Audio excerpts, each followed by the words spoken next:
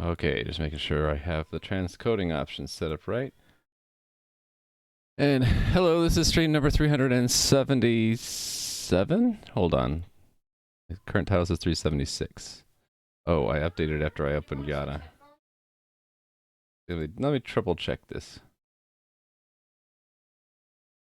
377. Okay, cool. Hey there, Resubaka. Everything appears to be in order. Hey there, Gadam. Greetings. Greetings, human. Alright, doing more of the same today. I gotta get through all of these tables. I was going to count to see how far I am. 1, 2, 3, 4, 5, 6, 7, 8, 9, 10. 10.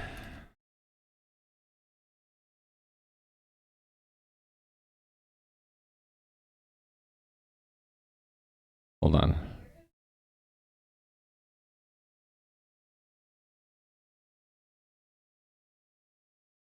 Wait a minute. Wait. Are they all listed twice? Let me count this. 1, 2, 3, 4, 5, 6, 7, 8, 9, 10.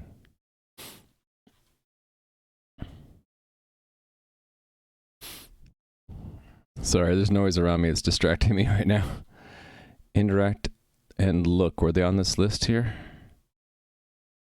No. So that's 12. Out of how many do I have? 1, 2, 3, 4, 5, 6, 7, 8, 9, 10, 11, 12, 13, 14, 15, 16, 17, 18, 19, 20, 21, 22. 22 component types. 12.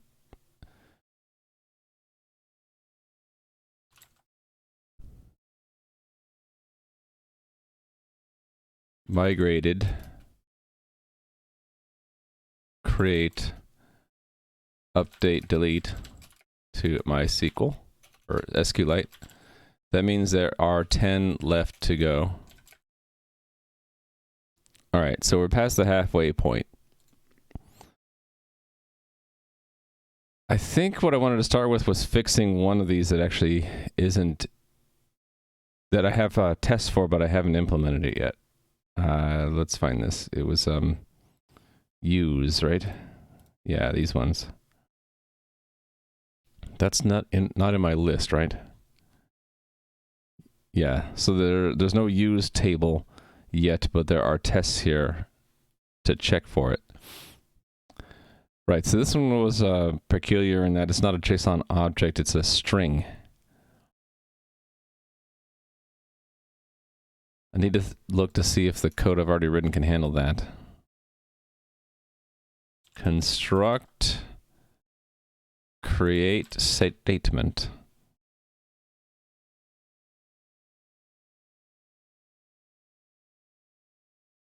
The construct create statement will work. Well, how about the execute?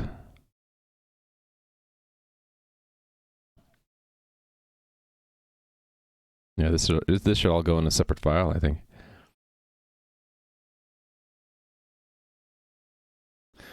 Maybe this will work because JSON to DB, if you have a, I think it's column. Yeah, if you have a column that's an empty string, it will do this. Hey there, Tritty.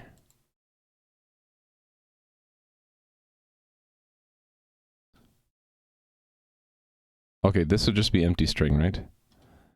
And then get from object using composite key for an empty string would just return the root. Okay, so this would actually work. So I should be able to just add a column specification for it, right? Let's see. So I have use and just use. And then for the component field names, right? So this is where I would use the empty string. So that's use.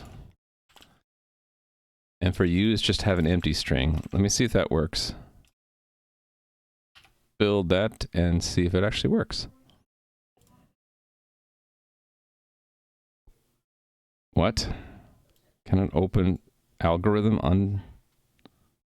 What? Can't open winsock2.h? What?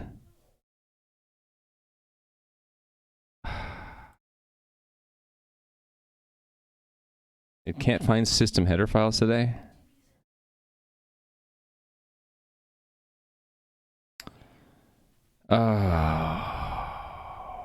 What's wrong with this? What if I do, there's a compile this file option here somewhere, right? Configure, build, collapse all. Oh, hold on. Is there not a compile this file option?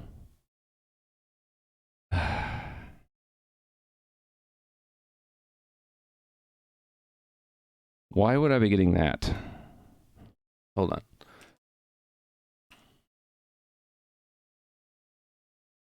How did I learn to code in C++? Are there any books I'd recommend? We had a... Hold on, let me look. That I put under tips, learning. Did I put it under learning? I always forget where I put this stuff. Was it overview? Advice on learning programming. Yeah, so I don't have any beginning book recommendations for C++, but once you've gotten a little bit, Scott Meyer's books are really good. Effective Modern C++ and Effective STL are really good. Hey there, Armenia. Hey, how are you doing? I think we opened it up into chat. Like, we had left it as an open-ended question in chat. Does anybody know of any beginner books for C++? And I don't remember anyone actually giving a suggestion. But there you go. There's some books once you get started and you want to know more. You have one? Okay. This worries me. That it can't find system header files. You want to learn by example? Hey there, Toulouse. Post the name in a moment. Oh, thank you, Gadam. Okay, maybe I hit a header file somewhere that is screwing things up. Why is something modified in JSON? Oh, right, I added that. I just forgot to check it in. Let's check it in now. Make JSON value hashable. I did that 2 days ago.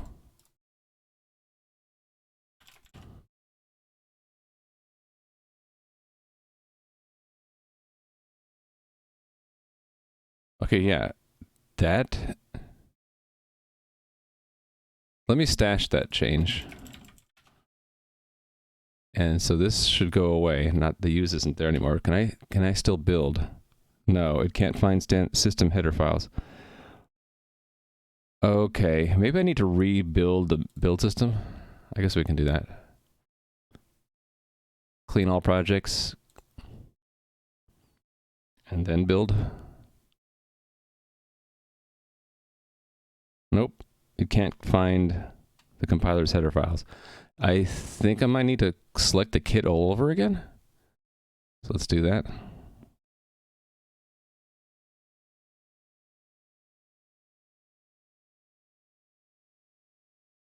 Do I hit build again? Uh-oh. C compiler is unknown. This isn't good.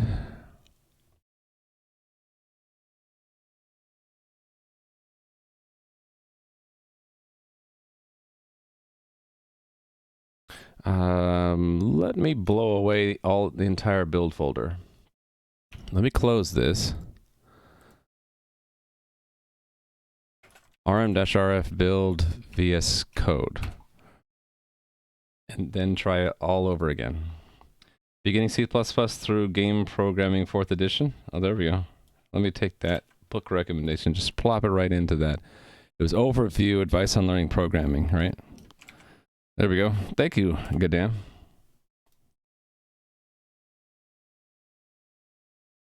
All right.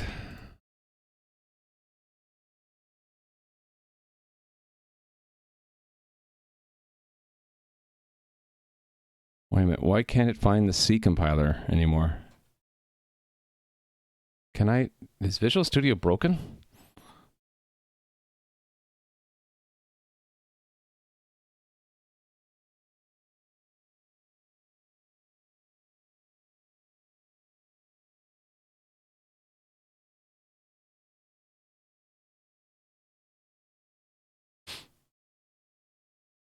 Finally a point. Hey there, CloudHawk. Okay, Visual Studio works. For some reason, CMake can't find my compiler anymore today. So what might have changed? Maybe the version of CMake? So roll back CMake, maybe?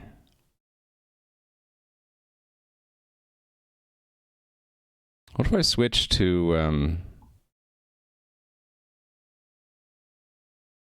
different kit here and build?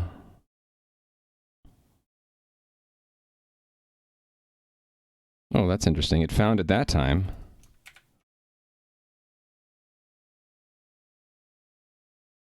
So maybe switch it back after this builds.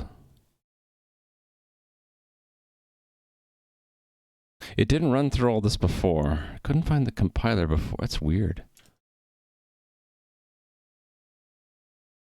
Why is everything rebuilding?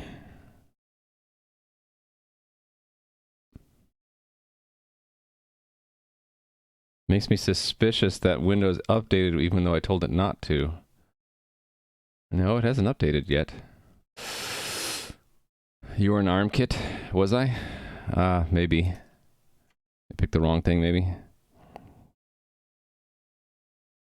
Now it's not even using the right build tool. It's supposed to be using Ninja, not this garbage.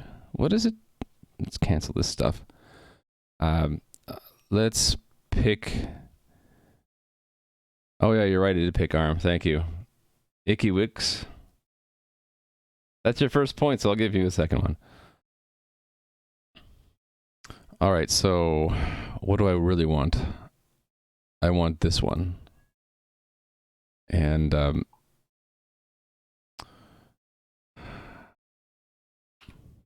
try building it with F7 again.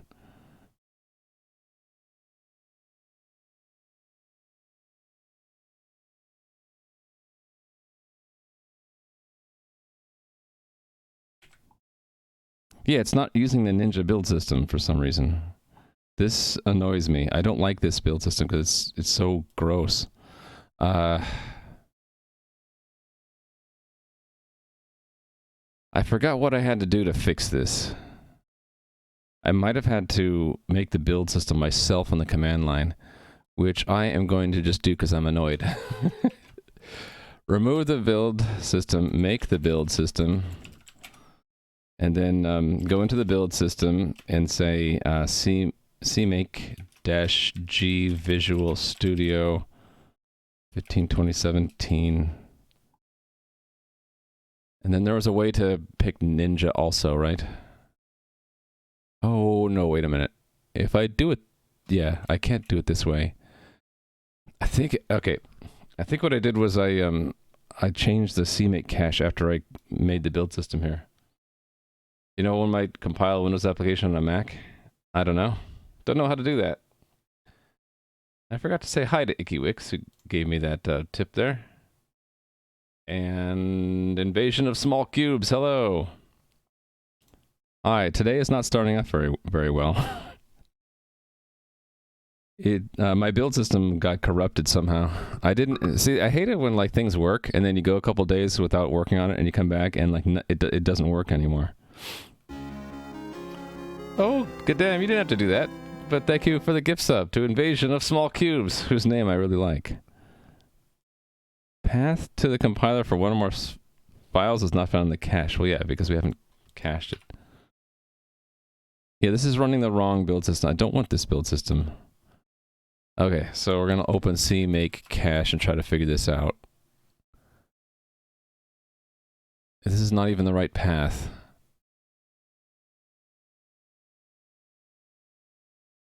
Wait, what path? It's using build VS Code. How come it couldn't find the CMake cache? There it is. Okay, let me, I have a project that I haven't touched in a couple days that I can compare with. It's, nice stream helper. Let's look at its, no, that one doesn't build in VS Code. How about lighter? Let's look at its, CMake file, CMake lit cache. Ninja. There it is. The make program is Ninja. That's what I want for the CMake make program. CMake make program. Make program? What? It's not, there's no listing of it? Okay, well. Maybe that's the problem.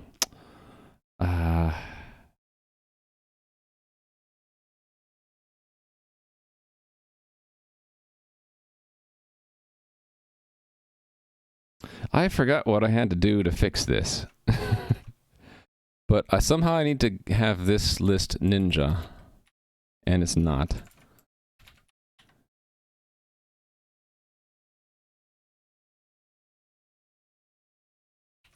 CMake generator? Oh, there we go. Yeah, we want Ninja. So what if I just do Ninja here? And we get rid of that. Wait, why is it picking? Okay, screw that.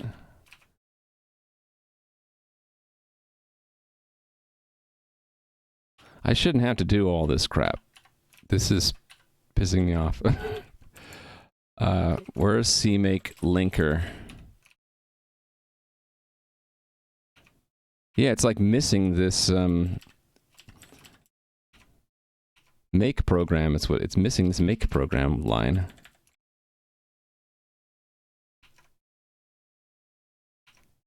Now they're in sync. Okay, maybe that's enough. Let's build. Build.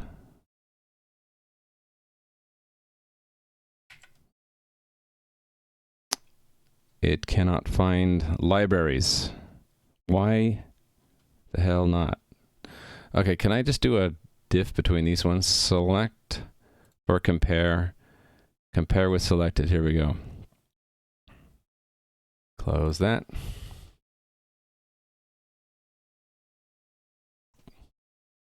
You currently run C tags, Rust, and IntelliJ IDE and Docker containers in your Linux box. Nice. Hey there, Aunt Perry. Bank statement must be full of Twitch payments. No, don't think so. I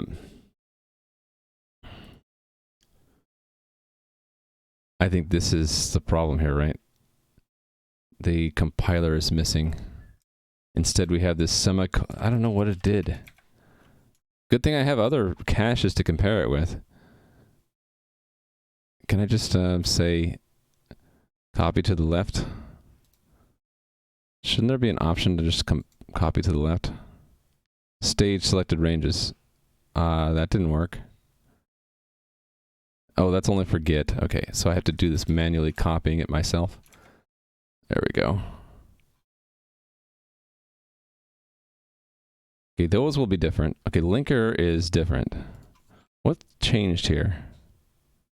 Yeah, it's using the 32-bit version or something. I don't understand what happened. That's going to be different. Okay, yeah, the RC compiler is not even set right. Stupid. That's okay. What's his enable assembly deal? Oh, that's for one of the projects I have. Okay, so these are all good. Yeah, that's good. That's fine. All these directory names are going to be different. Okay, so we don't have this advanced property, which I think we need for the compiler. All right.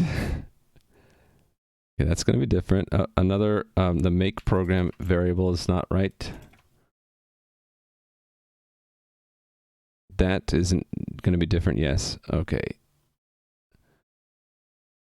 I think all that's fine. Okay, so try again. To build. Unable to find the program Ninja. What? Permission denied? What?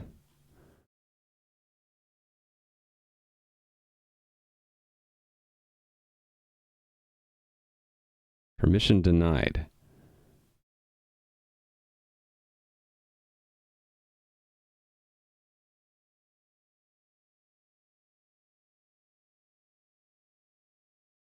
Nope, not going to do that. Romania, sorry.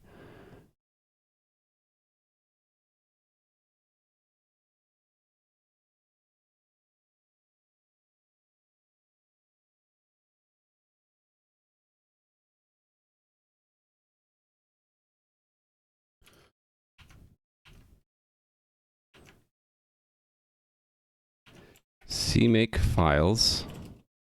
3.12.1. Access is denied. Why is access denied?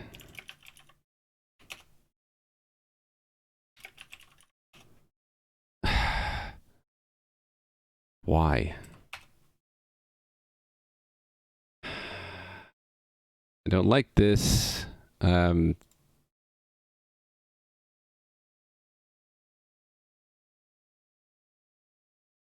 this link is failing.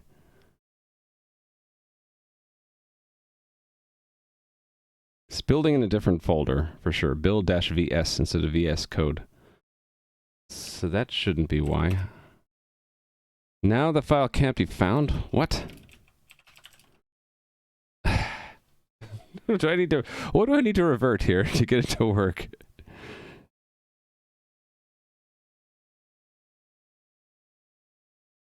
Build.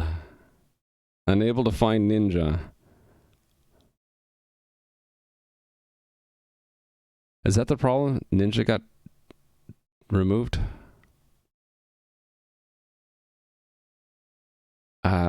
This one had a path to it though. Yeah, right here.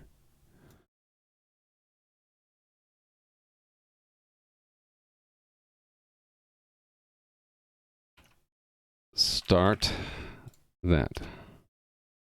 There it is. It's there.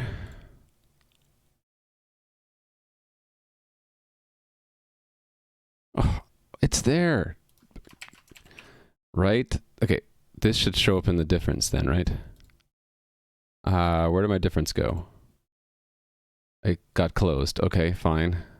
We'll compare again. Select for compare. Compare with selected.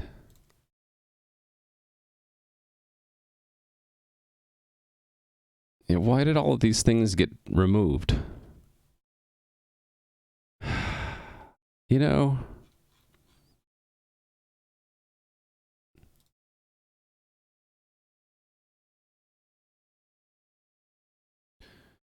Okay.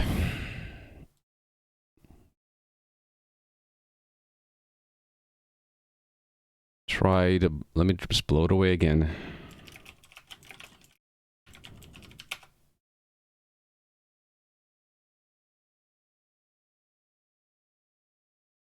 Actually, you know what I should have done before opening this again? I should have just blown away all of its cache, too.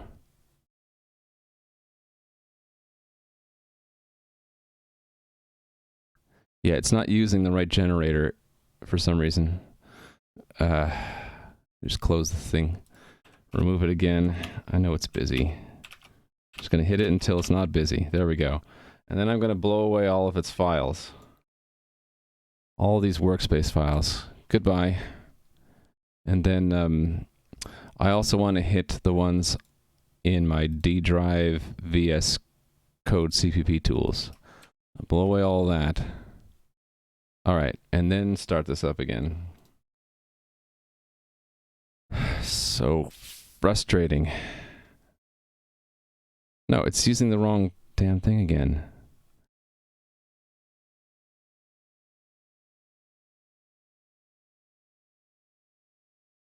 And actually, should it not have asked me what kit I wanted and not just pick one? There must be another cache somewhere.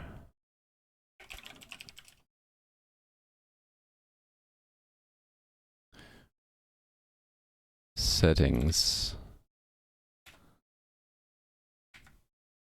No, this doesn't pick the tool. What's overriding my config? I don't know. If I knew that, I would have fixed this by now, I think.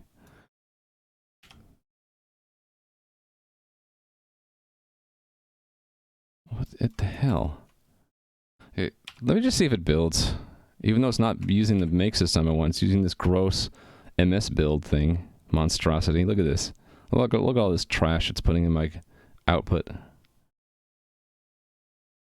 This, I like Ninja a lot more than this, because this sucks.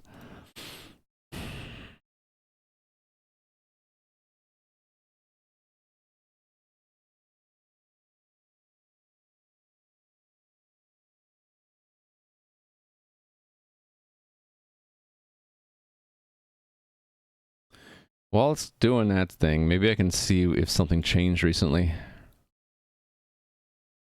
I'm gonna guess like CMake changed. Go away. Change log. Hold on. There's no date. I want to know when it released so I can know when I could... I've been installed the version 1 hour ago. Okay. Screw you. Cancel the build. We're going back to 131. Reload. Yes, please. Please reload. I want my build system back. Just, well... let's close that. Blow away the build system again. It's busy, it's busy, it's busy. Do I have to start killing processes?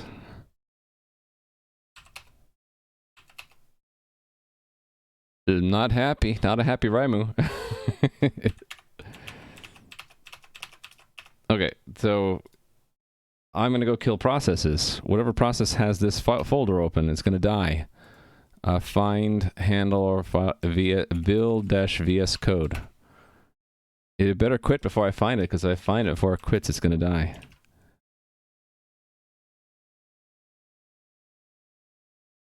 Searching processes.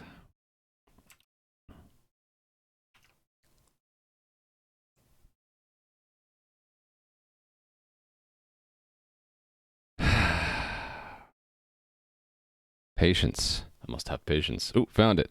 Die, MS build. What happened to my cursor? What? Process Explorer just died. Okay, I know what it is though. It's MS build. We need to kill MS build. It must die. Where are you, MS build?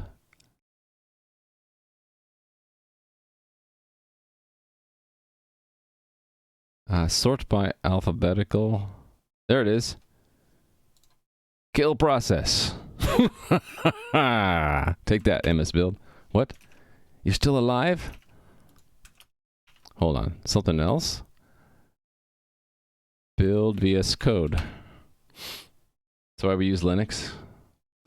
Well, no, it's not that it's a Windows problem. It's that someone updated the CMake tools extension and broke everything for me. It's not a Windows issue. It's a VS Code plugin issue. That's what I'm going to guess. How old is my install of what? Windows? Look, it worked. It's worked for the last year. It's only today. So something changed between 2 days ago and today. And hey, what the heck? Why is there a command prompt open? I don't have any command prompt open in that directory. Yeah. And what's... Oh, that's still running. No, we don't want that running. Kill process. Yes. Dict gen. Actually, I know why that's running. Kill that one. Yes.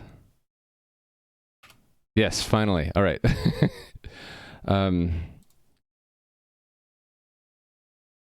My suspect number one is CMake tools. It updated 1 hour ago. No, it's still using the wrong build system. Shoot.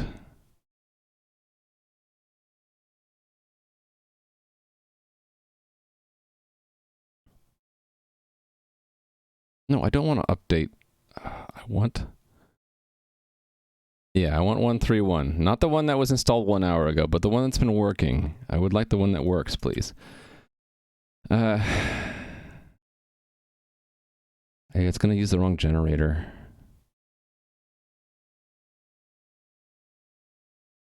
What is this path to one of the... Not... Oh yeah, of course it's not found in the CMake cache. Wait a minute. What? Oh, what was the thing to get it to not update? I forgot what that is. I should have written down notes for this. Because, like, if I reload the window now, it's gonna, like, update the CMake again. Oh, no, it didn't. What did it update, then?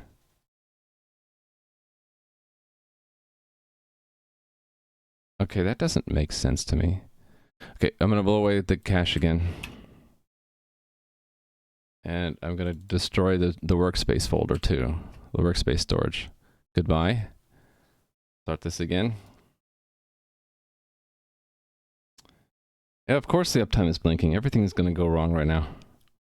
There we go. Using Ninja Generator. Yes!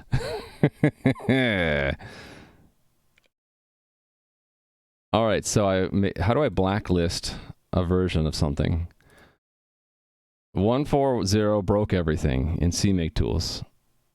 I guess we're pinned to 131 for a while, until they fix their shit, right? Okay, yeah, we're good. Thank you for the 100 bits, Gadam. Yeah, so when CMake tools updated, auto-updated at 140, it could no longer find the Ninja build system, and so it defaulted that crappy MS build thing, which doesn't integrate very well with VS Code at all. It's got a whole bunch of extra junk. I like to see... what would be perfect is if it did what Ninja does on the command line and, like, overwrite the previous line, but, you know, I can live with seeing some redundancy here. But yeah, I want to see one line per file per build step unless there's an issue, right? I don't like the verbosity of MS Build.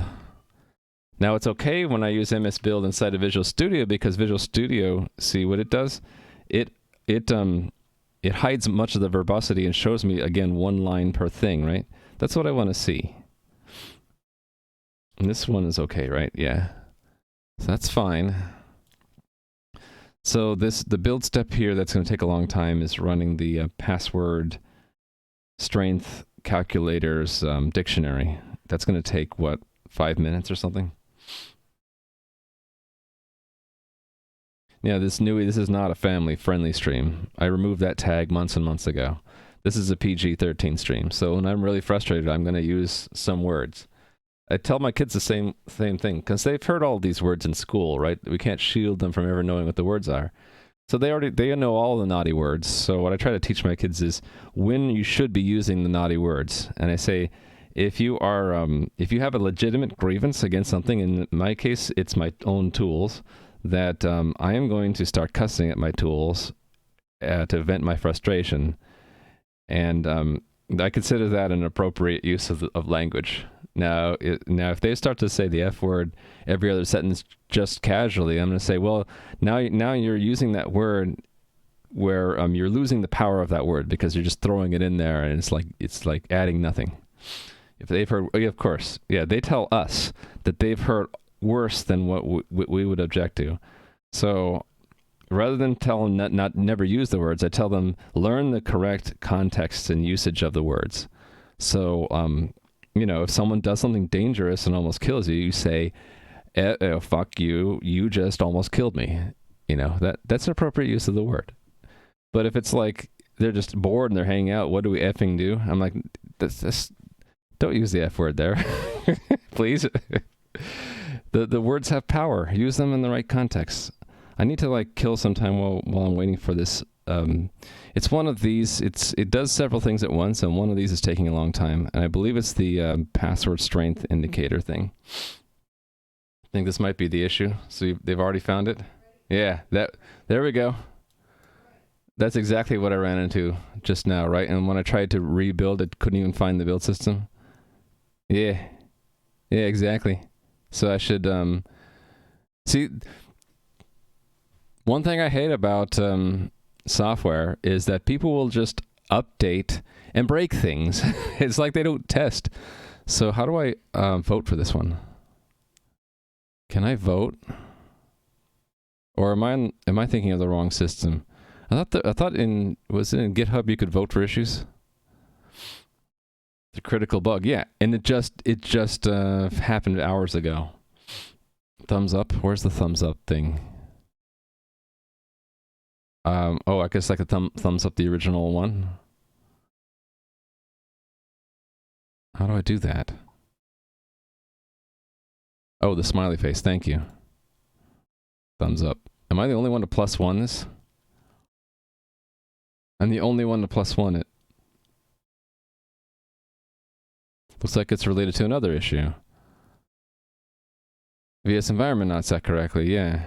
Yeah, if you had Ninja in the global settings, it'll never initialize it. Right. Thumbs up that one too. We'll fix this before releasing. You already released it. Too late.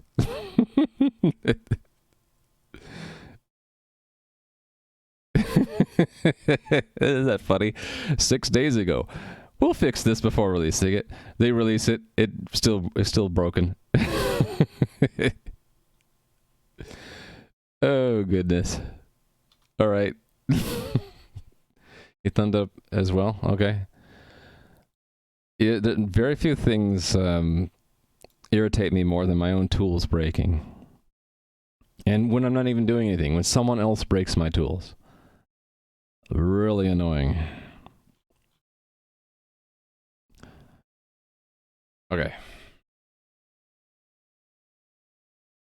Let me give Romania Hate a point for pointing out that it's already a known issue, so I could thumbs up it. Thank you. Might be related, and you might look at it and say we fixed it. Yeah, it looked like there were two issues. One was that it couldn't find the system headers, and the other one was, yeah, I'll give you a point. Sure. Thank you. One was that the other one was that it couldn't find it didn't set up the Ninja environment correctly. Okay, for some reason my stream helper says I haven't said hi to Nui. I don't know why. I thought I did, but okay. Oh, Nui just came in the middle of all this stuff. Right, that's why you asked me what the problem is. That my tools all broke. Yes. And then Mawe said hi. Hi. And Voigtkampville, of course. See, it wasn't a Windows issue. It was a CMake issue. Yeah, this one's going to take a while to run. What can I work on while I'm waiting for that password strength estimator dictionary to rebuild? I guess I can look into the next thing I'm going to be changing. So let's do that. Let's pretend that it worked and we're moving on to the next step. Oh, what's this? Gadam gifted a sub to Mawe? Thank you, Gadam. Maybe restart my timer ability to fix the blinking thing. Restart the timer utility. You think it's that? Is it still blinking? It doesn't look to me like... Oh, there it goes. It's blinking. I wonder if it has to do with like its update interval. So if I stop and start right really quickly, will I get it off into a different phase from OBS? That might just be enough. I am working off stream on a replacement for the uptime counter using my own overlay thing. Every 20 seconds? What?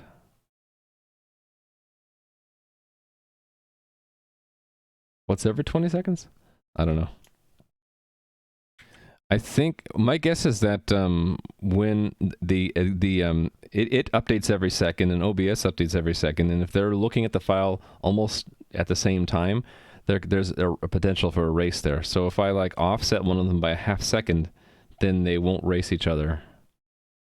And I'm gonna fix that just with my own custom overlay. But for now, yeah, I think you're right. Just restarting it. Thank you, Nui. And I was blinking every 20 seconds. Thank you, Romania Hate. Okay, so it built. And in fact, I don't have to go work on something else. I can just directly run the test I was looking at. That was use.cpp. Pin that and find where these tests are. Run them.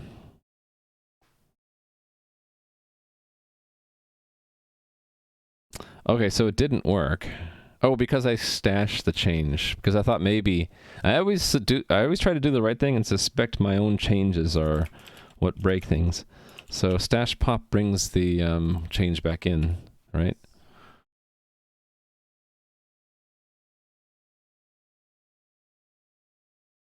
Building, linking, run.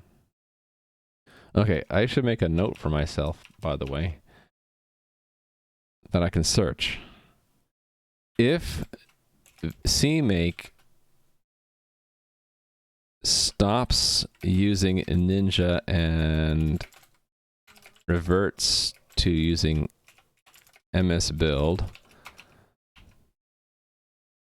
CMake probably broke. CMake was probably updated and broke. Try reverting it. There we go. Then maybe when I search my own notes for Ninja, CMake stops, MS Build, I'll find that note and know what to do next time. Okay, cool. All my tests pass. Sure, you can use his headphones. We have a headphones issue with one of my kids. Can't you use his headphones? Can't you use his headphones?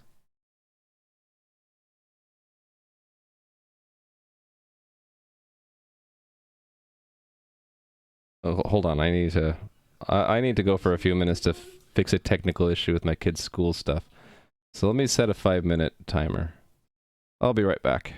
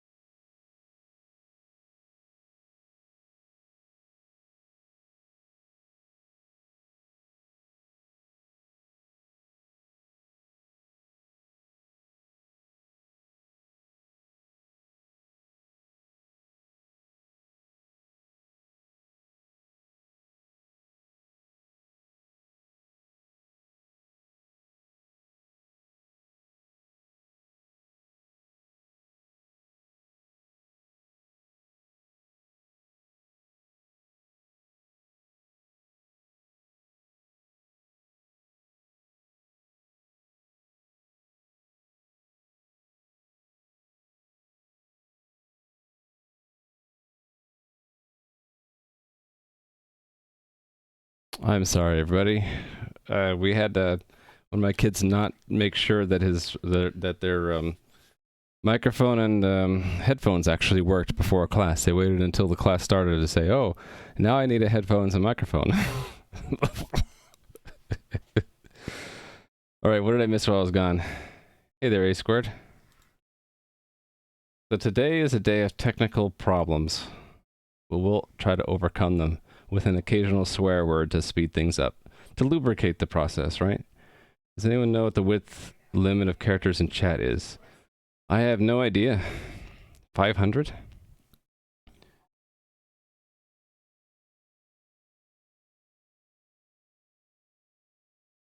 Okay.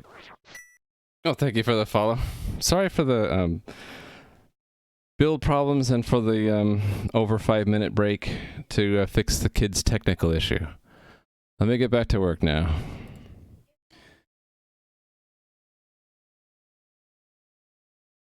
This is passing. Where was I? Did I just not check this in yet? I think I just haven't checked this in yet.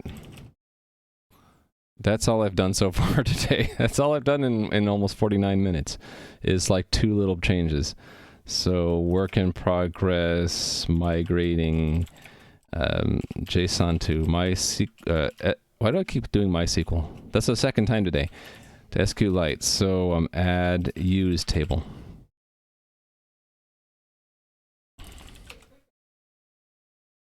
Thank you, Gadam and Nui. By the way, direct IRC connection could probably bypass it. I don't remember if there was a chat limit. Where would we see that? Twitch IRC.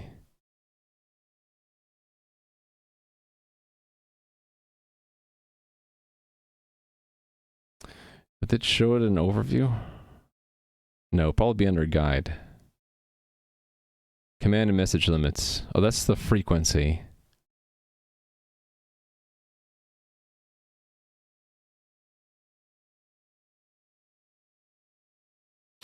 Google says 500. Well, this should say 500 too. Interesting that Google would say that and Twitch's own docs don't say that. Well, here are the limits in time, not in frequency. We don't know that the message length. Oh well, it was worth a quick glance. Web client yells at you for over 500. The web client does, but what about IRC? I don't know, sounds like an experiment is in order. Using the IRC protocol, can you send a message that's 501 characters or not? Yeah.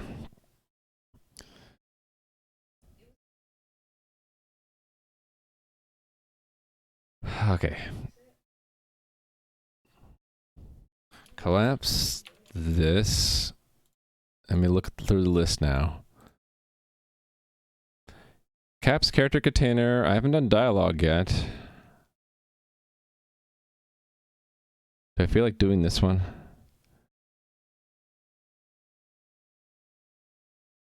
How would I turn this into certain tables?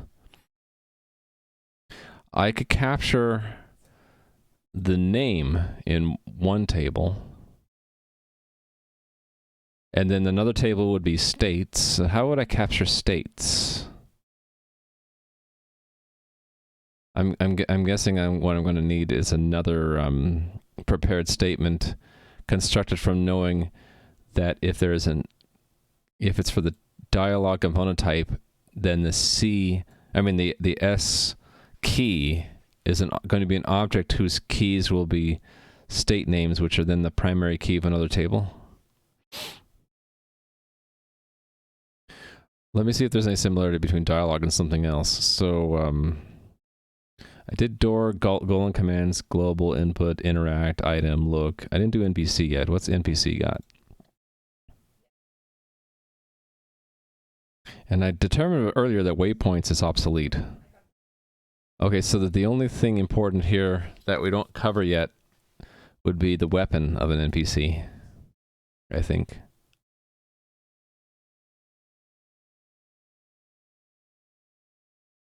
I should go through and see if some of these variables were I might have actually removed them. Oh, every time I blow away my build folder, it also blows away the files to exclude. So I don't want to look in build folders. And I don't want to look at like zlib or LibreSSL or Google tests or Lua.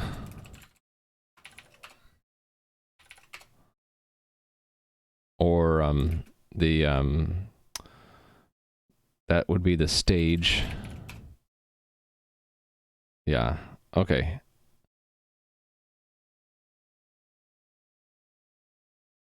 Okay, so we still use guide range. What about this guide flag?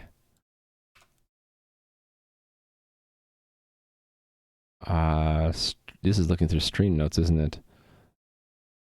No, it's Google test, not tests. Okay. What was this? Oh, that's a stream note for learning and motivation.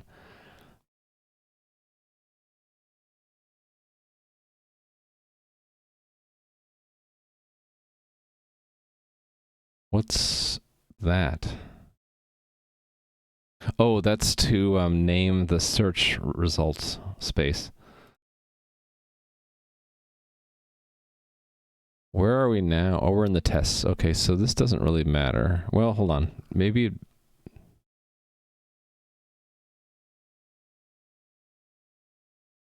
This actually might be obsolete. This guide flag.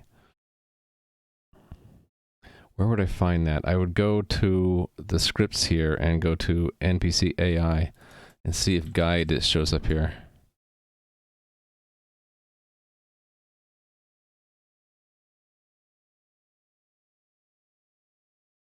Wait a minute, what?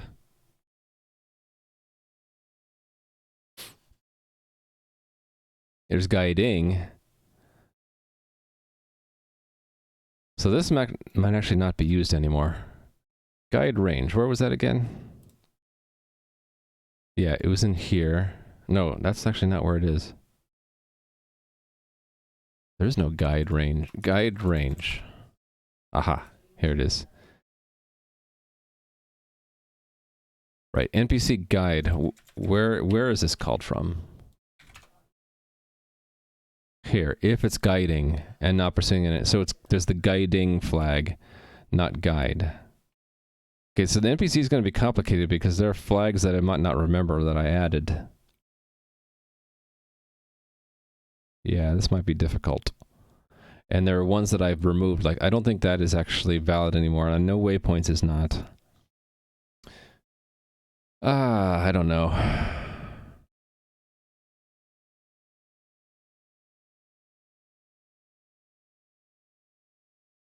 Oh, do we have the loot table copied to individual enemies now? When did I do that? When did I move the loot table into individual enemies? Where am I looking now? Yeah, I guess so. Would that be in the NPC spawn?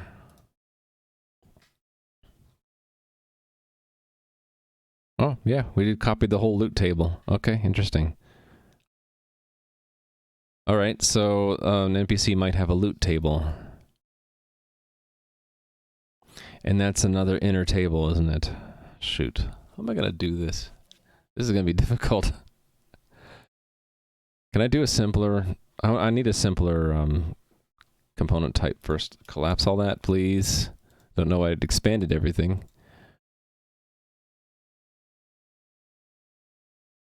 NPC class, what do we have here? Not simpler. NPC class is as complicated as NPC is. I bet player is bad too. Actually, not so much, right? The most complicated thing here would be the quests, because I already have code to handle arrays. And this one is just a nested sequence of arrays, right? We can do with different paths.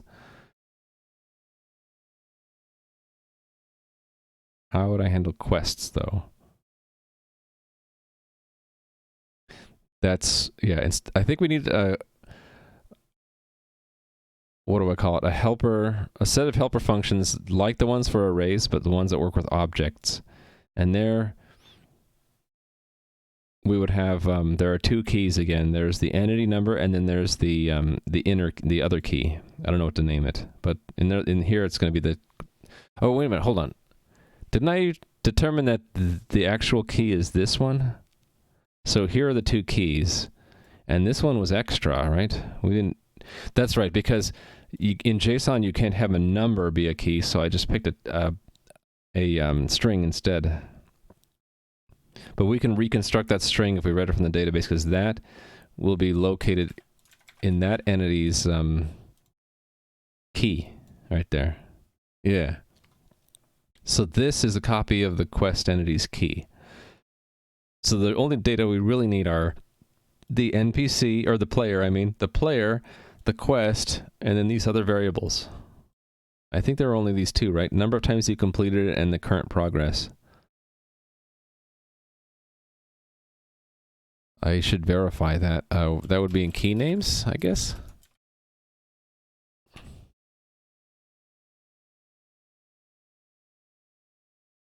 Oh, here it is. Oh no, these are in a quest, so it would be like player quest. Yeah, here it is. Quest progress entity completed. Yep. Okay.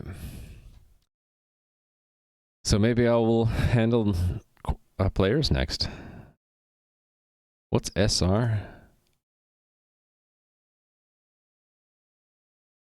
I don't even see SR. I have no idea what that means. SR. What would SR be? SR. I have no idea. Song request? It's probably really old and probably don't need it anymore. Well, let me look at another player.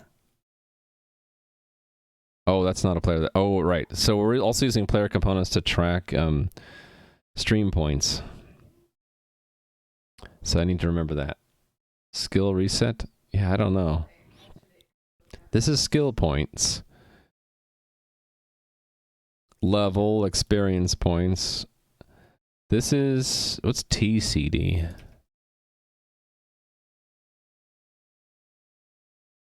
TCD. Huh. Another strange thing we don't remember what it means. Talk cooldown, maybe? I wish I remember what these things were. I didn't list it here like I should have. So I have no idea what it is. But it's not showing up in the code, so that means it's obsolete, right? If it did show up in the code like TLNK, right? It shows up here.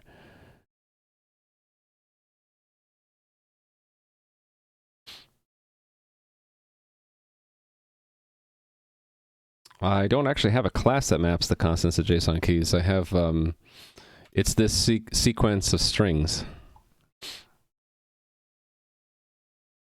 Hey there, not for Benny. To certainly do. I think it was some kind of cooldown. I'm thinking it's a talk cooldown in chat, but I don't remember why it would have something like that. It was obviously present for for viewers in chat, right? This is like, are they a moderator in the game? How many points do they have? What's their login? I'm guessing this is talk cooldown or something, or having something to do with commands, but I don't remember why.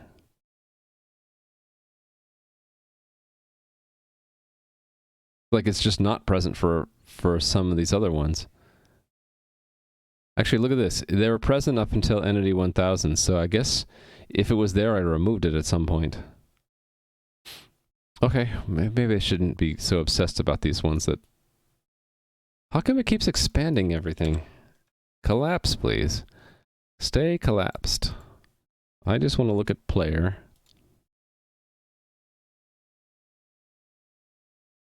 Yeah, well, so there's a TCD here, but we're going to ignore it. So we're dropping these. Okay. I got this. So this is actually going to be a special case. isn't it? Actually, no, they're all have no, they all have string keys, but some of them we don't use them.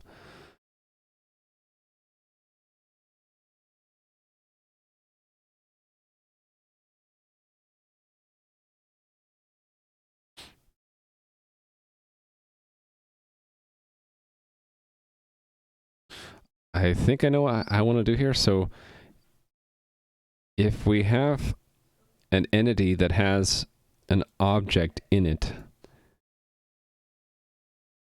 then we'll persist all of the values in that, in every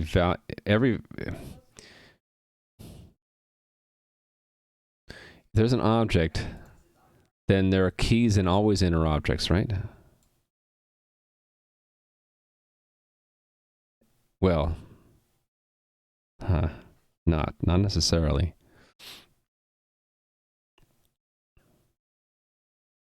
But sometimes there will be, sometimes we'll want to persist the key and sometimes we won't. Maybe just make that a flag.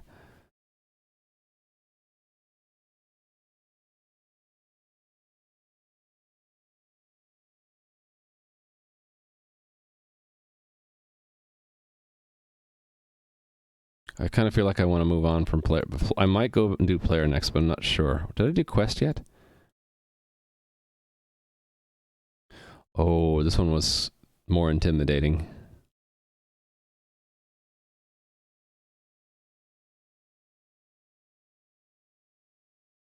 Because there's so much nesting here. I don't know what I'm going to do there. I got to figure one of these out, though. I already did script, right? And tile. I haven't done tile set yet, but that's another one where we have nested structures within structures within structures.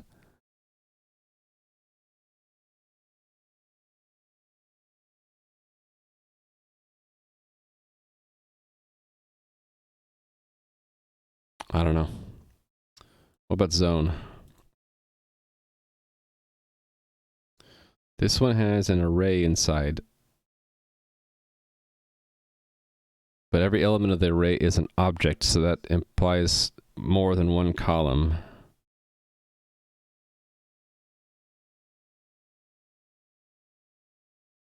Yeah, I don't know. I don't know. Don't know what I'm gonna do.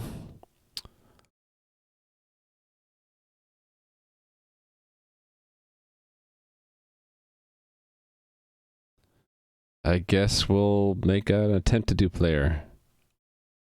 Okay, let's do it. Let's just bite the bullet and go. Let's go to container, I guess. Make a copy of it. Call it player. Go to the make file.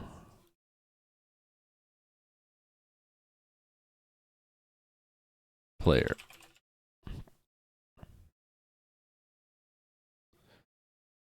Okay, and then player. Had to do with persisting in an SQL database. The state of all players in the game. Okay.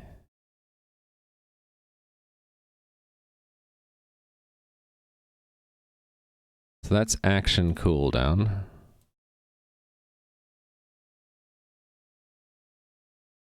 Do I not have keys for everything? It's very annoying that I didn't make key names for everything. There's no ACD. Is it just showing up in Lua only? Yeah. Because it's used by Lua only, that's the problem, right? I'll define it even though, yeah, I have to define it. Because I need it to be listed here. Yeah, so we're just going to add it. Action cooldown. And then I can use that here. 1.23. Next. Equipment. That's not a column by itself. So are items. So equipment and items we don't handle yet. But level will be the next. Actually, what am I doing? I should be looking at this, right? Right, we might have to persist what dialog they're in.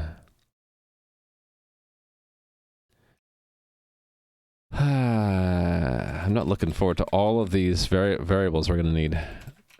Dialog, dialog choice, dialog event index, dialog state, dialog target.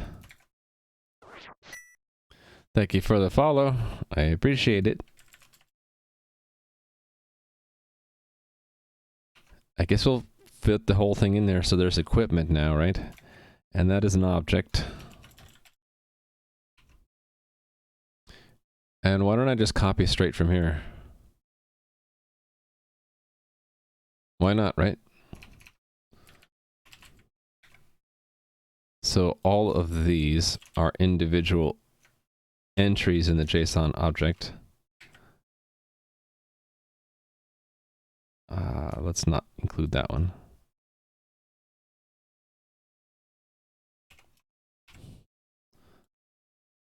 Okay, and then all these are commas. And then all of these are JSON array.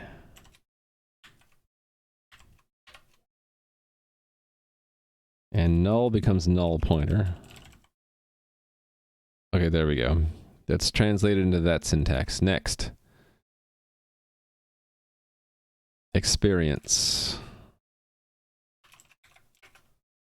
200. Oh, wait a second. ID? Yeah, iPlayer ID.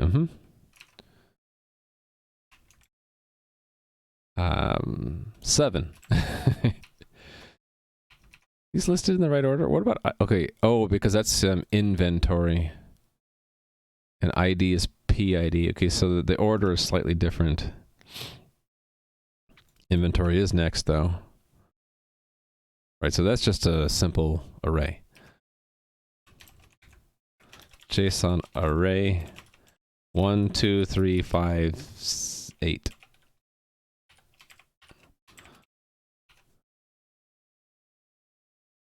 Level 2.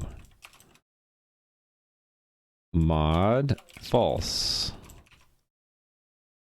Quests is a JSON object of some kind.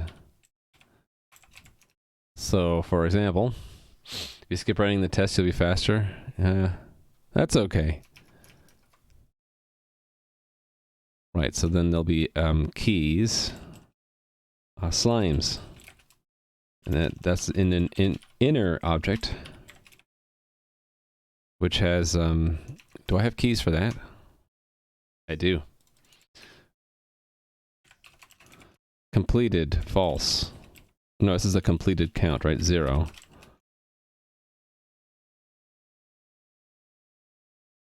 And then entity and progress. 77, progress 2. What would the schema for an array be? I have one of those already. Like, I can persist the inventory already. Inventory. It looks like this, so you would have the holder entity, the slot number, and then the element inside.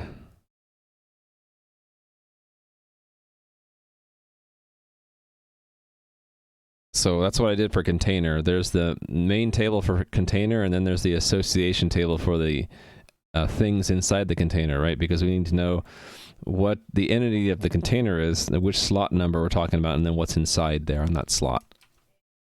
And if there's no order to the array, if it's more like a set, I have a version of that now, which is in here, where it's just associating two entities together, the subject and the object.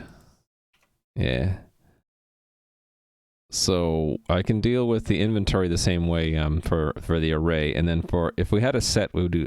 So I have support for normal elements and then arrays and sets, but I don't yet have support for these nested objects yet. I guess that's why I'm doing player right now, because the only thing different about player that I haven't handled yet is this inner object of quests.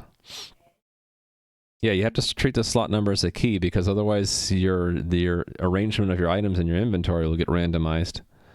The slot is a key.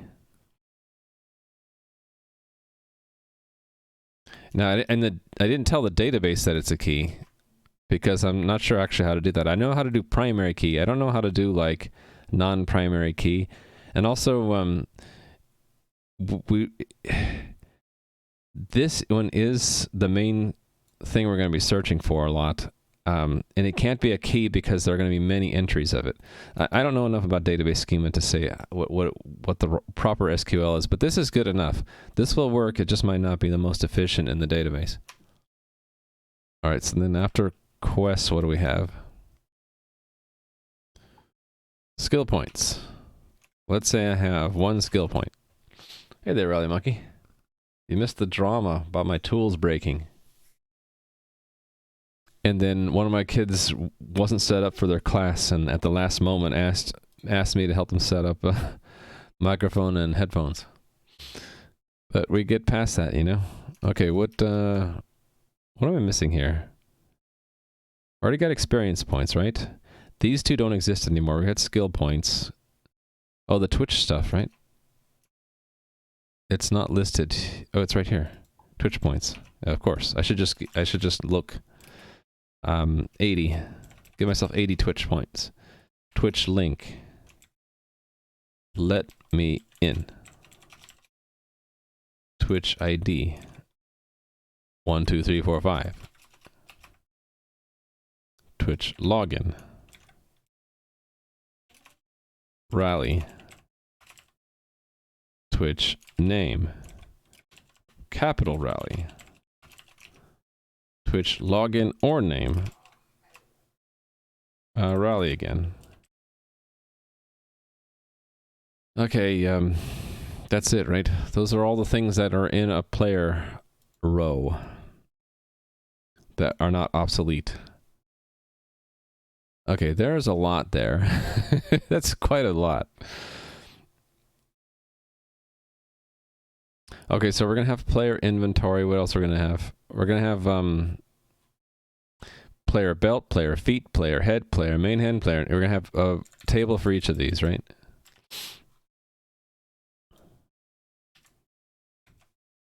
So for each of these, we're gonna have an expect database rows player underscore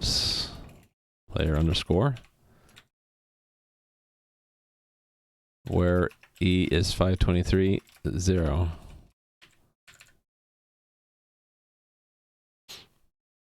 You show the database schema again? Of course I can. Here it is. So container is one that has 2 tables in it. So player's going to have a lot of tables.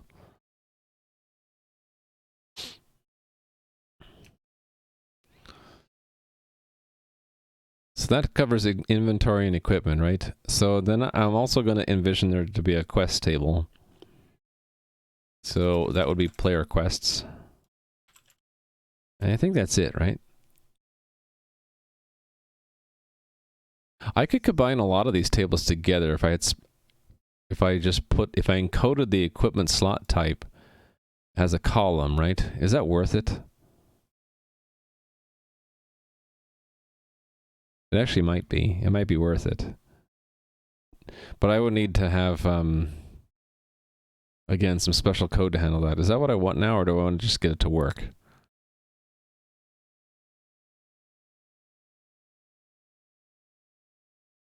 If let's say I change this so it's player equipment. And then I don't need all of this, right? Then how would I have to change my helper functions to deal with that?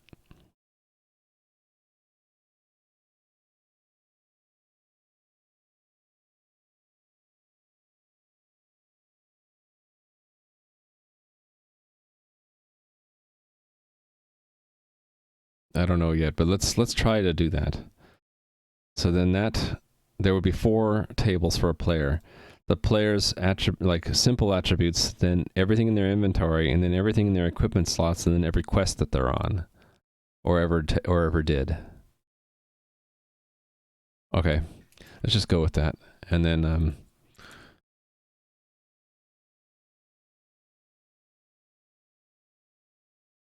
this is big enough where I might want to have, because I have 3 tests which do this. I have 4 tests do this. What if I have a helper function set up the initial player?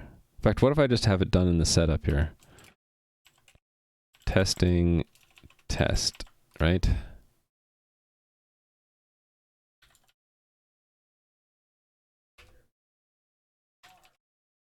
Yes.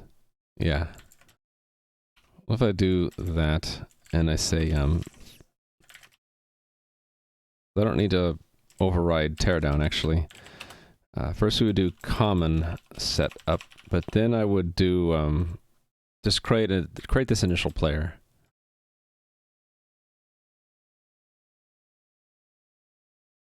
Let me do this in 2 steps. Not only will we...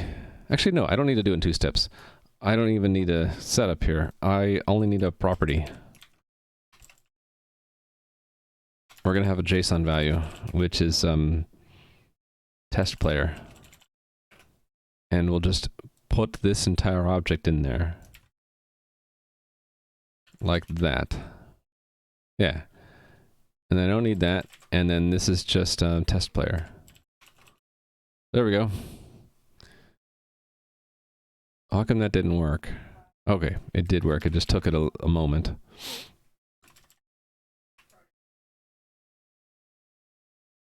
There's no reason why I need to have different IDs, right? I can just, instead of 42 everywhere, I can do 523.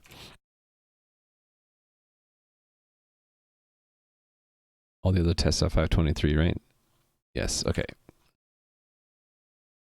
All right, so all these tests will either arrange or, as an act, create the player from the initial JSON value, right? So all of these are the same. Same, same, same. Okay, and then going back up here.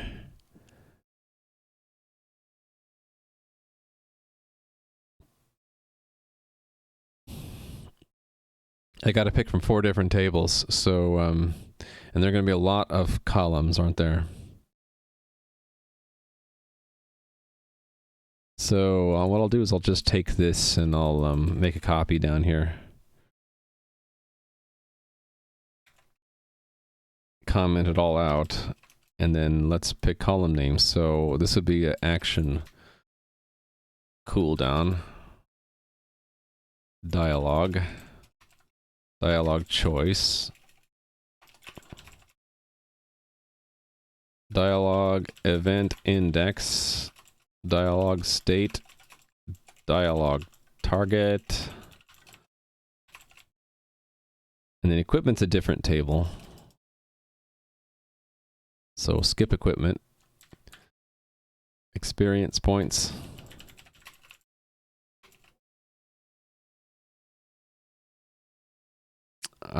ID. I'm missing a lot of commas, aren't I?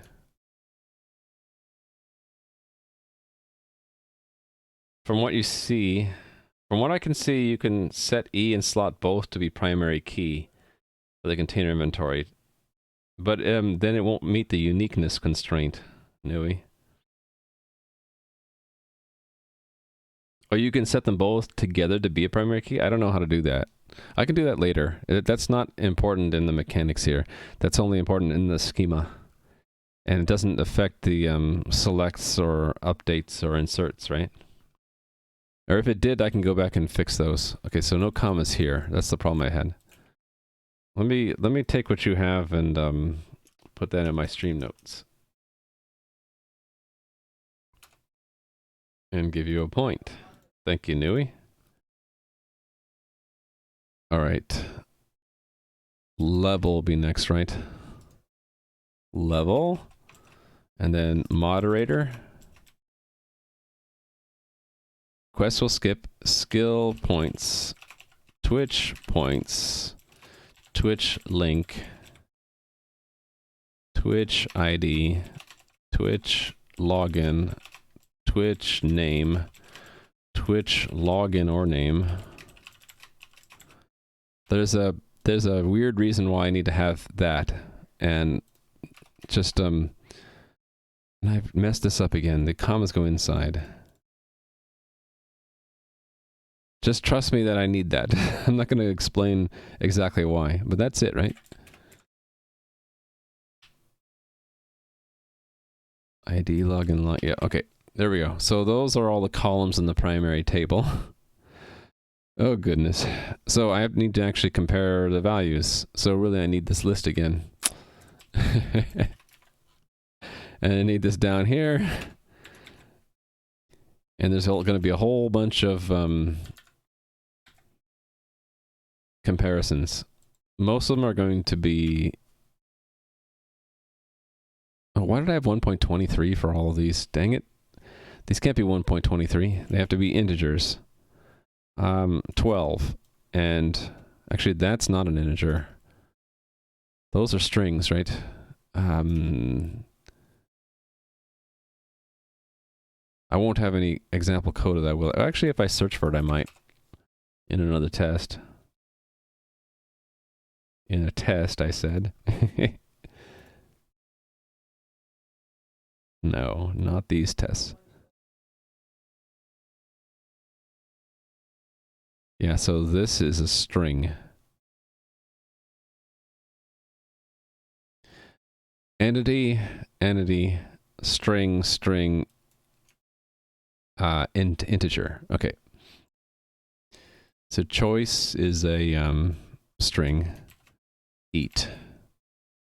Event index 1. State. Conversation. Target 44. All right, and then these are numbers I picked, so they move down to here. Okay, and then so we're expecting 1.23 if we cast from a double column 1 as a real. For example, primary key for 2 columns, SQLite through create table something, and then column 1, column 2 value, primary key, and then in parentheses again. You may also want to use not null for some columns. Thank you, Nui.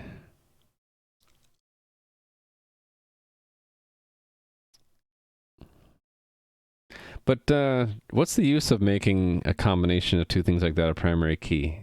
That would only be if I ever search for both together. I'm never going to do that. I'm always just going to be fetching all the rows for a certain entity. So is there any benefit to making the combination a primary key? I don't think so. What do you think? The point of an index is for quick searching, right? But I'm never going to search for a combination between the two. I'm only going to be searching for all the rows where column 1 matches something. Now, I might have a uniqueness constraint on them, but I don't think I need them to be a primary key. Eat 1 conversation 44. Okay, so for some of these, so for this one, and this one, it's int. For these two, it's string equal and const char star. So that's column 1, 2, 3, 4, 5. So for this one, and this one, it's integer. And these two, it's text. All right, so I've gotten these so far, right? The first 6 columns. Cool. Skipping equipment. The next one's experience. And then ID. And we'll throw in level. Undo those next. So it's 200 experience, ID 7, level 2. Columns 6, 7, and 8, right? Integers. Okay, so that's 1, 2. We're going to do inventory separately and then level. Moderator is next. So expect false when we convert to bool column 9 as a boolean. We're skipping quests for now. We got skill points and Twitch points. 1, 2, 3, 4, 5. All right. So we have 1 skill point, 80 Twitch points. Let me in for Twitch link. 1, 2, 3, 4, 5 for Twitch ID, rally, and rally, right? So that's columns 10, 11, 12, 13, 14, 15, 16. And these are all texts. And so is this. This is incredibly error prone, by the way. But you know, that's okay. I got through it. Okay. PK identifies the row. Indexes are used for search. If you look for one row every time, the primary key is enough. Otherwise, you need an index. You understood the question? Yeah, I think you did. So, for example, for player inventory, we're always going to be fetching the entire inventory. We're not just going to be one slot at a time. So I don't need the slot index to be part of the primary key. I only need the player entity number to be the primary key. But it can't be unique because there's going to be many rows, one for every item in their inventory, right? Or actually one for every slot. Even if there's nothing in that slot, it'll still be a row where the element is null. A dual primary key would be that you're going to be searching on for one or more rows. No, I think it has to be unique, right? You're searching for the row where 2 columns has 2 specific values.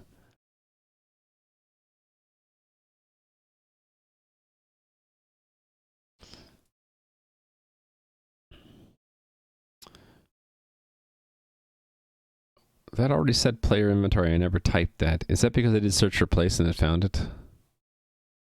So that actually works as is, right? That's how we do the inventory. And I actually used the same numbers before, so we're good. But I need to do the equipment. All right, the equipment's going to be more complicated.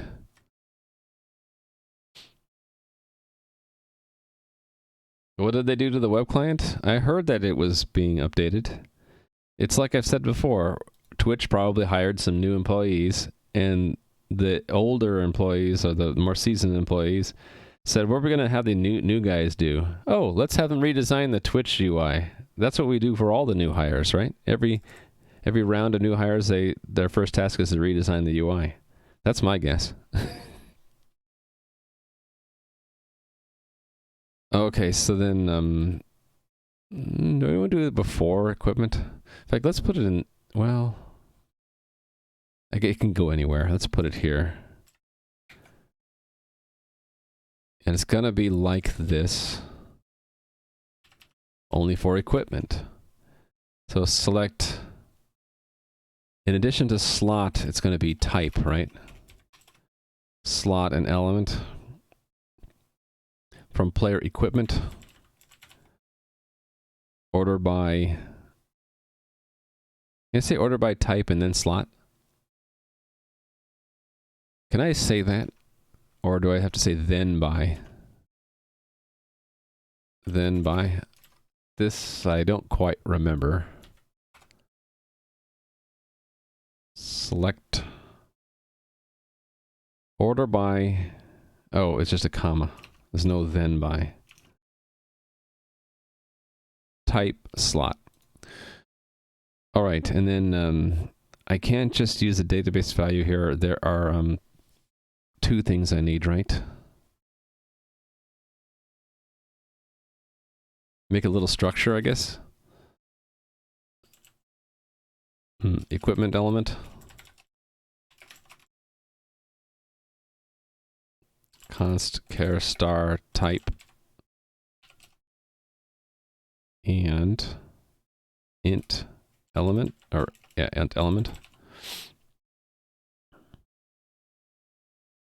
Oh, we're also getting the slot number. Yes. So that would be, I guess we can use integer. Slot, there we go. Okay, so then that's this type. Actually, this goes there. So a vector of these is a little bit more complicated, right? Where did I put that? Up here? Yeah, here we go.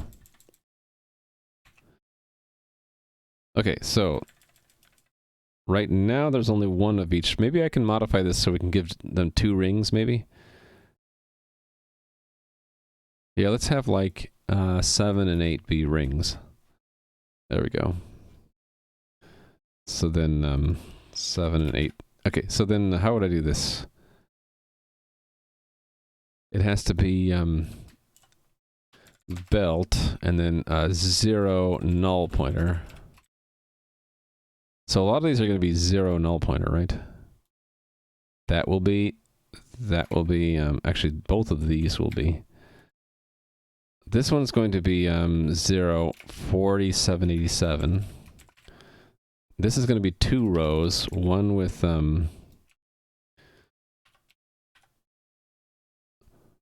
0, 7, the other one will be 1, 8. And this one's 0, 4, 2, 9, 6, 1. So that's what the table version of that there looks like. That. Okay, and then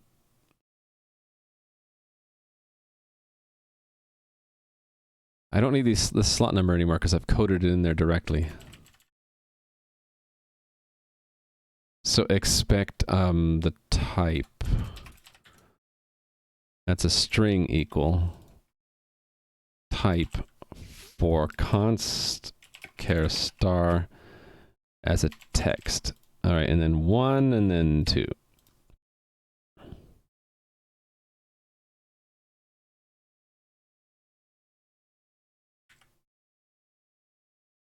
How come it doesn't like that? Oh, because I need to put expected element dot in front of here. This isn't expected elements, is it? Let's make this expected equipment. Expected equipment.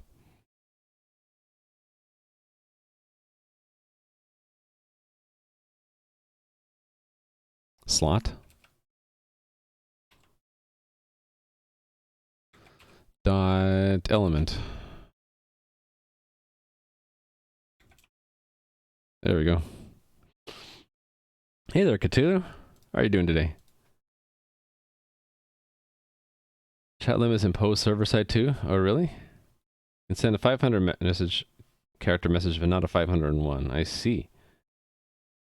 Question is, A squared, is it 500 bytes or 500 characters? So if you did Japanese characters, could you do 500 Japanese characters? Or would it be something like 250 or 125 because it's multi-byte?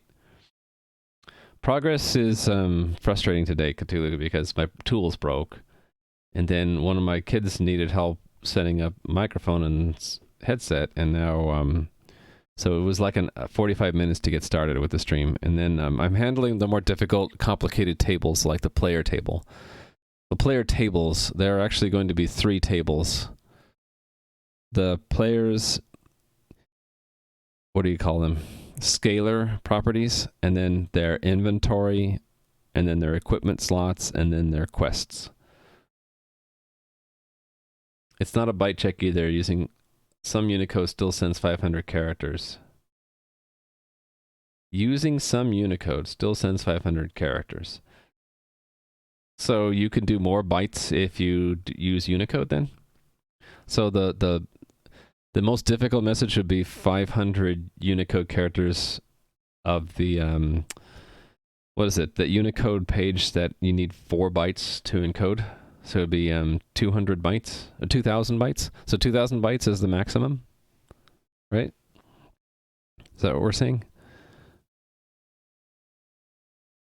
All right. So I just had that to compare. We don't need that anymore, right? Some random Unicode characters is what you meant.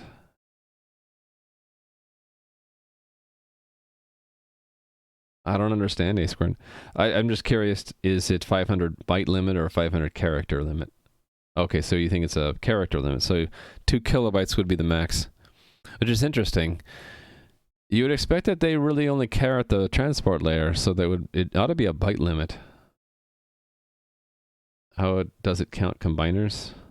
Yeah, exactly. So what if you have a Unicode sequence in there that does glitch text? Does that get counted? Seems to me like the simplest would be to place a limit on the bytes, and then you just have to truncate at the end of the last character that fits. But that's just how I would do it. That's not how Twitch is doing it necessarily. Okay, so quests I need, right? Quest information is here. Do I want to add another one just to make it more interesting? Maybe. Slimes and orcs. Let's say we completed the orcs quest twice. That's quest entity 78, and we have no progress on it right now. In fact, I think we delete the progress key if we're not on the quest, right? I think that's important.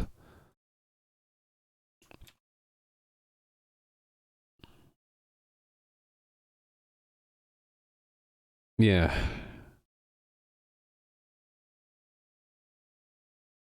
Yeah, if they don't have progress, we don't give them updates about it.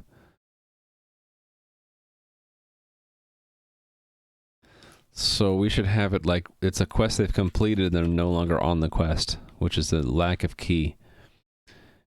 And I guess what we'll do in the database is make that a null. It wasn't a streaming tool, it was a build tool. It was CMake. CMake 1.4.0 is broken for me. So I had to roll back to 1.3.1. And at first I was confused that everything broke and I didn't know why. I thought it was some kind of... What did I think? At first I thought it was something I did. And then I thought, oh, well, it's something in the tools. And I was worried that it was Windows Update. And I really should have been quicker to suspect the extensions here. Because that's bitten me in the past. And sure enough, when we looked at the versions, 1.4.0 was like pushed only a few hours ago. So I'm like, oh, okay, that must have been what broke. Revert back to 1.3.1, which is 2 months old, and now everything works again. It counts any Unicode characters as a single character. Oh, well, yeah, but what about the combiners, right? Do combiners count as characters? All right, so I have 2 quests. How do we want to encode that? Here's a copy for my reference. Yeah, so I think we're going to have the same kind of deal here. Only it's going to be quest element. Expected quests. Okay, so what do we have here? We have whether it's been completed, the quest entity, and then the progress. So bool, or no, it's an integer completed, the completed counter, right? And then the next one is the entity, so that's quest, and then the last one would be it's a nullable thing, so we're gonna have that, and it's progress. There we go. So then really I should have copied this up to here. Whoops. So expected quests, we have 0, 77, 2. And we have 2, 78, null pointer. Right?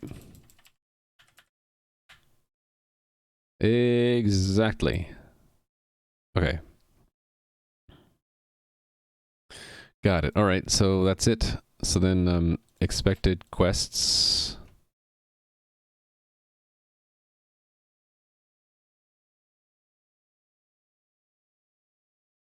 Right, and then this is expected quest. Okay, so these are all integers, right? So it's just integers all down the row. Okay, all down the column. Int. Except for this last one, which is nullable. And instead of type, it's completed. Instead of slot, it's quest. Instead of element, it's progress. Hey there, cat peasant. Combiners are each one character. Well, okay, so that simplifies it. Good to know. Hey, let's ask Twitch to add that to their formal documentation. Along with frequency limits, they have character limits. Wouldn't a good documentation have that? We could, if only they had their documentation open source, that we could do a pull request and say, hey, add this little section that says there is a limit of 500 Unicode characters where combiners are counted as characters per message. And I'm guessing an emote counts the number of characters that go into the emote code, right? Okay, did I cover everything here? I should have 4 tables, right? 1, 2... Oh, I'm missing the select. I'm missing the select, aren't I? There's 1 select, 2 select, 3. I'm missing the 4th one. I'm missing this, the actual statement here. Select completed quest and progress from player quests. Order by... I guess we'll just order by quest. Yeah.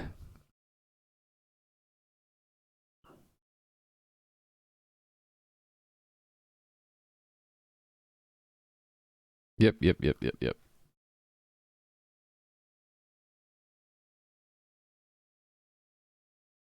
It's documented in the web client?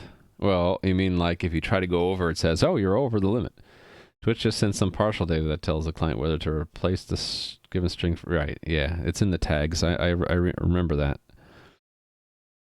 Okay, so that is create, which is a beast. And then destroy 1 is fine, except for I need to expect 0 rows for all the other, for all of the tables. All 4, not just these 2.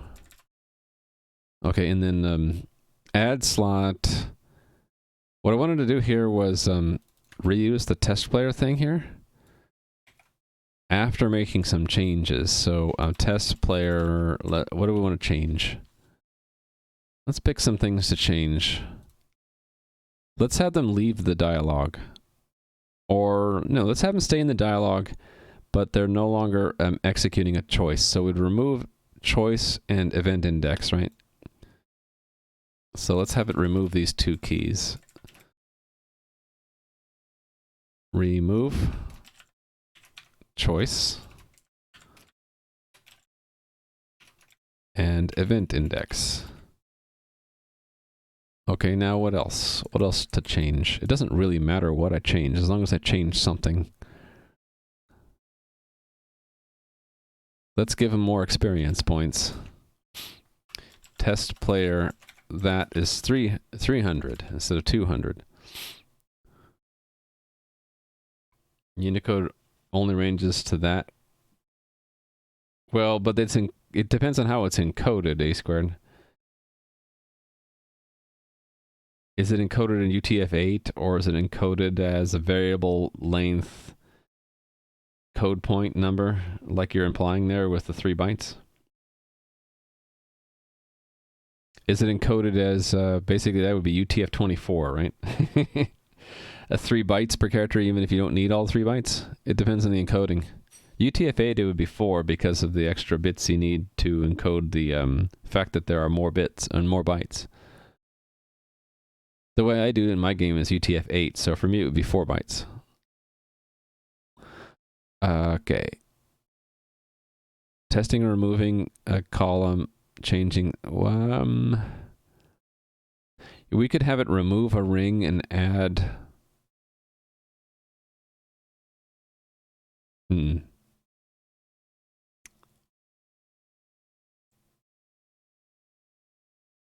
Trying to think of something that makes sense.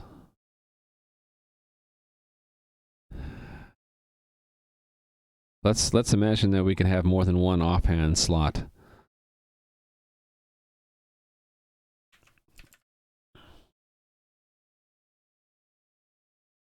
How does UTF-8 know? It's in the encoding. So if you just look at UTF-8 Wikipedia article, there's a nice little table here, right here. So you look at the first bit. If it's a 0, it's only 1 byte. If it's a 1, then you have to look at the next 2 bits. Or I guess you could just skip to this third bit, and if that third bit is a 0, then it's 2 bytes.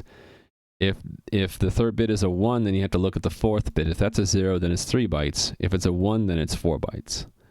And you can see how it's kind of open for extension. You can imagine this might be a 1 also, to imply maybe 5 bytes.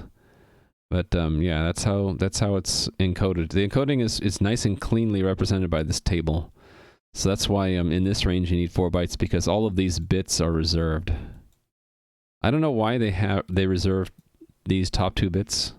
There's probably some explanation about why. But yeah, this is a primitive Huffman encoding. If you're interested in that Huffman encoding. Huffman coding, where do they have something to describe this? I like tables. Do they have a nice table? They don't have a nice table. Okay, they do off to the right here. If I scrunch it down, you'll see it. See how they have, they basically say if you see a 0, then you're done. That's symbol A1. But if you see a 1, then you have to look at the next bit, and if it's a 0, you're done. It's symbol A2. But if it's a 1, then you have to look at the third bit to see if it's A3 or A4. The idea here is that you assign codes to symbols so that the shorter codes are for the more frequently used symbols, and the longer codes are for the infrequently used symbols, so that you make the most of the bits. So that's how the compression works. It's lossless. It takes advantage of probabilistic distribution. Like if you have more A1s, you're going to get better compression because you require fewer bits to represent A1. So UTF-8 is the same thing. What it's basically, it's not that it's intended to be used for compression, but if you think about it, a lot of characters are going to be fitting into the ASCII range, right? So they only need 1 byte. And then the more exotic ones in this upper range requires 4 bytes, but you'd have fewer instances of those characters probably, right? But it works the same way as the Huffman table would. You look at the first bit when you're decoding to figure out how many bytes there are, what symbol space you're talking about, right? That's what these X's mean. That's the possibilities within this symbol space. Whereas usually in a Huffman table, it's 1 symbol instead of a space of symbols, but it's very similar. Very similar. Huffman tables are kind of cool. Kind of a cool.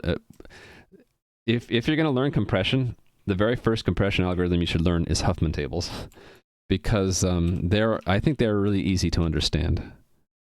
And maybe even you understand it already now that I've given a little Raimu explanation of it. Okay, so what I want to do here, I want to say test player key equipment, and then key.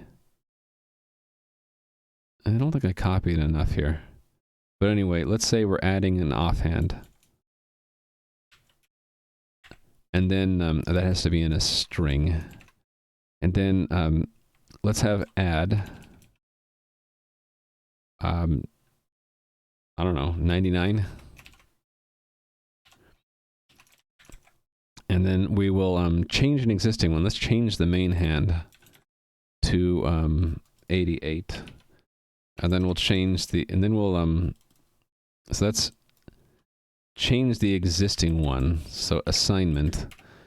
And then for ring, we'll remove the second ring. So that's remove 1. Okay. That's probably good enough, right? An example of everything. Removing some keys, changing a key, adding to one list, changing in the list, and removing one from a list. So then the only differences are the experience points is 300. Oh, I need to copy all of this junk, right?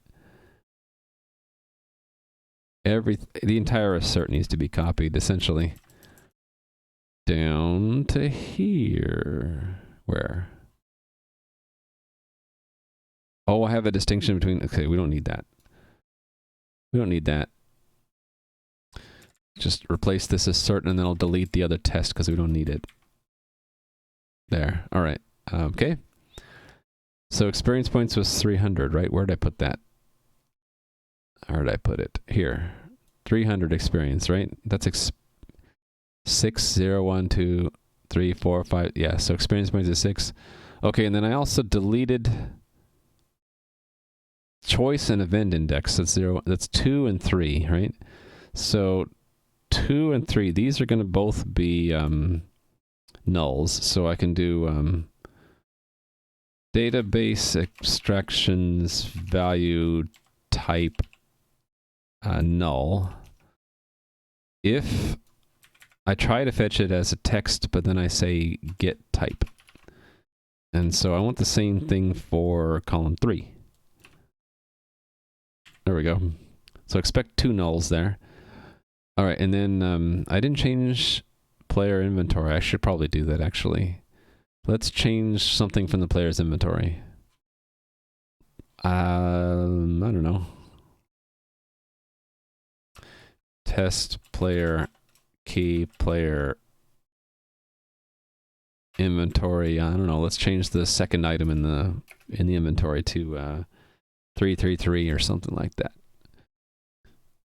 So then that's this right here. So 333 done. Good damn, just gifted a sub to Spherus. Wow. Thank you again, good damn. Now Spherus has a sub. Okay. I added an offhand, right? What did I add? 99. Added offhand 99. So there's a null, but now there's going to be a slot 1 99. And I changed the main hand to 88, I think, and then ring I removed 1 ring. Right? That's what I should expect. Okay. Yes. Man. Oh, I should have done something with the quests. Yeah. So I should do the same thing. I should do 1 add, 1 remove. But there shouldn't be actually a need to remove quest data. But the database API should check that, right? Okay, yeah, we'll do it. Test player key player requests. And this was in the JSON, it's indexed by, where is it? Way, way up at the top. It is indexed by quest key. So if I were to add a quest, it would be to do a set. So it would be like, I don't know, goblins equals JSON, some kind of new JSON object. Let's just make a copy. Like that. Like that. Completed 0, because it's a new quest, right? Entity, let's do 79. And no progress. Hey there's 715209. How are you today? So, put them on the Goblins quest. Let's remove the Slimes quest. And we'll update the Orcs quest. In fact, the way I'm gonna update the Orcs quest is to actually give them quest progress, because that's actually something that might happen. So, key names. This one equals 1. There we go. So they're on a Goblin quest now. Slime quest was deleted from the game, and Orcs quest we've made progress, so that shows up down here, right? So we dropped the Slime quest, and now we're on the new quest, which is for the goblins with no progress. So that's null pointer, and then they've made progress on the Orc quest like that. Right? Did I get that? Did I get that right? Oh, thank you for that follow. I appreciate it. Yeah, so Orcs quest 2, right? Yeah, okay, I think I got it. So if you're wondering what I'm doing, I'm trying to move data that's in a big JSON blob, and it looks like this. This is information about a player in the game into basically 3 tables in SQL database. And they are named this. So there's going to be a table for all of the scalar properties of a player, like their ID, their level, the number of experience points. That all fits into the primary table. And then there are going to be 3 auxiliary tables, which are one-to-many mappings. So everything in the player's inventory will have a row, and then everything that you have equipped will be a row, and then every quest that your player has ever been on or is on is a row. I'm doing pretty well, although the beginning of the stream was kind of rough. We had a tool break. CMake tools broke on version 1.4.0. I had to revert to 1.3.1, and I had to rebuild everything because it corrupted my build folder. It switched it from Ninja to MS build, and then it couldn't find the system headers. Strangely memorable string of numbers even to you, who can never remember certain strings of numbers. You mean like 3.14159265358979323846264338332, and that's as far as I can go. And I probably made some mistakes. You can't remember that A squared? It's part of your persona. At one moment in time, I could do 100 digits. My brother could do 1,000, I think. But he was like, or still is, a madman as far as memorization. It quickly, for me, decayed down to like 15 digits, and then slowly down to like 7 or 8. Can't even memorize your credit card number? Why would you need to memorize it? Don't you just take the credit card out whenever you need to enter the numbers? And here they're Mick. There's a few sequences in Pi that are particularly hard for you. I mean, like the 323-846-264, 3383, and 2798, whatever. I forget. I trip up at a certain point in the digits. Sometimes your wallet is far from the couch. Yeah, feels bad, man. Can't remember credit card number. All right, this test is set up, but in order to get this test to pass, it's going to be a real piece of work. Okay, I made a mistake somewhere because it didn't build. Line 127. What did I do on line 127? Oh, yeah, these are all strings. String equal. So all of these need to be interpreted as a pointer to characters. Yes. And that's going to appear twice, isn't it? Yep, right here as well. Const char star.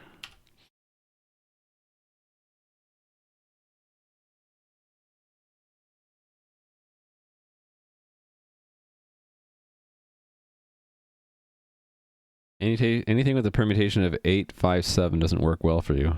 Interesting. Good thing I'm 8354 and not 8574.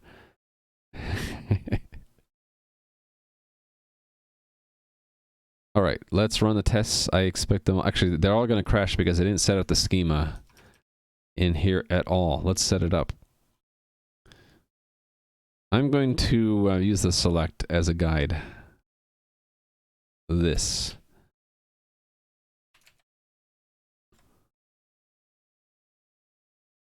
PL comes from before PO, right? So turn this into create table player. Player, right? Not players? Yeah, player. It has to match.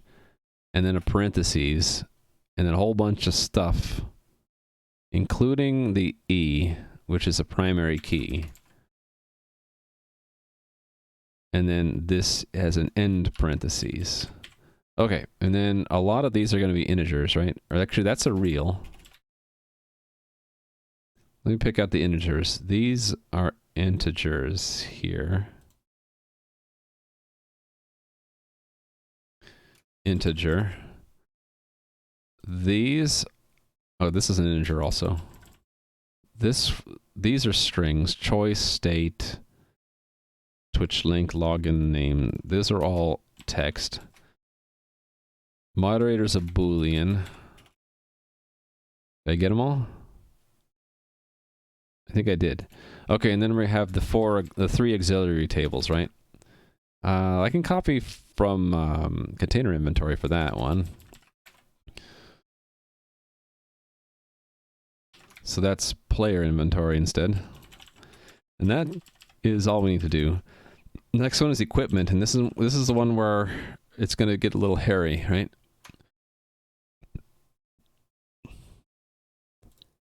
Here it's entity type slot and element. So entity type text slot. Okay, that's not so bad. I guess I was thinking of the quest being that more difficult one. Player quests. So it's entity completed quest and progress. Quest was integer, yeah, and completed is an integer. They're all integers actually. Nullable, some of them. Okay, so that's the schema. Hey, Garth. Yeah, almost. I bet 3/4 of my time when I'm working this week is going to be constructing tests. Okay, it's still not crashing because crate has a syntax error. All right.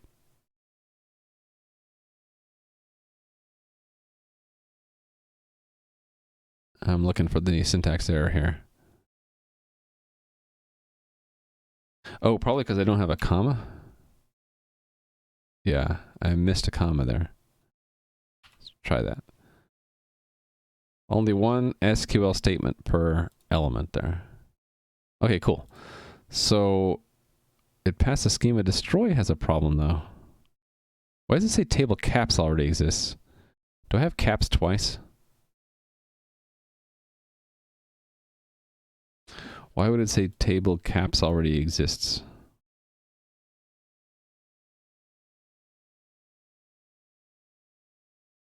Caps.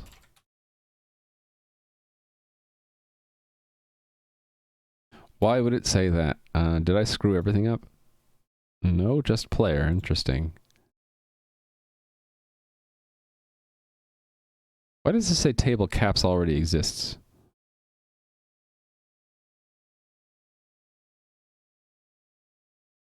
And that threw an exception. Let me see the exception one. Run it again. 'Cause I didn't have that stop on exception thing. Wait, it actually ran that time?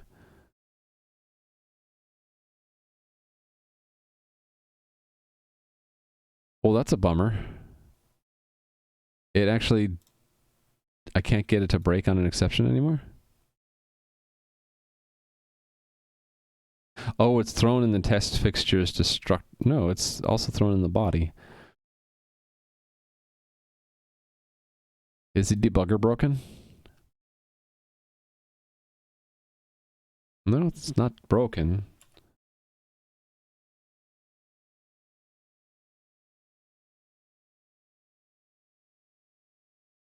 Wait.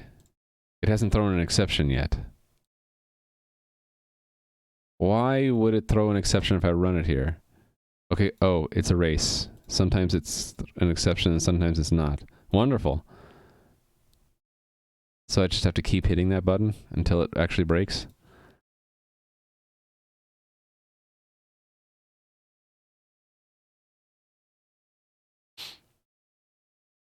Does the table name caps exist? That could be why. Yeah, exactly.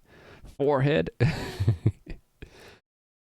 Okay, that's getting me nowhere.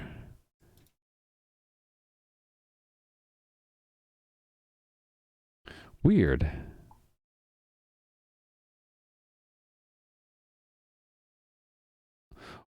I didn't expect any race conditions in this code.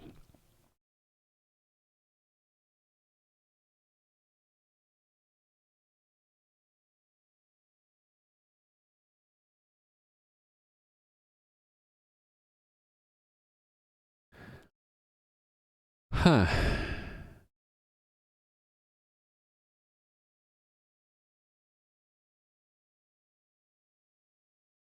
Well, shoot.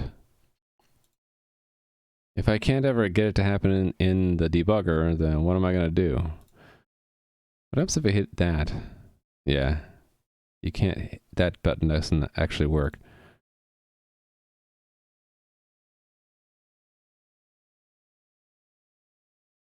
Oh, I got it to happen. Here we go.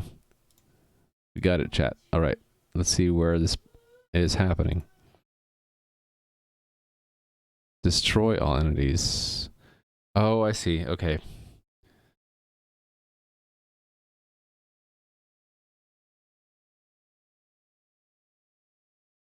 Oh, I see what it's doing. It's expecting those references to actually exist.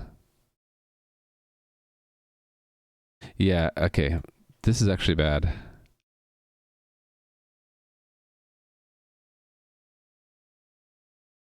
These are all invalid because they don't actually exist. What's the type of this? Go away, window. Because equipment's not valid. Yeah. Player component doesn't have equipment at all. No, it has it.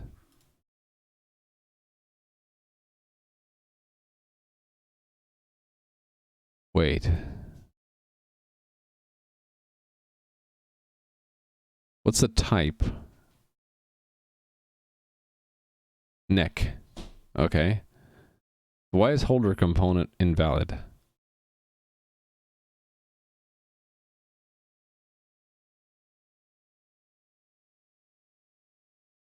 Probably because it's going and calling destroy entity on it.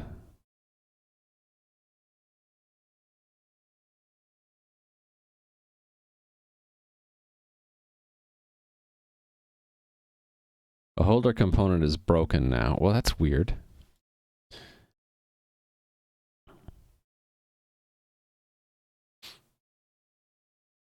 Hey, there is Matt. I'm pretty sure what I did is I set up a player to hold items that don't exist.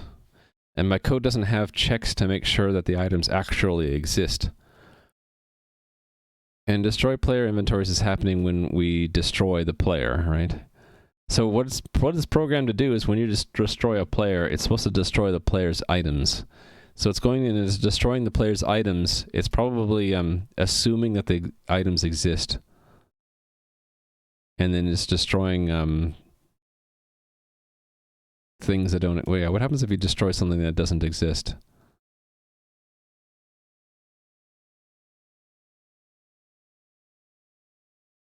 Is it time to stretch already? I don't want to have to create items just to satisfy this thing. But it is going to go and destroy things, right, from the pretend database? Well, it'll just delete rows that don't exist, right? And if it can't find the component, it's just going to advance. So, Stretchy time is required now, yeah.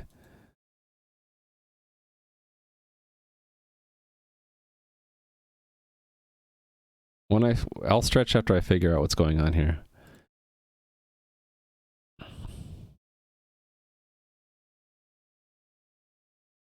The player component is still valid. I can look at it here, right? Player component, impl, pointer, object. So items will still exist, right? Array. They're all null, right? So that is updated correctly. It gets through and destroys all the inventory items. It's the equipment items it got stuck on. So equipment, and it was on neck when it broke, right? So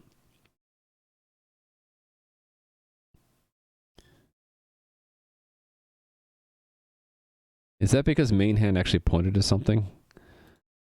And now it's null. And what does neck have in it? Null, right? They're all null.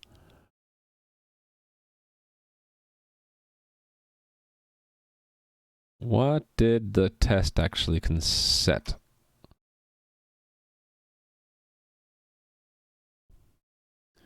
$47.80. So it's going to try to destroy an entity that doesn't exist. That should be okay. Is it that it modified the array? That might be it. It's modifying the array and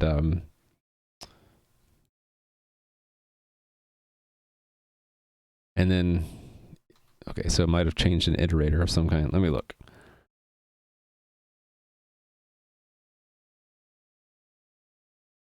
What is get keys actually? Returns a vector, right? So that vector should be okay. Oh, wait.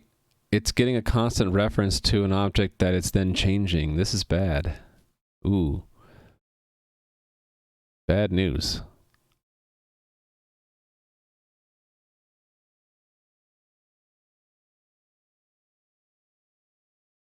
Yeah, that reference won't be valid anymore, right? Well, no, it'll still be valid. It should be valid here. Why is it not valid at this level? Is it because we're inside of a call to the indexer? Yeah, it's like not valid anymore. Inventory key was neck, right? Yes. But the equipment was invalid somehow. But we can see it here.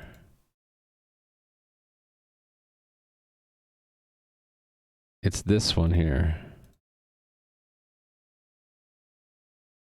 It looks valid to me.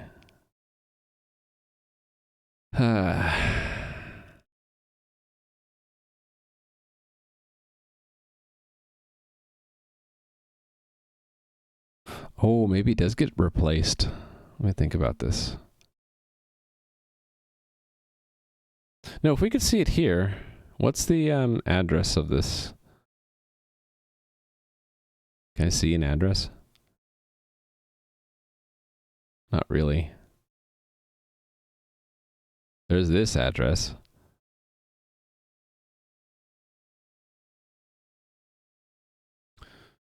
And then at this next level, what's holder component? Can't see an address of that though.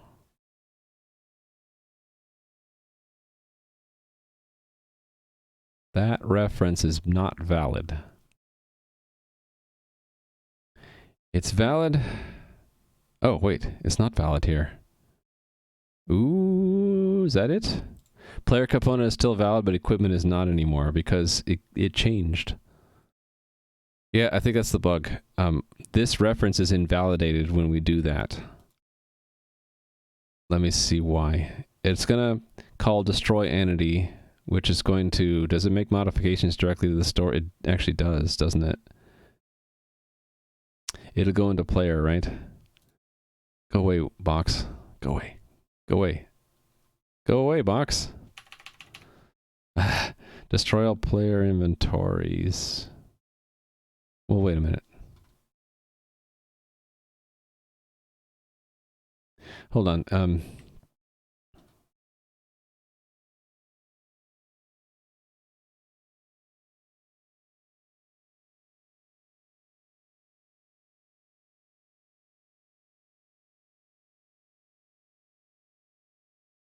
This is what it's doing. It's changing the component.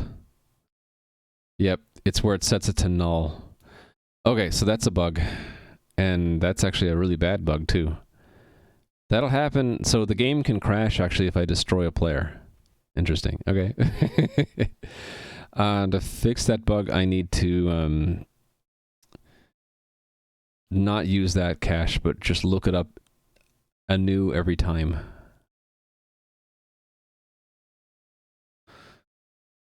Right?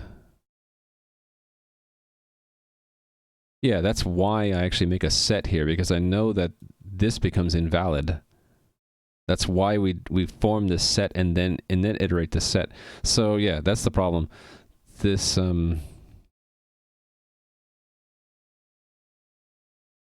this gets invalid. Okay, so I can't do that. I can do, well,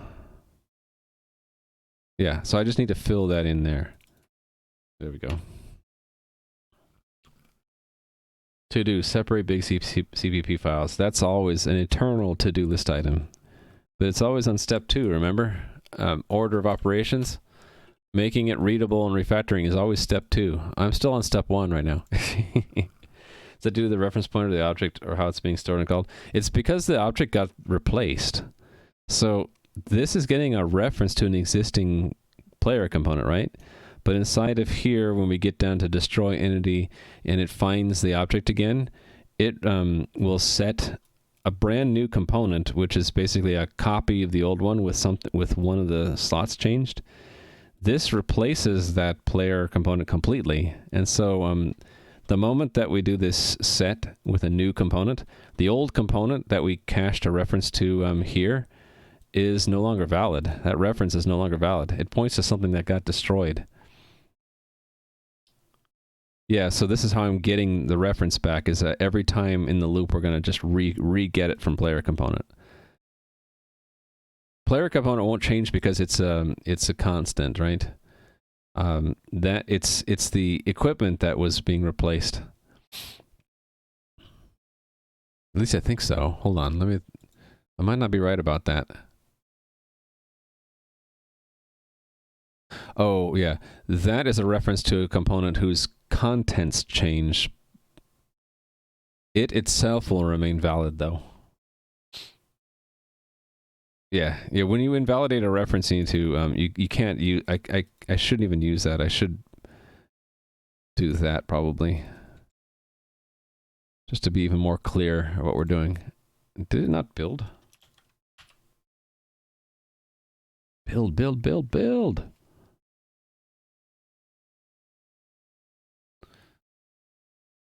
So these should no longer crash now. Cool. Fixed it.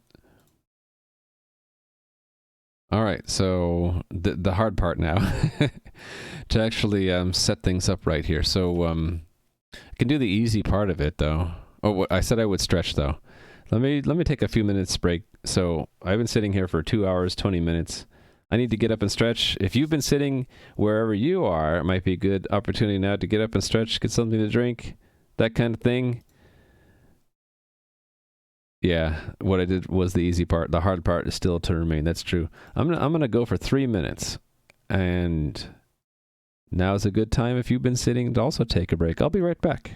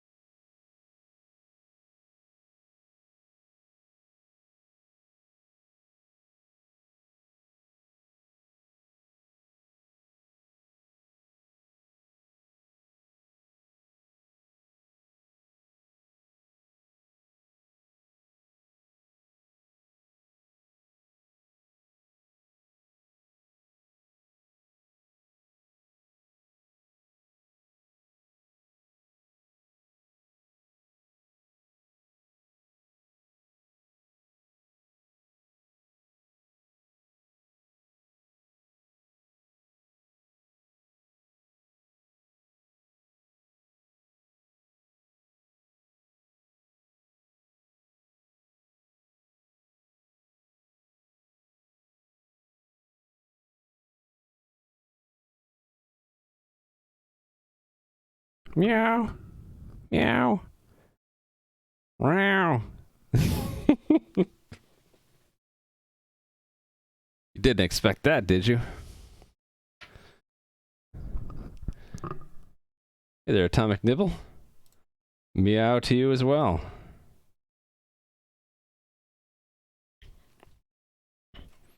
Nope, you didn't expect a kitty. No one expects the kitty. All right, I am going to add to this column specifications the simple parts of the player table. Player. And let's pull from the unit test,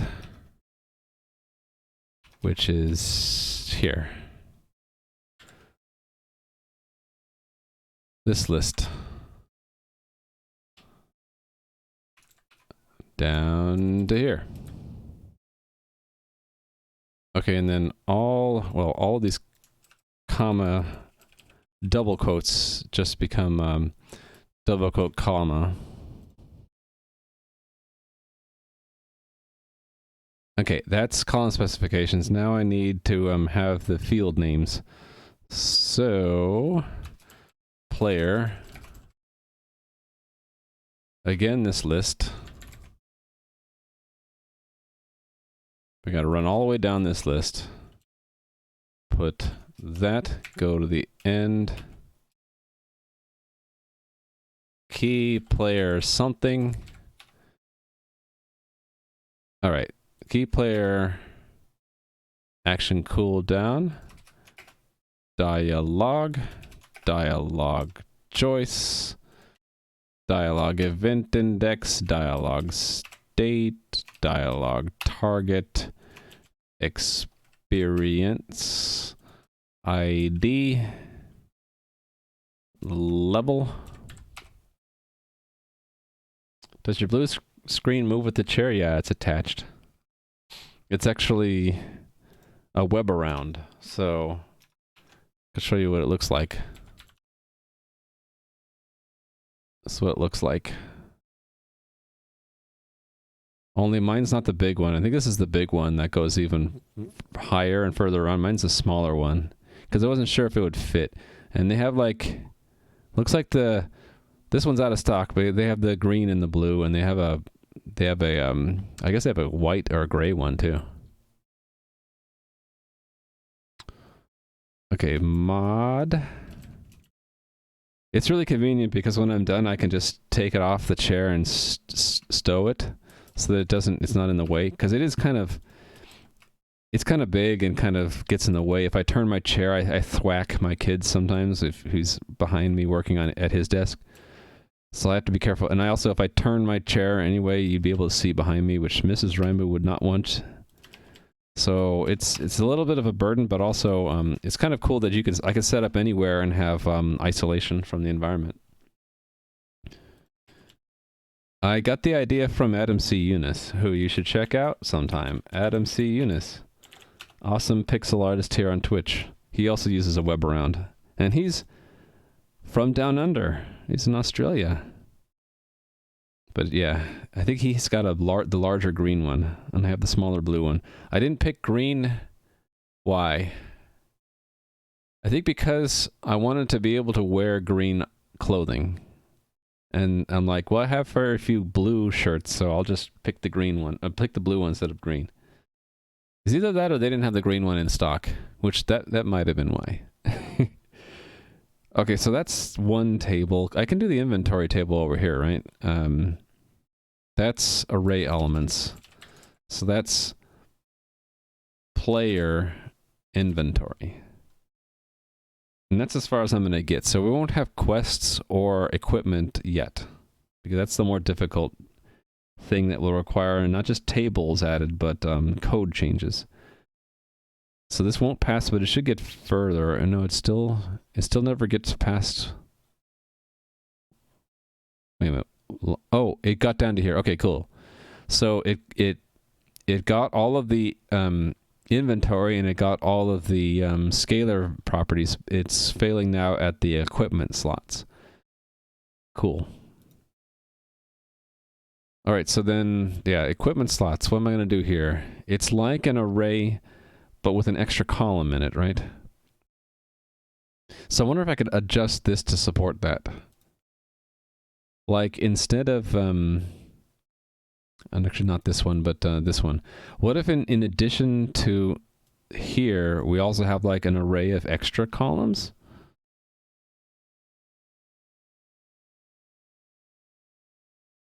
I don't have to worry about it in the schema. It's in the select, right?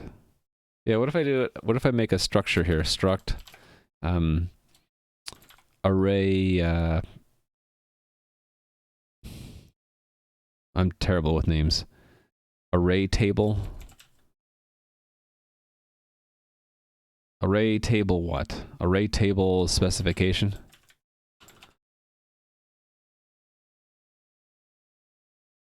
It's not a complete specification though. It's only telling me what.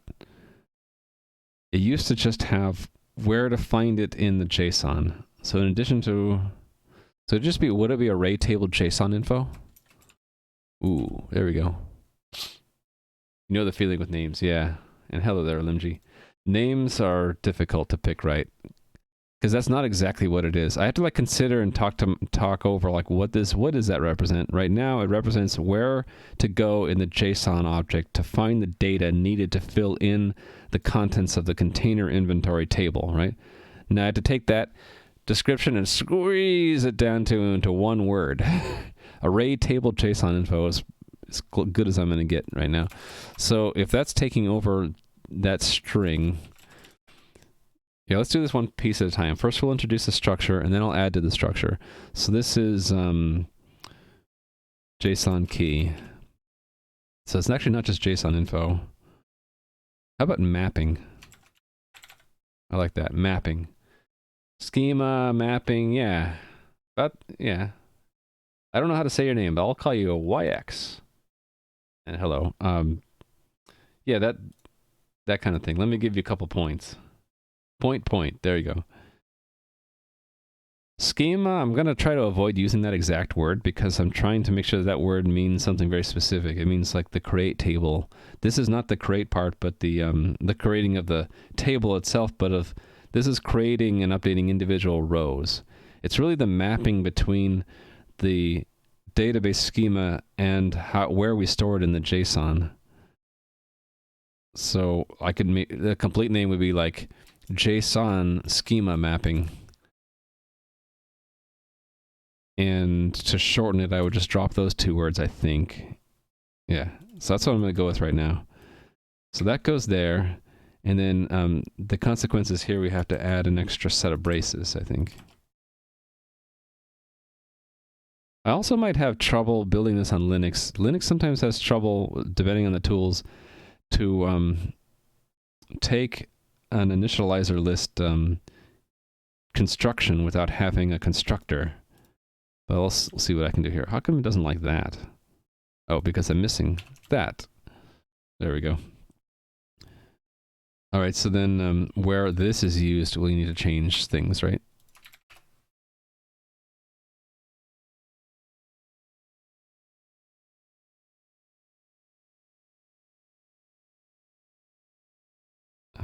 This is a pair, right? So the composite key is second dot JSON key.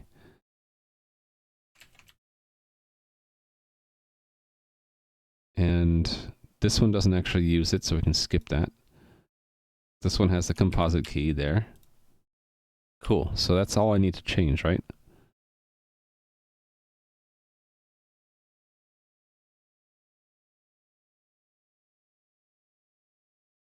All right, cool. So then introducing the next thing in here, I'm going to make it like it's I guess we'll call it extra columns or something like that.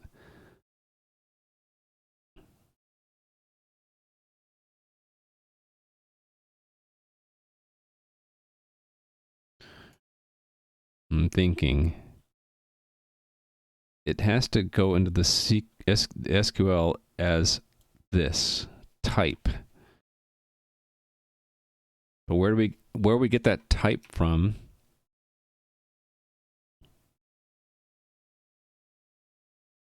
is reflected at the top here, right? It's this string. Okay, and so it's kind of, it's not an array, it's an object.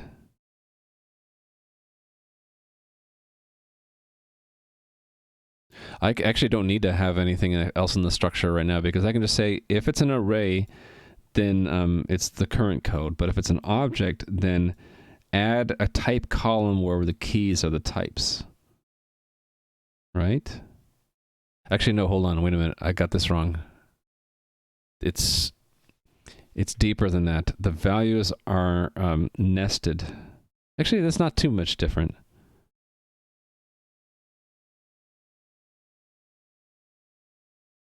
Yeah. I think I know what to do. We'll just go by what kind of JSON values. Is it an object or an array? If it's an array, the elements are directly in there. If it's an object, then we expect key values where the keys are the types and the values are the arrays. Okay, that means I don't actually need to do what I just did. But I'll keep the structure there anyway. Where was the definition of that? Up here. Because it doesn't hurt to have that as a structure. If we add something in the future, we'll just put it there. The only thing I need is just have extra braces here, which is fine. Okay, so then I can do this. I can just add player equipment. Equipment. And then I need to modify the code so that to detect if it's an array or an object. That's what I need to do. And I need to do that in the... Oh, wait a minute. I do need something in the array because when we're constructing the... where is it? Where we're constructing the statement... Where do we construct the statement? Yeah, construct array elements. This actually has to have an extra thing there, right? So, yeah. I will need to add something that's after all. Let's keep it simple and just make it a Boolean. Let's say type included. There we go. Hey there, CCA. You just joined? Welcome. Here's a link to a video that describes my stream, and then if you would like to try out what I have so far, I've been working on this game. It's a multiplayer online RPG. There's no content yet, but I'm still working on the engine. Today I'm working on migrating the game's data from this kind of a format in JSON to something more like what you see here in this schema. So SQL database where we have tables for the main attributes of a player and then subtables for their equipment and their items and what quests they're on. That's what I'm working on today. But if you would like, I can give you a glimpse of what it looks like. Here's the game world. I don't think anyone's actually playing right now. Oh, Gadam is playing. What's Gadam doing? Gadam's wandering around in the town. There's Gadam. Hello. By the way, there's something broken. You want me to show you what's broken? If I actually were to click on this treasure chest right here. Oh, it works. Wait a minute. That didn't work before. Hey, was it when I click on a player? Yeah, it goes black. I need to fix that. Right now I can't inspect people's inventory. Caught playing games while working. Yep. What database am I using? Right now, I am using a big JSON file, but I'm trying to move to SQLite. And the reason why I picked SQLite to begin with, not that I have said no to any other kind of database, but I'm familiar with SQL, relational databases, and it needed something I could embed directly into the game engine. Because of the architecture of the game system, there is a cluster that we use for fault tolerance, and every member of the game cluster has a copy of all the data. So essentially I need a database for every game server, and SQLite is nice in that I can embed the database engine directly into each server, and the way I persist that data is still the same. It's still a file like it was before, but instead of being a JSON file, it's now a database file.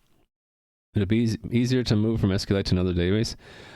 The way I've designed this migration is to separate the game from the actual database implementation. So I have an abstract interface. So if I were to make another abstract interface implementation for like MySQL, then it would just work with the game without having to modify the game. That's the whole intention, is that which kind of database vendor implementation I pick is independent of the game as long as I have this abstraction layer. So when you see my code while working with the database, like for example, when I'm preparing a statement, was it construct? Yeah, you'll see it build the SQL, but then it calls this build statement through a database interface. So this is an abstraction, right? So it build statement is implemented by this implementation SQLite database in terms of SQLite 3C API. But if I were to be using MySQL instead, this would go somewhere else. Would it be easier to move the data with SQLite instead of JSON? It'll be the same amount of difficulty. It's just in a file, so you just move the file. So that's actually another reason why I picked SQLite is I have, in addition to wanting to use SQL, I also have this requirement that we be able to create and install snapshots of the game state. So for SQLite, it's easy. There's both a backup API and there's a serialization API to give you an exact copy of what the database file is in memory. And then I could send that to the other server, and install snapshot is really just write this to a file and then tells SQLite to open it. So good to know what sort of database stuff you have access to, like if you can suggest using JSON fields as intermediate waypoints. Right. So I'm trying to avoid putting JSON directly into the database columns because I think that that'll be a big can of worms. I'm trying to decompose the JSON as much as I can into tables that are simple. Because eventually, I think I want a lot of the stuff that's using JSON even internally to switch to something that's not JSON anymore. Just simply because JSON has that extra requirement of parsing and constructing strings, which is a lot of overhead. Can you check out the game taking the quest giver and you're frozen? You're frozen? How so? How did you manage to interact with him twice? We can fix that. Now you shouldn't be frozen anymore. Well, I guess I might have to remove both. Now you shouldn't be frozen anymore. Yeah, I don't know how you did that. You're interacting with him twice. There, I fixed you. I've unlocked you. Let it go. Yeah, you should be able to move again. Unless it thinks you're still in a dialogue. Yeah, it does. I can remove you from the dialogue. I would just drop these keys. There. Now you're no longer in a dialogue.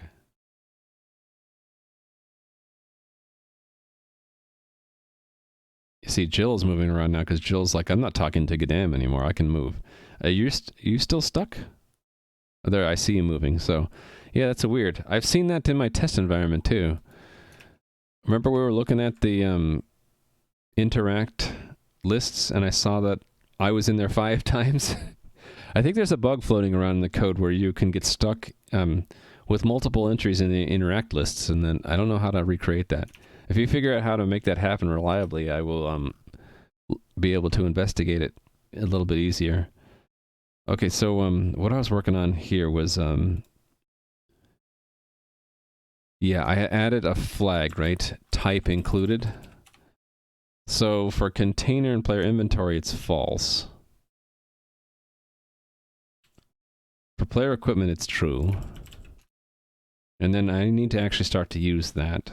Where, right, for create, for example, it's just going to forward it to construct, right? So construct gets, oh, wait a minute, no, it doesn't. Oh, okay. So I need a const auto type included. So array table second type included. I need to pass that as another argument to construct array element statements. So that should have a type included. And again, type included.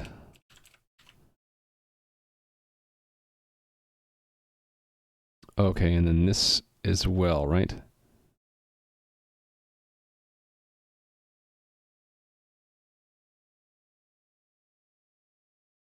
I'm wondering if I should include the entire mapping thing instead of type included. That might be smart, right?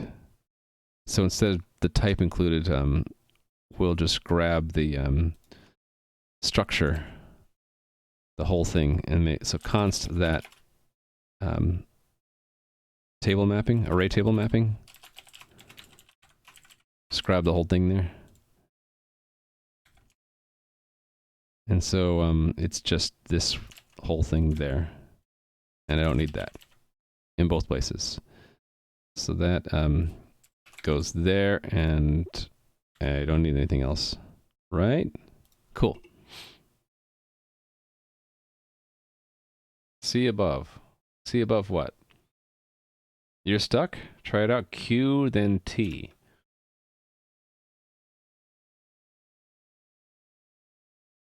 Open new window. I'm going to go log into the game and see if I can get stuck there too. Log in. Remember me logging in with Twitch. Here I go. I'm logging in with Twitch. And here I am. Let's walk around. Let's get stuck talking to the quest giver. Q and then T.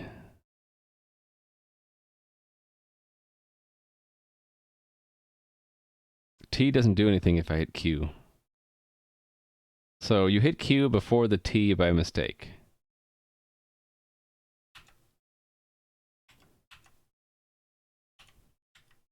Oh. Wait a minute. Maybe her dialogue is broken. That would explain it. Reloading. Oh, no. So it's not Q before T. It looks like her dialogue is just broken. Are we getting script errors because of that? No, we're not getting script errors. What's wrong with her dialogue then?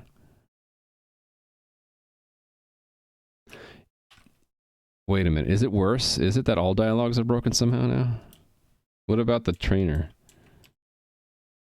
Oh, this is bad. Dialogues are completely broken. Well, shoot. When did that happen? Yeah, where it never gets into a dialogue. The dialogue system is completely broken. Well,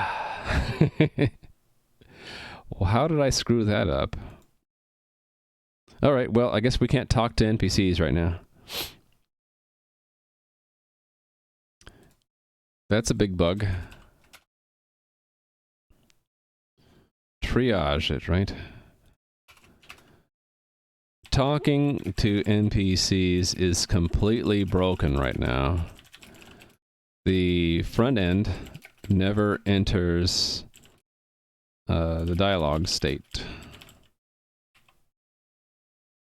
And because player is interacting with the NPC, they can no longer move. Yeah, all right. So it's probably a front-end issue. I don't know what I would have done to screw that up though. Yeah, so the only way to get out of it is to reload the client, and then you're out. Yes, you just try to sign up, but it just sits there saying connecting. If it just sits there saying connecting, then it's some issue between your client and the server. But I'm able to connect, and the server is running on Amazon Web Services, not on my computer, so it could be an internet issue. Sorry, goddamn, it's gonna be broken for a while. Yeah, you're not gonna be able to. Well, I can heal you myself. Heal. It's Lua heal, and then your entity number 14723. 14273. Now you're healed. You're signed to get back into the work meeting. Yeah, sorry, the game's broken. I broke it. I'll have to fix it later. I don't want to have to switch gears, though, between what I'm doing and fixing that. Oh, okay, it's just your end. Just refresh the sign up page and it works. Oh, no problem. Yeah, but it makes me sad that I broke the NPC dialogue system completely. I don't know what I did. You would think that my unit test would have caught that too. I don't know. When I find out what it is, I'll have to add a unit test to cover it. Unless it's completely in the front end, and then maybe it won't be so bad. Okay, so what I want to do is, if that says that to include the type, it's going to add an extra thing here, right? And I kind of wanted it to be second, so we'll add like another possible string here. And then another possible string here. And we'll say if array table mapping dot type included, then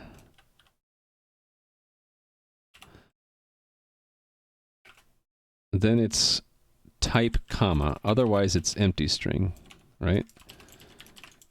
And for here it's an extra question mark. And then the build statement should be update where blank and then there's possibly an extra thing here. Right? So that's here. No, there. Space and type equals question mark. And then the same thing down here too. %s, comma there.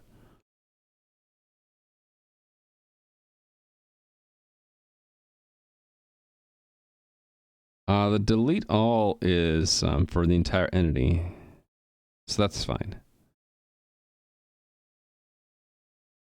Okay, then we're good, right? Now when we execute it, we also need this mapping as well, don't we? Why is this still giving me trouble?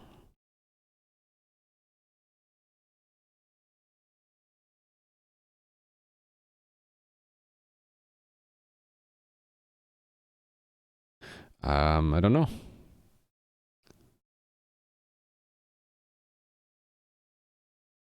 This is valid, right? Oh, wait. It's in the anonymous namespace in the implementation. We can't put it there. I need to move this then. That needs to be moved to this header file here. So, where the types are declared at way at the top. Do I not have types? I do. Let's put it right here.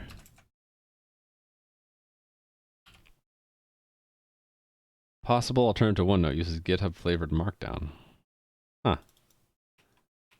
Thank you, Aiden Garth. I'll look at that later.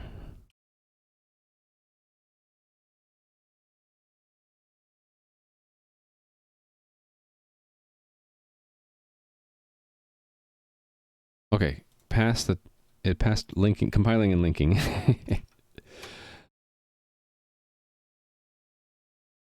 Why do I have red underlines here? Is it just confused? No, it didn't compile and link. I screwed something up big time.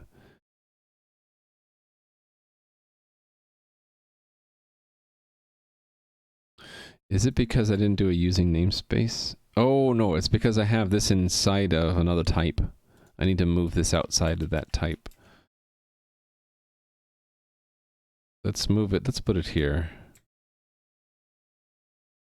Actually, I don't want it to be there. Hold on, let me think about this.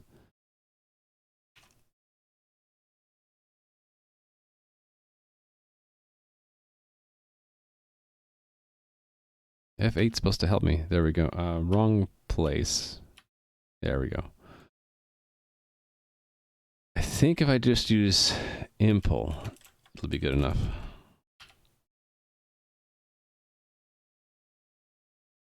Nope. What is it not like now?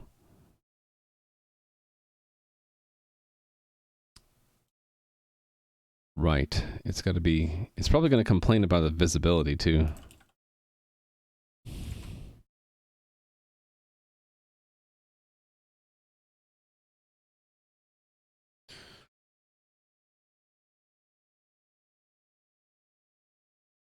Where did I declare that type? Maybe I just punt and put it into components.hpp. Here. No. Not here. Components HTTP external here. Because there are a bunch of types here, right?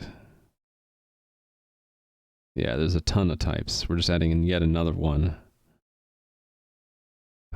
I hate to do this, though.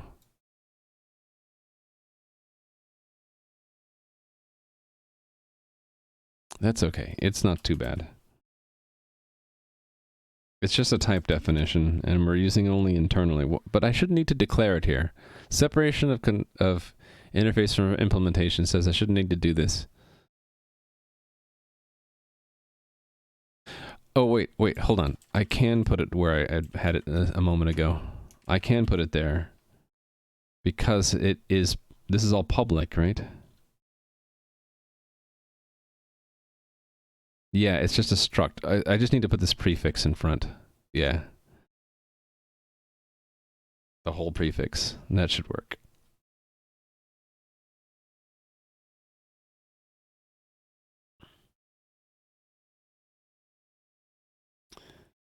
$118 files it needs to build, and it still didn't work. Cannot access private struct?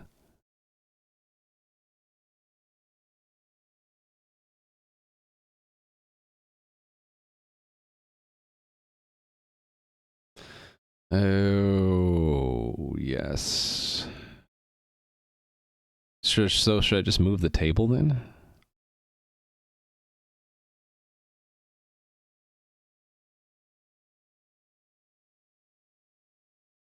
Yeah, because it's opaque. We can't even see this definition.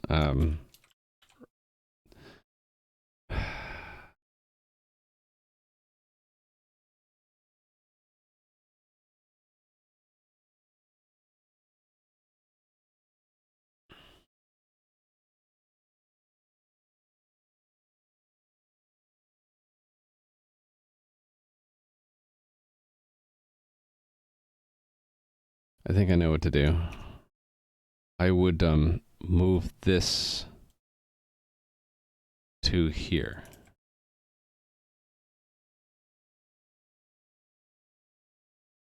And then I would need to declare this.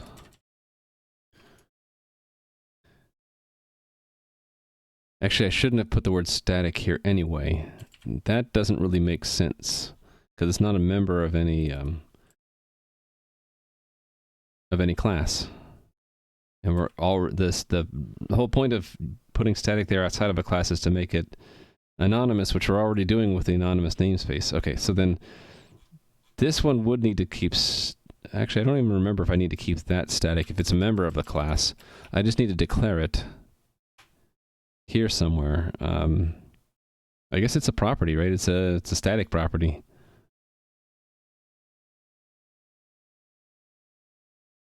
There's a ton of properties here. So it's just declare it only, right?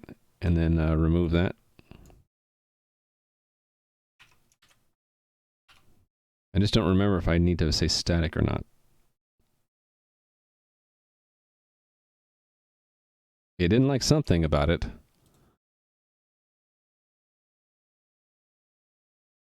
Oh, I need to repeat this.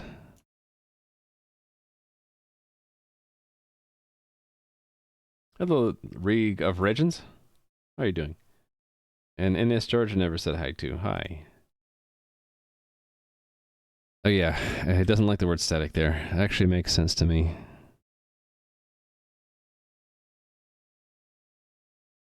It still doesn't like this. What does it not like about that? Symbol cannot be defined within namespace anonymous names. Oh, yeah. Yeah, we can't put it here. We have to put it outside the anonymous namespace.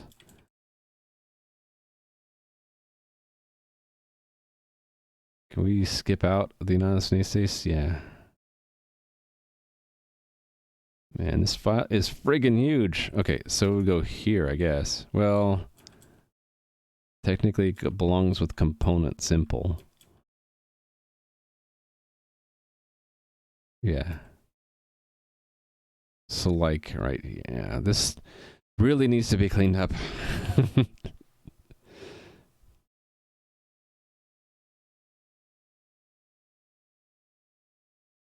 If I'm going to do it for one table, I should just do it for all of the tables, shouldn't I? Yeah, so then, let's move them all. All of these tables move. All for one and one for all? Okay, and then down to here. Okay, and then I just need to put this in front of all of these places, right?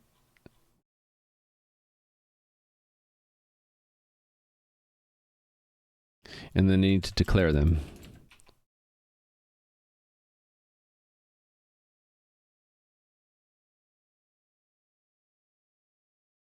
One. 2.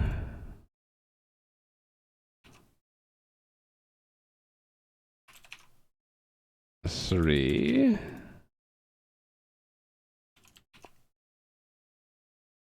And 4, right?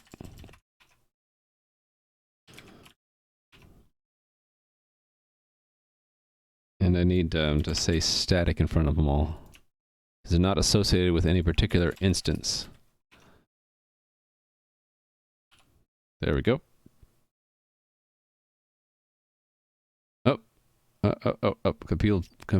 Component field names undeclared identifier. What? Oh. Right, so this needs to move into the class. Which makes sense. So, I'll put it at the end, I guess. Well, hold on. Before all of the system-specific stuff.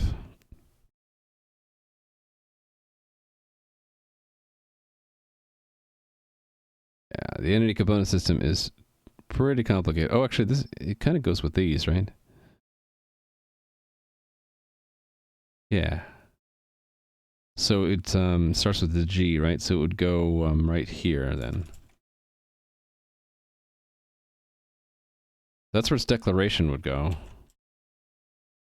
Like that. And then its implementation would go right above this one.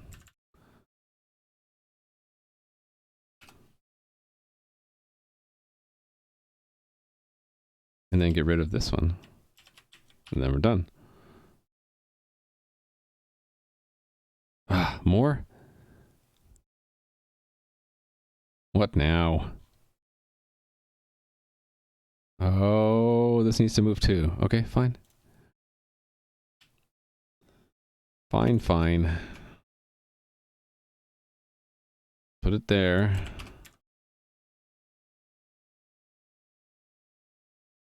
Declaration only, and then move the body there.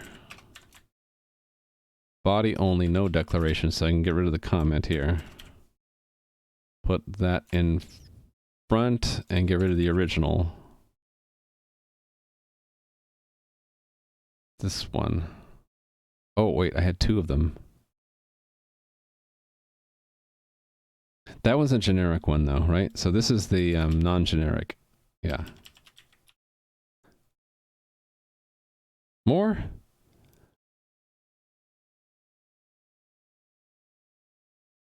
Hold on. This is getting ridiculous. 1556.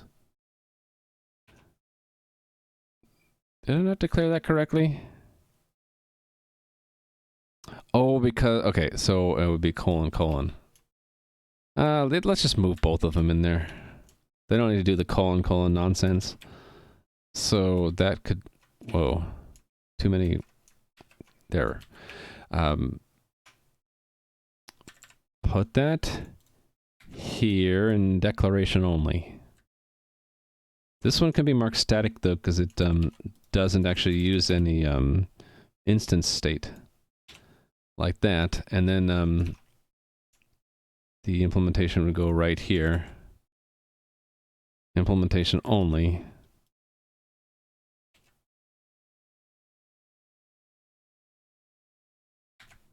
No comment. And then I can get, did I already get rid of the copy? Thank you for that follow, by the way. I appreciate it. Build. Yeah, this is super messy code. Sorry. Refactoring in its future. Definitely refactoring. Definitely will refactor in the future. Okay, so I got it to build.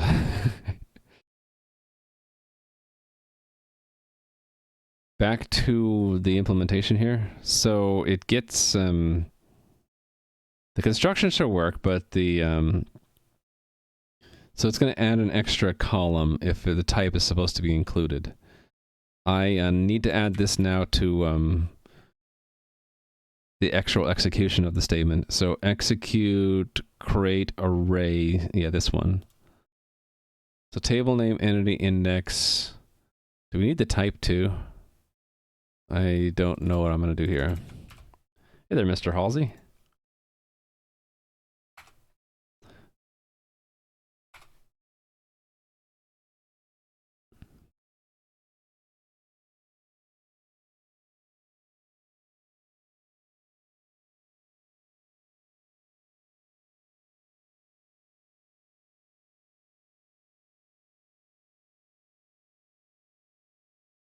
Yeah, because this is going to be different, right? Oh, actually, no. Here's where the code would change. Because if the type is included, then I need to take the type out of the... Where is it? Well, no. If the component is... if this is an actual array, we do this. Otherwise, it's an object, right? Yeah. So this is where I would change it, right? And okay, so then I would need to have two variants of this. Or what I could do is have there be a default value here. Const standard string a type and just default it to empty string. I can do that.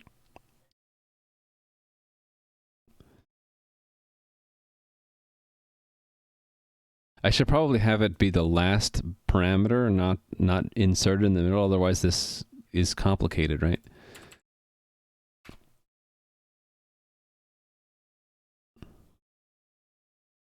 So I could put it at the end then. So then like there, and then put the comma type. And then the %s goes at the end here, and it's comma question mark.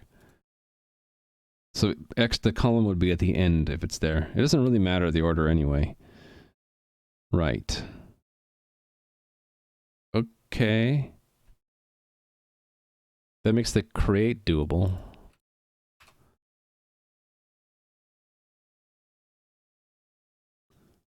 Except for I do it in two places. I do it in the create and I do it in the update. Let's see, we'll do create first.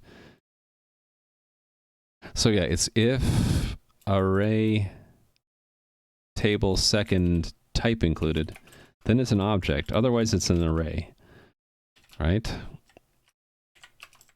If it's an object, we want to iterate as an object. So it's going to be for const auto. We can collapse that right now. Const auto it's not going to be an array either. It's going to be encoded table or something. Table. Encoded table entry and encoded table, right? And then here it's going to be const auto type is that key, and const auto array encoded array. is that value. And then I have one of these where we enumerate the array. How come it didn't like that? Oh, it's entry. There we go.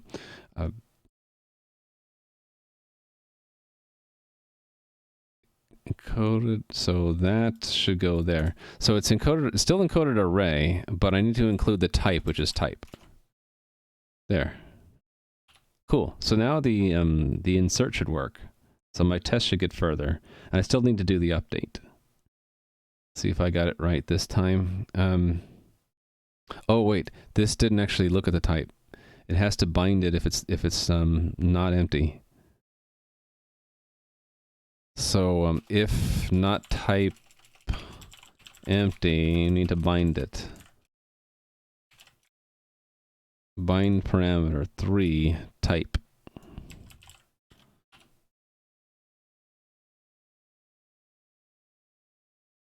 Compiling is taking longer today too.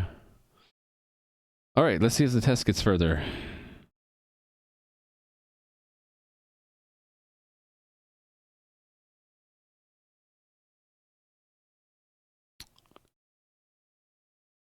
Nope. It didn't actually insert the equipment slots. Did I not list it, maybe? Player inventory. I did list it.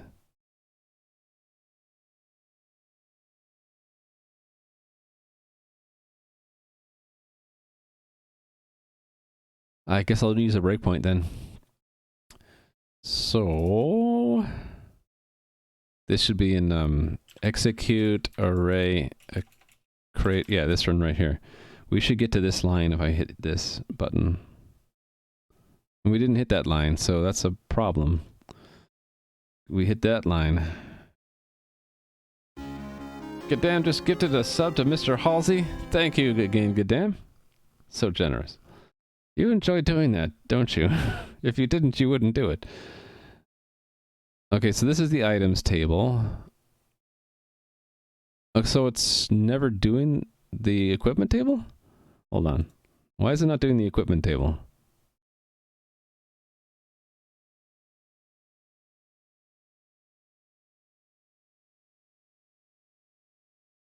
Oh, I see the problem. This is assumed to only have one entry in it, but I have two of them. I did this wrong then. This has to be like that. There we go.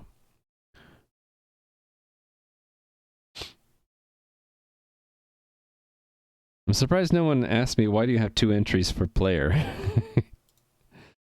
All right, let's see if it gets further.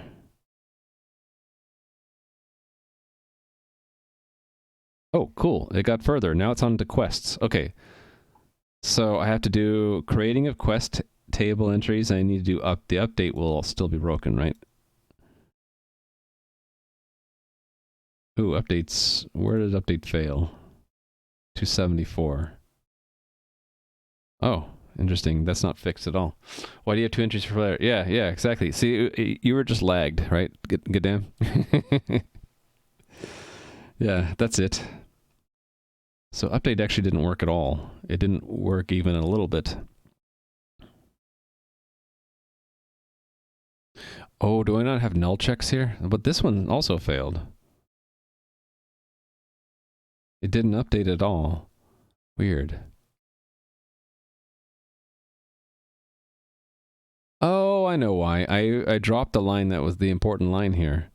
The important line is component set entity component of type player 523 test player.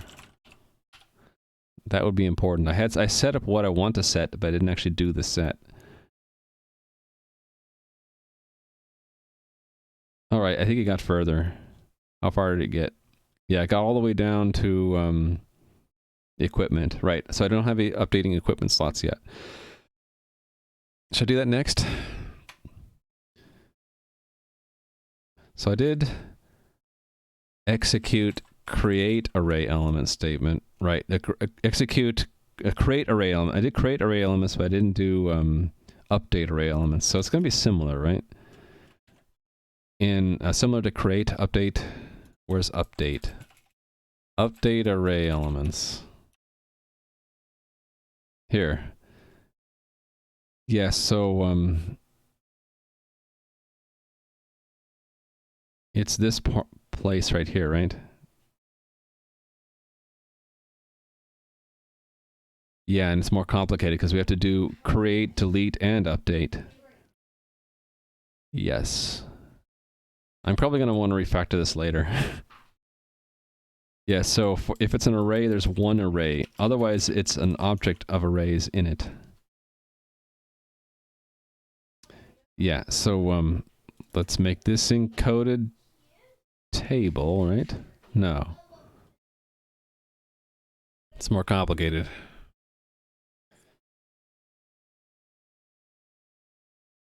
It's this encoded old array and new array.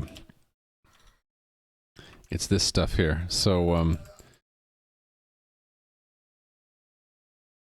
that.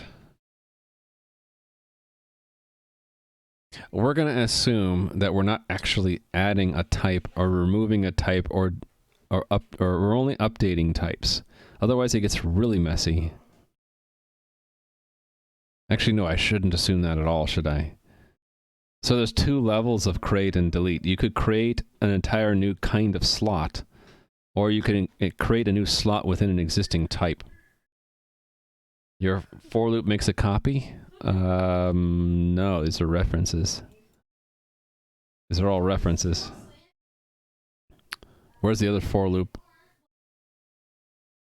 This is just using a loop variable. Yeah, if these are all references, so we're not making copies.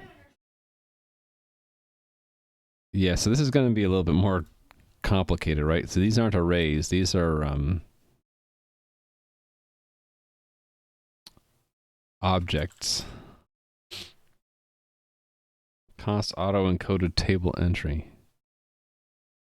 Oh, you mean when we're enumerating with the JSON value? Const auto encoded table. The type of this is an enumerator or an iterator. So it's not making a copy, it's making an iterator object. And then it's similar to an STL iterator. So it's an object that has 2 pointers in it. Yeah. Well, not an enum, it's an iterator. Yeah. Yeah, no worries. No problem. Yeah, so I need to deal with I need to look at all the keys of the old object and see which ones are added and deleted from the new one. Yeah, it is. Yeah, iterators are kind of fancy. They're like pointers, but they're also objects. They're like objects that act as pointers, but they also have their own methods. In traditional STL, you'll find them in like .begin, .end, that kind of thing. .find will give you an iterator object, and that's not a copy. It's just a pointer object. So I made a version of that for my JSON value in order to enumerate them in place without making copies. Seen them in books, yeah, with vector.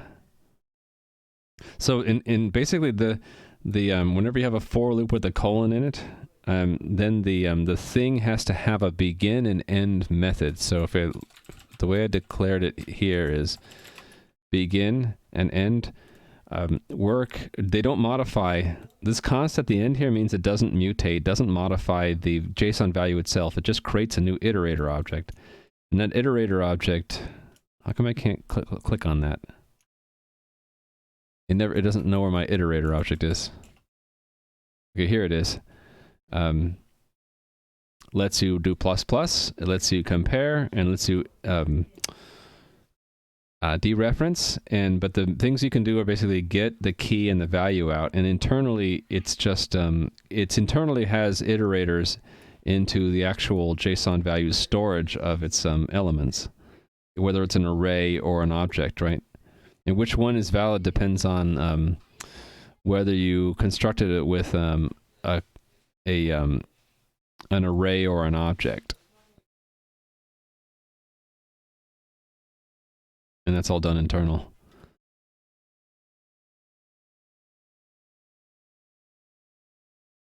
It's by value, but the value is an iterator, not the actual. For in this case, if this is a JSON value, this is not a JSON value too. It's an iterator.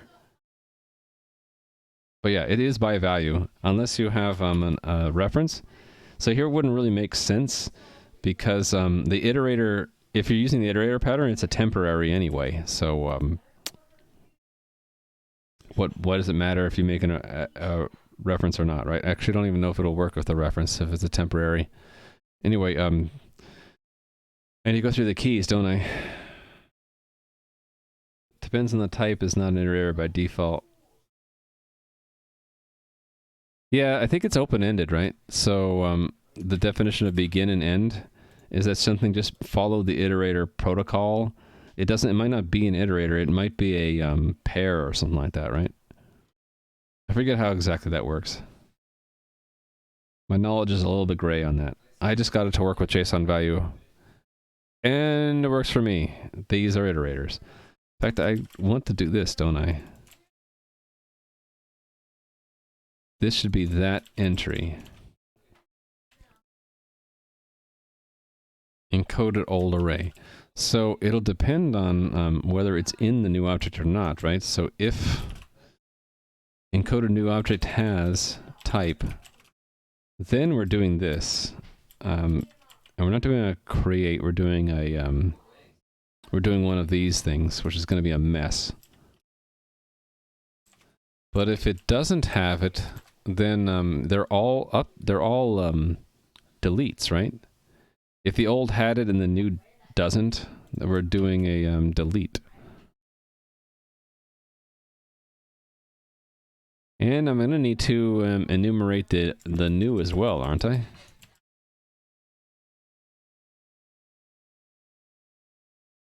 New, and say if it's not present in the old and it's in a new, they're all creates. So delete, create, and update. And the update might involve a bunch of creates, deletes, or updates. And that's this whole mess down here.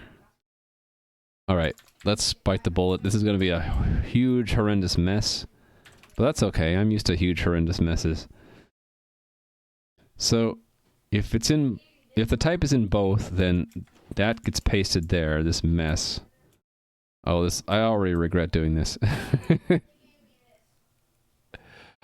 Right there. Right, so the old component. Let me think about this. We already have done that. We don't need to do that again. It's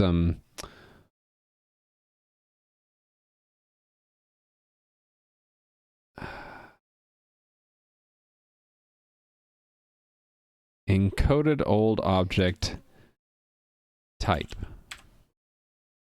And this one would be encoded new object type. And then this is where it gets, this is the part that could be going to a common helper.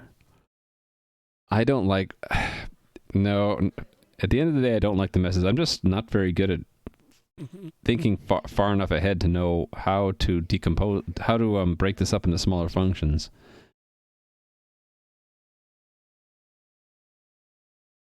Right, all of these have to have a type added to it. Yeah, type. That's the gist here, right? They all need to have a type.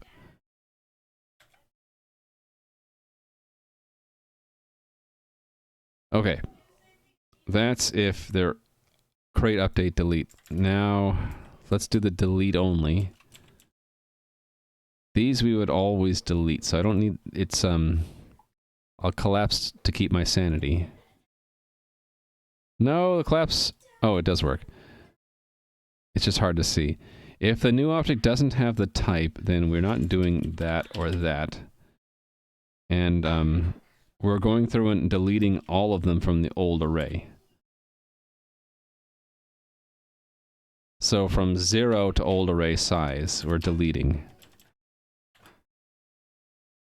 Like that. Okay.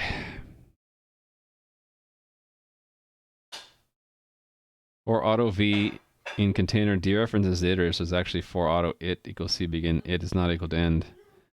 Well, that's not dereferencing the iterator. Oh, and I'm dropping frames. I dropped 229 frames there. So that atomic nibble, that's not actually dereferencing the editor. That's constructing and moving the iterator. But oh, wait a minute. Hold on.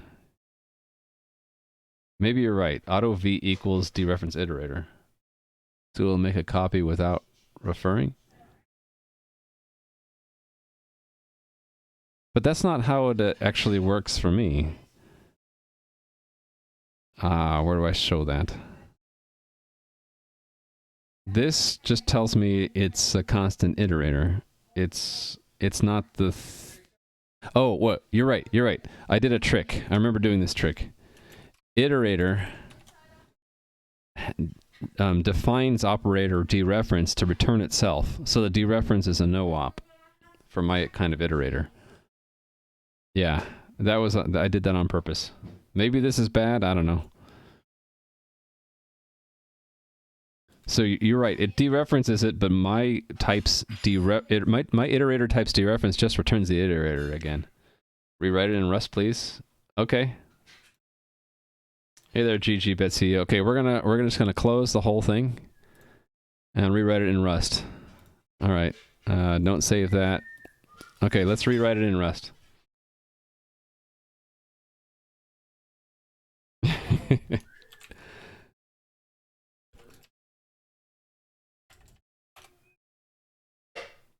Someday we'll get to Rust, but not today. I had you guys going there, didn't I? I'm like, okay, yeah, you're right, let's do it in Rust. Okay, right, so if it's all new,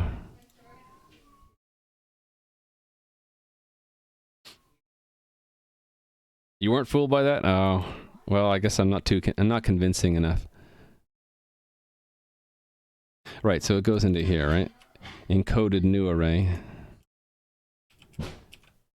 Whoops, I did too many selects there. Old becomes new. And we're executing the create array.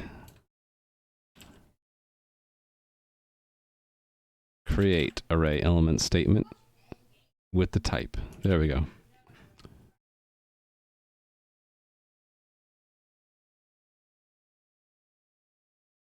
Wait a minute, where do we... okay, no, that's not correct. Yeah, I need that variable between the index. Yep, that goes there. I've been meaning to look into Rust too. I just don't have time. I have too many things that I do. Okay, why doesn't it like this? Because it doesn't like this because I put it in the wrong spot, didn't I? That should go here. All right. Now I need to go to delete and add the optional type. Oh wait. Yeah, delete needed the extra type, right? So comma, const standard string, type, and default it, right? And then we'll go to where it's defined and add that. Right, and it's the same kind of thing. If not type empty, then we have to bind an extra parameter to the type. Like that. Okay, and then that's delete. And we did create. Now I need to do update. Is this still on my clipboard? Nope. Const standard string type equals empty string. All right, and again, if not type empty, bind an extra parameter to the type. 3 type. Okay, let's see if it works. Ugly mess. Let's see if the ugly mess actually works. I should be more quick on the gun also. There's an appropriate response to rewrite it in Rust. And how come it's not working? Do I not? My Twitch client doesn't know. Okay, I need to go to the default Twitch client, I guess. Wait a minute. Did I lose my sub to the Primogen? Hold on. Wait a minute. How come it doesn't know what my emotes are? My emotes, please. Okay, there we go. Why is this window so teeny tiny? I can't even see my emotes. Twitch, what's wrong with you today? Okay, there it is. So here's the appropriate... Oh, he doesn't have a "the" in front. That's right. There we go. That's the appropriate response to rewriting things in Rust, is to just spam that emote as much as we can. There we go. Right? All right. Run the test again. So it should get further, right? It should get all the way down. Right. It got down to quests, and then update should also get further. It should be down to quests. So quests is the hard part. Oh, no, we failed here still. Well, I guess I didn't do it right then. I guess we'll have to step through that ugly mess. Let's do it. Update array elements. What I really care to do is to get right into here. Debug to there. All right, here we go.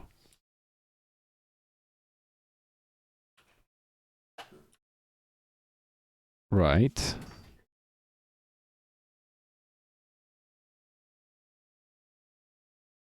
So we should get to where there's a delete or a create or an update. Go. Okay, so there's the update. The type is belt. Did I change the belt in the test? Doesn't sound right. I didn't change the belt. Why is it going in there? Oh, right. It does a comparison, so it won't hit that. So here, when it actually goes into there, it's main hand, right? So we did change the main hand, right, to 88. So it should have executed it. Let's see why didn't it do it correctly? So the element is whatever it is. It should be 88. It should be the integer 88. Yep, integer 88. Okay, and then the entity is 523. The table name is player equipment. The index is 0. The type is main hand. So I guess... Oh, did I get the arguments in the wrong order? Yes, I think I did. Update...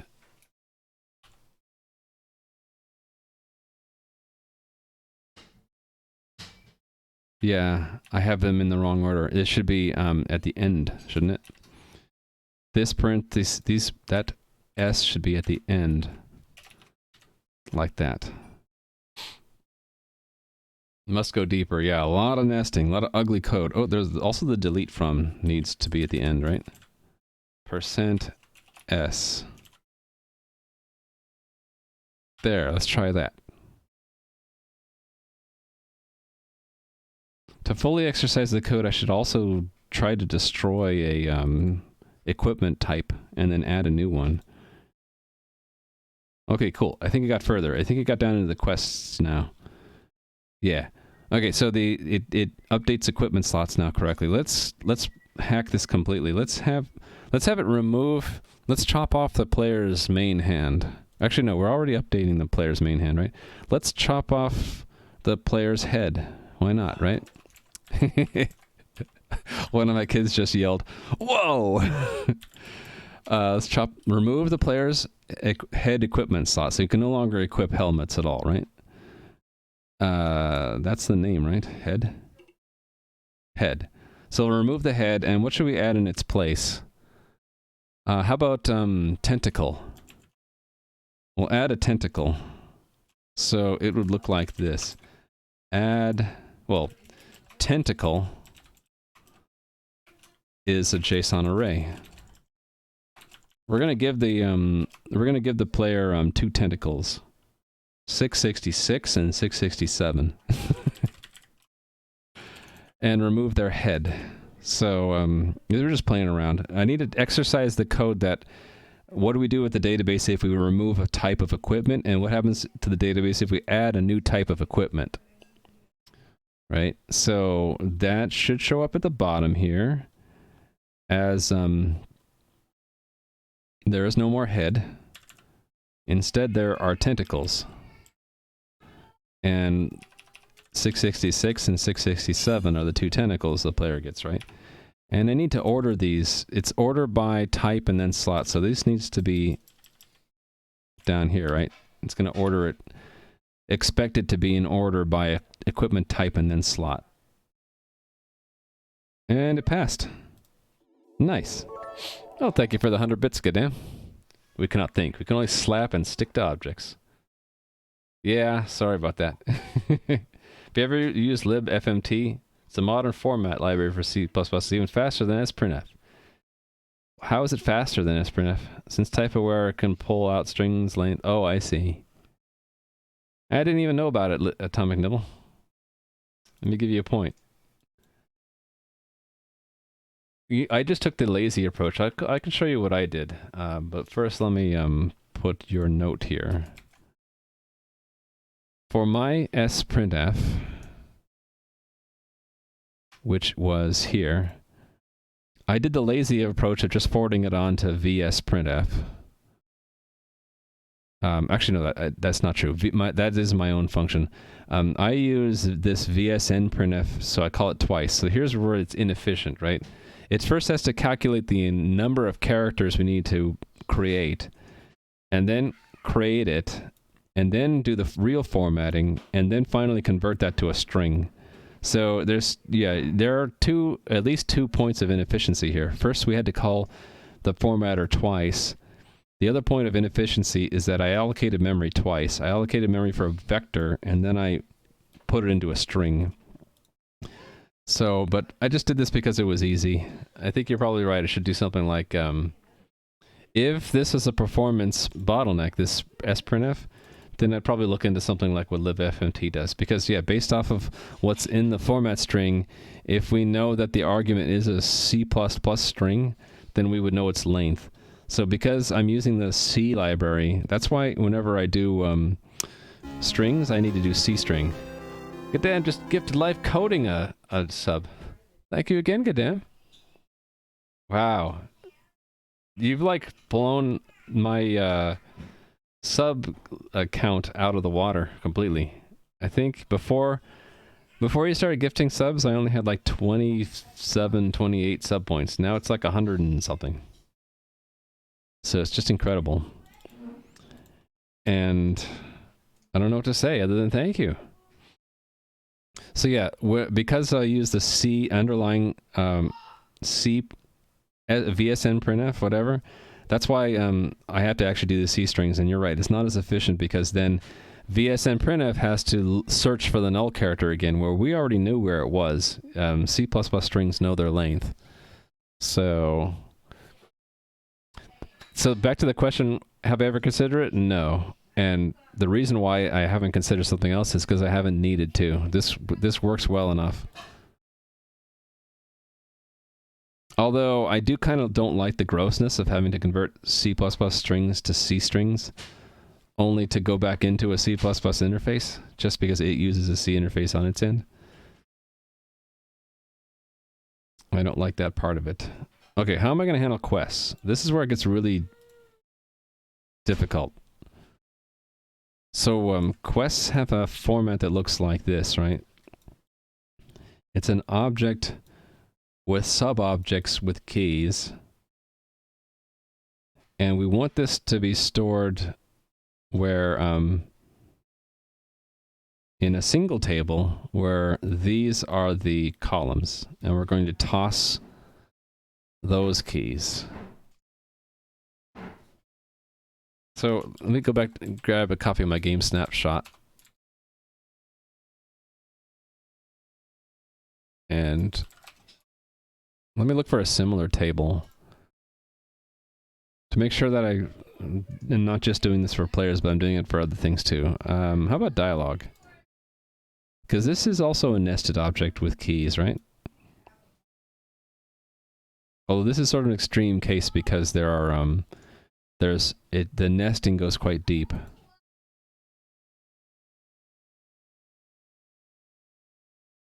At the bottom of this tree, is a you can see that there are and there's going to be an events table, but there's also going to be a choice table, and as well as a state table. Yeah, dialogue is going to be tricky.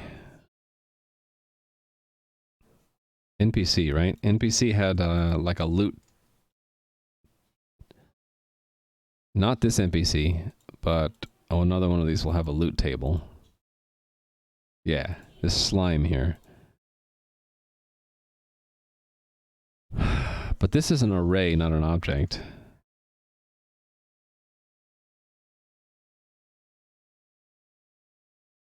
I'm having trouble concentrating because of the kids making so much noise.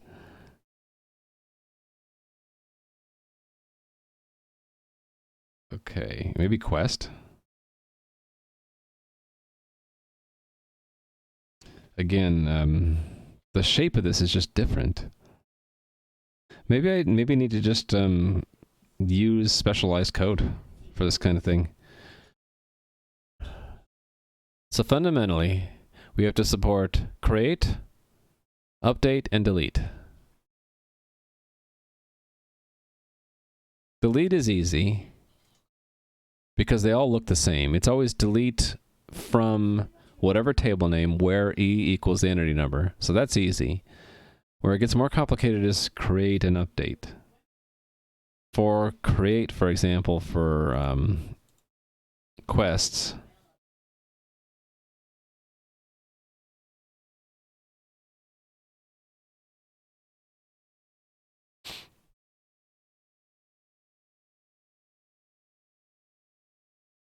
yeah, so the things that vary are going to be the SQL statements are going to vary, and the arguments we bind are going to vary.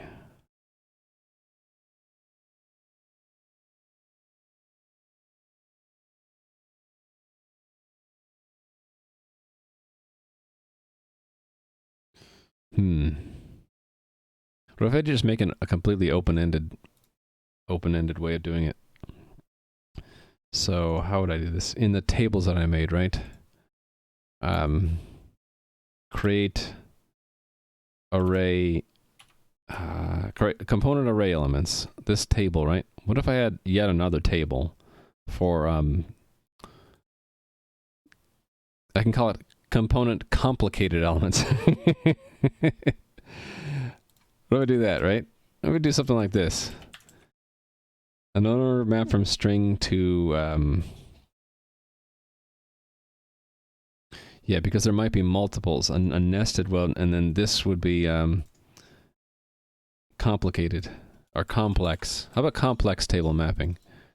Yeah, and then I just need to declare what that is.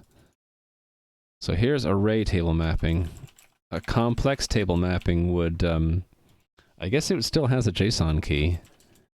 But then here we don't actually know what to do. So what if I just leave it open to the table has to fill in something? So like just standard functions. So we need to be able to construct statements, right? So we have functional. I do. Okay. Let's just have it construct the SQL directly. So standard string. And what arguments would it need? It wouldn't need any.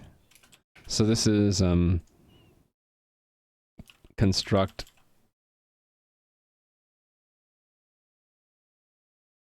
create statement. And then actually I'm always going to have 4 of them, aren't I?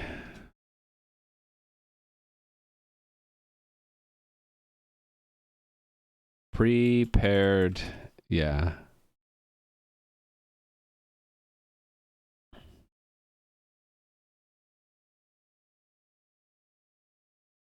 Create, update, delete.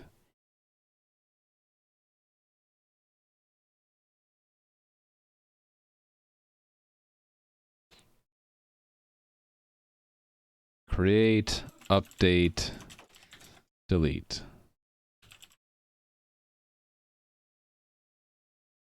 And I have to store it back into here somewhere, right? Oh, wait, I already have that here as this key. Or, hold on. Oh, no, I don't. I don't have that at all. Yes. Well, actually, maybe I can combine it with one of these. Why do I have these separate? So that I can call different methods, right? So I do want it to be another thing. I need a create complex element, and I need a delete complex elements. So that goes actually there. Element and elements. I think we're just going to leave it up to the function. So delete complex elements, and I need an update.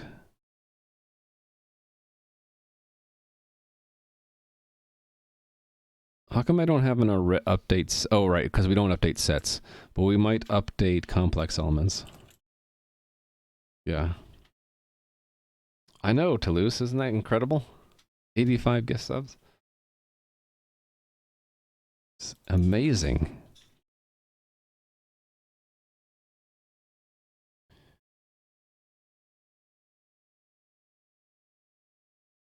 One thing I am trying to do to give back a little bit because of the incredible support is I am planning to make a video series that Gadam was actually asking for, but not just for Gadam, but for other people who might find it useful too. So I have this in my planning to do. I'm going to be making a series of videos for YouTube that cover sockets, and it'll start with an introduction to TCP/IP networking to kind of tell you like what is a socket and how does it fit in with like IP addresses and TCP, UDP ports and that kind of thing. And then second video is going to cover like what are the different functions and when you'd use them, what does it mean for something to be blocking, non-blocking, what's the difference between client and server, what's different for Windows, that kind of thing. And then we're going to get more into depth in the third videos and on, so writing a wrapper for sockets, clients, and servers, and then getting into how do we handle callbacks and asynchronous I/O and that kind of thing, and then actually implementing those designed wrappers. So datagrams, that's UDP, and then socket interfaces for both server and client for the actual data I/O, and then there's the client, which is all about connecting, and then the server, which is all about listening and accepting. So Gadam was asking for that. It would really help him out, and also I think this would be a cool series to put on YouTube anyway. So it's going to be free. Well, I'm going to enable what is it? They're going to be monetized, so they're going to be ads. But I'm not going to make you pay for it, other than you'll pay by having to either block the ads, or if you want to give back to me, you just leave the ads not blocked. Blocking versus non-blocking, right? Don't block the ads, and then you'll be giving me a little bit of ad revenue if you watch them. Yeah. But I don't know. Maybe eventually put them somewhere else, like on Udemy. I don't know. I'm kind of torn because on the one hand, it's going to take a lot of time to make and produce these videos, and they could be valuable to people. So do I ask for to be compensated for that time and stuff, and how much? Right? I'm kind of conflicted. Part of me says that I'm giving away something of value. The other part of me says that it's all for the advancement of human knowledge, which should be free, right? So I'm a little conflicted about it. Maybe some compromise of like putting it on YouTube but enabling monetization will. I'd be okay if the videos got popular and I got enough ad revenue that would help support the time and effort to go into making them. Hey there, Jamega. What would help you with the conflict? What would help me is if the videos got popular and I got enough ad revenue to pay for my time to go in to make it, I think. Turning off the ad blocker. Well, thank you, Aiden. Hey there, Batcraft. How are you doing? Just doing a side discussion about a video series I'm planning to make on sockets. I have no idea how popular it would be. I know Gadam would really appreciate it, so that's why I'm primarily starting that effort because he asked for it, and he's a big supporter of the channel recently. Might have an issue in doing some more GPU-intensive stuff. Might have a broken GPU. Uh-oh. Yikes. It could also be a power supply issue, Jalmega. Consider that a power supply right on the edge of failure might work until your GPU starts to pull more current, and then that might trip and brown out your power supply. It's not that? Okay. But that's always one possibility to consider. It could also be a driver issue. Try updating your drivers. Might be that. We have a lot of different statements that we have to deal with, right? What was handle again? I forget why we... Oh, because some of them are maps. Right. And this will be true too. Okay. This is going to take me a while. So we need to have a function that gives us the right strings. And we'll need more functions to actually execute them, right? Actually, we don't need one for delete, because we just execute the statement and we only bind the entity number. So I only really need create and update. So in both we're going to look similar, right? Yeah. So one will be, they're both going to be void. Let's break this out, right? This is going to be the execute create statement. And then the next one will be execute update statement. Okay. Actually, it's not going to be execute update statement. It's going to be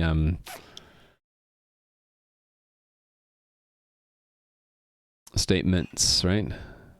Actually, update, we might be doing an inner delete.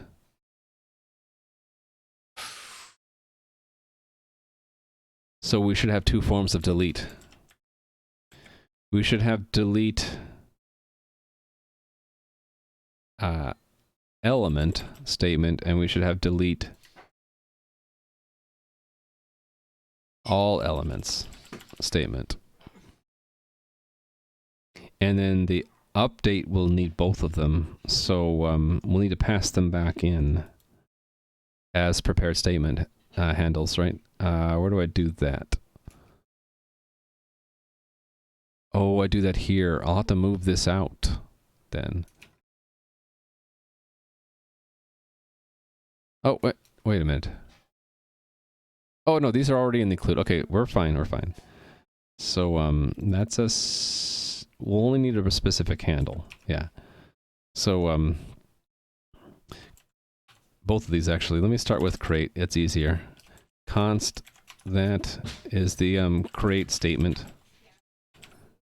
And then we're going to need the component itself. Well, the part of the component. So this would be the elements, I guess. And then we'll need to know the entity reference.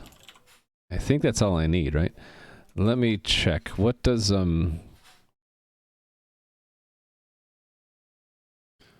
execute array execute?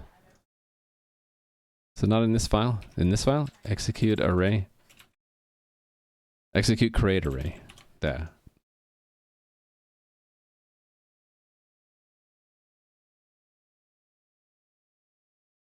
Well, we're going to already know the table name.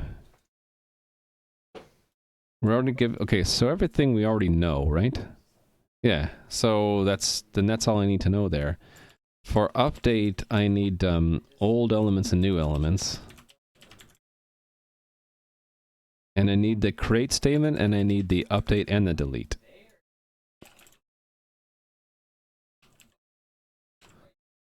Yes. Okay, so that's completely open for extension now. If I create a complex table mapping, I have to provide all of these functions to actually do the work.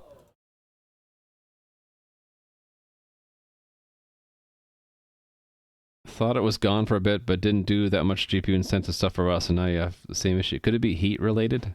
Like, does it happen more frequently when you start using it or when you've been using it for a while, or vice versa. You know, it's not a power supply. The power draw shouldn't stay constant. It should go up and down as you do more or less GPU work. The power draw stays constant. Couldn't that be a problem? Couldn't that be pointing to a problem like it's drawing its max current? And wasting it somehow? Running it through a big resistor and just getting hot somewhere?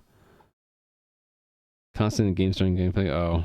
Yeah, I think you want to compare with the benchmark, or measure the current when it's not doing anything and then measure it again when you're doing something with the GPU and see what the difference might be. I don't know. 20 to 30? That might be enough. I don't know. If you have another power supply handy, you could just swap them and see if that fixes it. Process of elimination, right? Okay, complex table mapping. I'm going to be using that somewhere here. So the complex table mapping we are going to have is for player.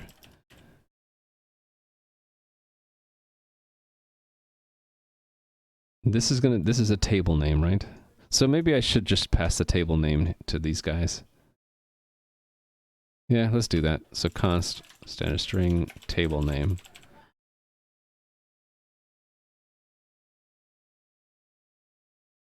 I don't need to though, do I? Yeah, I don't need to. The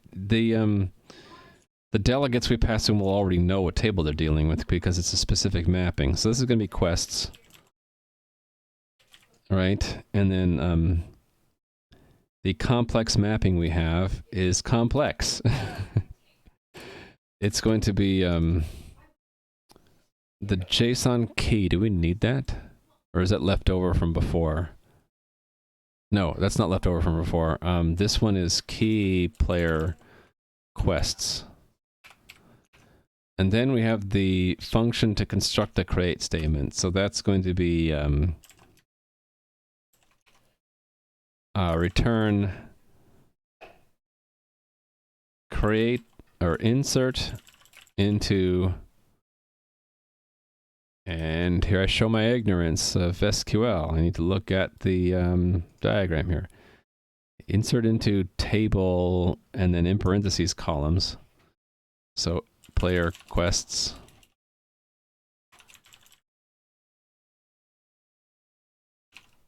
Column names. Let's refer to the test. The test says what? We have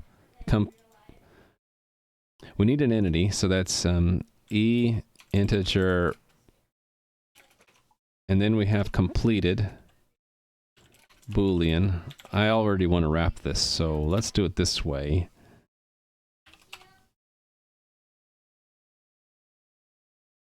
Let's actually break it right there.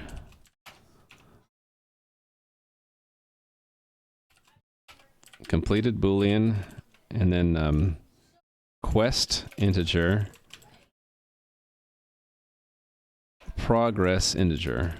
Actually, this is supposed to be an integer too. It's the number of times you've completed the quest.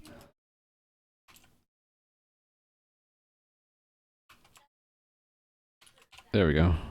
So that's one function. You don't do anything, it's less than 200 watts when gaming 330 to 350. TypeScript first showed up on October 1st, 2012. Wow, that was a long time ago. Typically, don't you put the data type in the column listing? Oh yeah, you're right. I'm tired. Thank you, Toulouse. Yeah, these don't need to go here. Those go in the schema, so they don't need to go here. Yes, and then I'm not done too. I need to say values. But it doesn't care about spaces, right? Do I need? Well, let's just put spaces in there because it'll make it look nicer. Actually, this should just be one line. Let's just make four placeholders, right? In fact, will that fit on one line now that I don't need the types? Let's keep them separate. There we go. So that is the create statement. Now I need the update statement.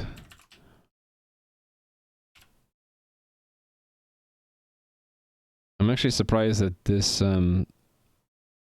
doesn't like that initialize. Oh, we can't use an initializer list. Right. Or can we? I can, but I have to. I think I have to fill in every value. Oh, wait a minute. No. Shouldn't the default be to make them null? Shouldn't this actually work?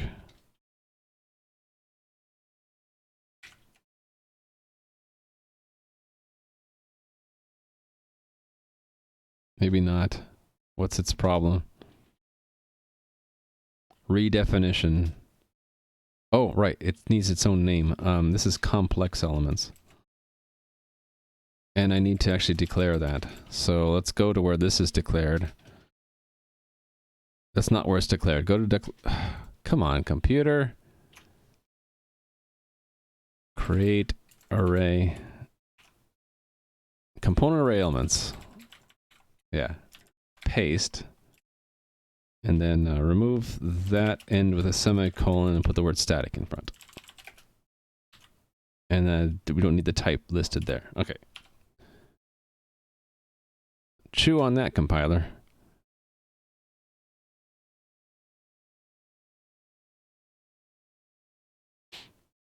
You always put spaces, no idea? Yeah, I'll just put spaces there. I'm getting tired already. I know, it's because it's 4 hours already. I've been working at this. This is technically the object relational mapping, though, isn't it? Right? So I'm giving the mapping between this complex JSON element and then how we create, update, and delete it. And I think I'm okay with this so far. So it's building because it's just putting in nulls for the other functions. So I'm going to want there to be functions there in complex table mapping. The next one's the update statement. So that's update player requests. What's the syntax again? Update table set.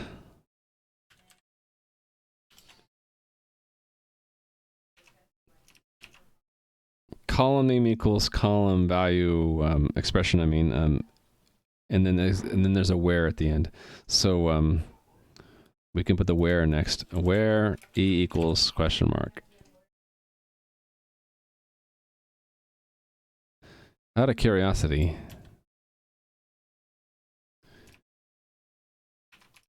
did the execute update array element?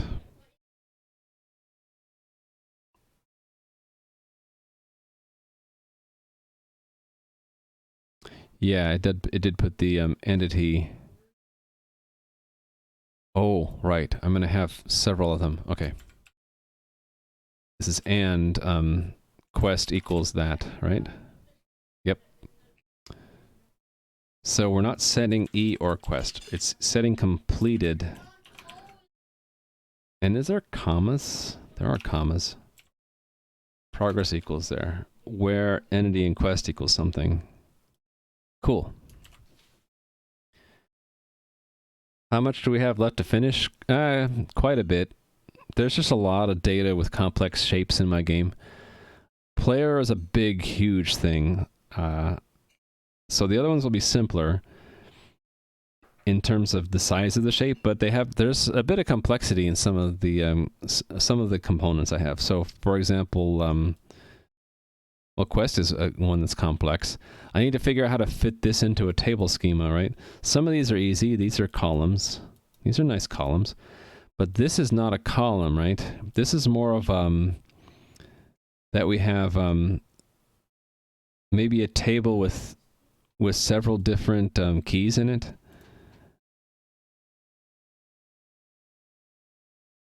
So there might be a quest initial rewards table with keys of reward type and then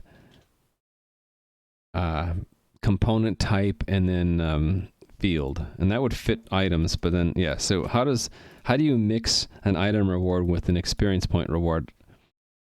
Maybe there are two tables here. I don't know. I don't really know. So yeah, I have to figure out how to shape that into SQL and SQL. Aren't you able to omit writing the standard everywhere if you write? Yep, you can.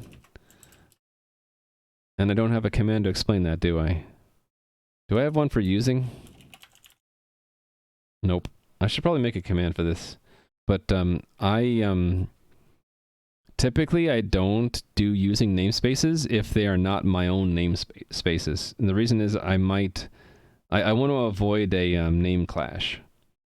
And I don't mind this extra 5 characters to avoid a name clash. It's up to your team preference, right? I could remove all of these if you're right. If at the top I just said using namespace std. I just don't prefer to do that because I don't like the idea that I might end up clashing in the namespace, clashing the namespaces together. Yeah. But you see, I do use it here because that's my own namespace. If I want access to that namespace from an anonymous one, I'll do that trick. Yeah. Okay, where was I? I was here.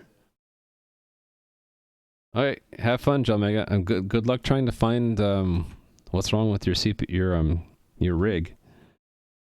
Okay, I need delete and I need delete all. So delete is like update, only it's delete.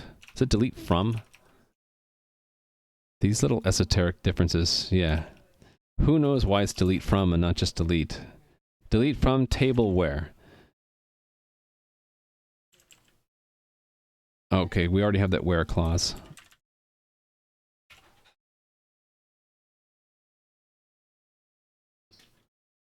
I should be consistent about where I put the spaces, right?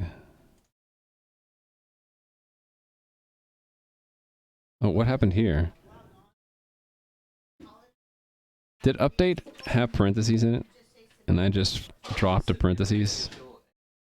No, there's no parentheses, so, that doesn't belong there. Okay. I want to be consistent about where I put my spaces. What if we just do that? Yeah, let's do that. More like select. Yeah, and I haven't done select yet. I'm only... You might be wondering why I'm not handling select yet. It's because I'm still on step 1 where I'm only writing to the SQLite. I'm not reading from SQLite because I'm keeping it in parallel with the JSON. Step 2 is where I drop the JSON and I do reading from or selecting from the database as well. So yeah, that's just in case you're wondering why I'm not doing any selects here. I'm only doing write, so create, update, and delete only. Delete from, that's what I want, right? And then the delete all is the simpler one. It's just delete from there. Yep. Okay, and then what's next? Now I need the create statement. This is where it gets complicated, right? This has arguments here.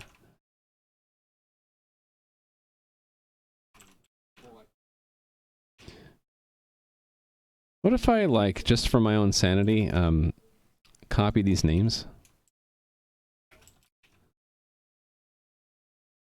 So that when I'm reading the code later, I'm like, okay, that's the update one right here. And that's delete 1, and then delete all is here. And then, yeah. Getting tired. Execute create, and then execute update.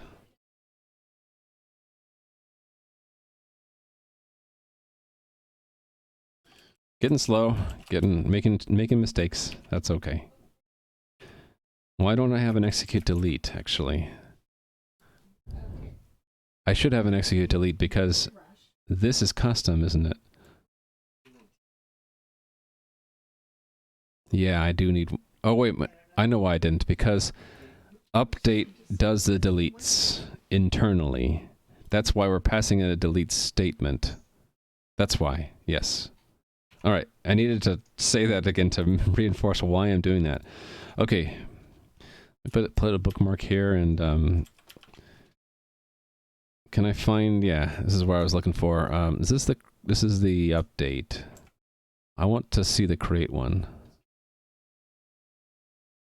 What does the create look like here?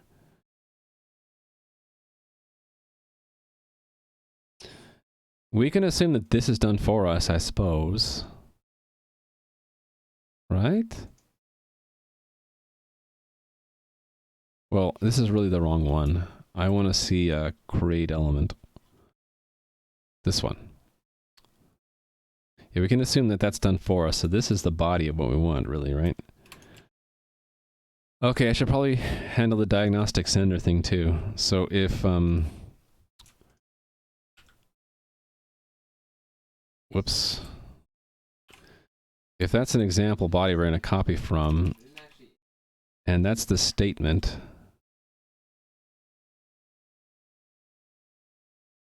Whoops, I went too far there.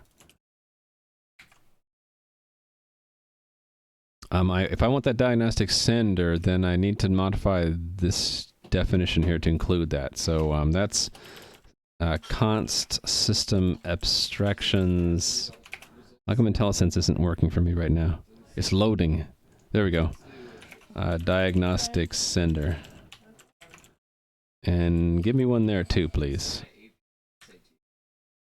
I don't know why IntelliSense is slow right now. IntelliSense is slowing down, and so am I.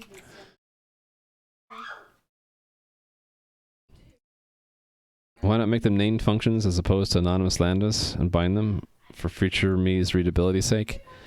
No reason. I think mostly just because I didn't want to do the overhead right now of naming and placing them. I can just take these and place them. I'll probably end up making another source file for these all and give them a home later. So yeah, this is just a temporary spot. I'll give them names and put them in here later, I think.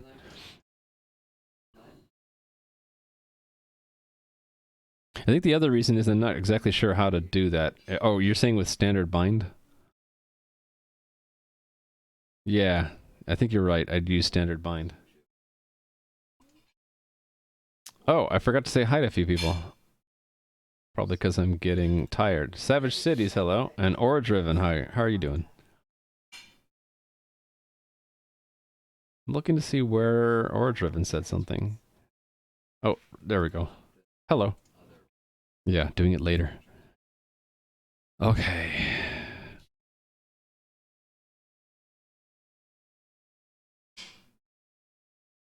Entity completed quest progress. Entity completed quest progress.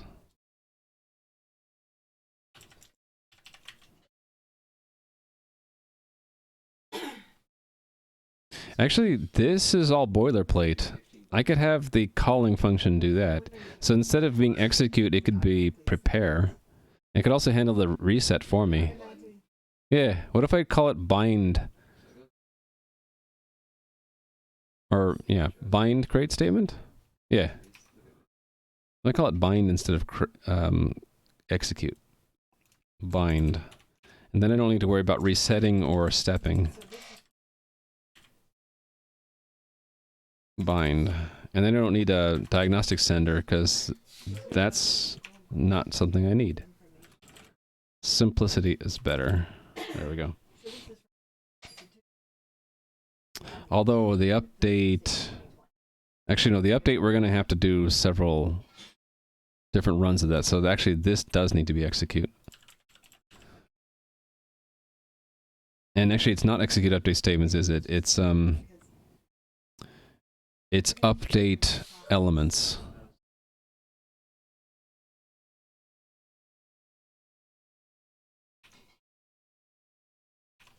Give it back its diagnostic sender.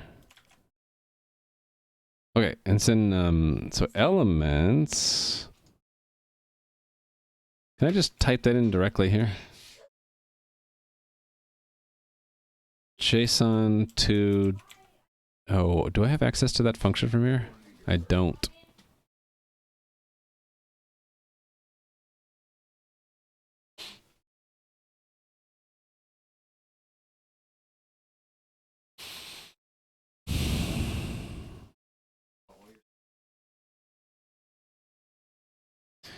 I know what the type should be actually.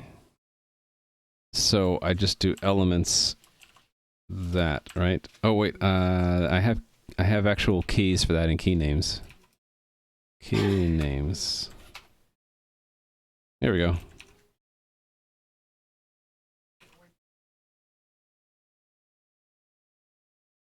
That's this one.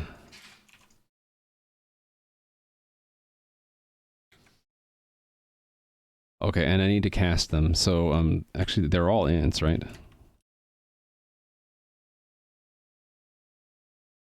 See if that works.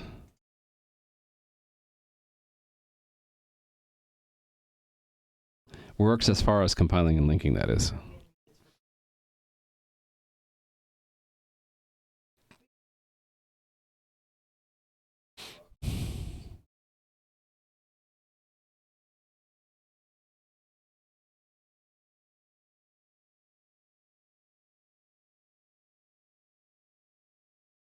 How am I expecting this to work?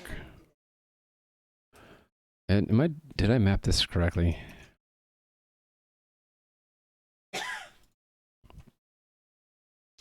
Push soon? No, not going to be pushing it anytime soon.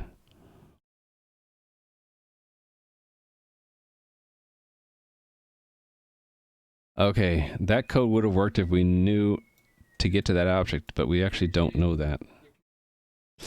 I need to go back. Hold on a second.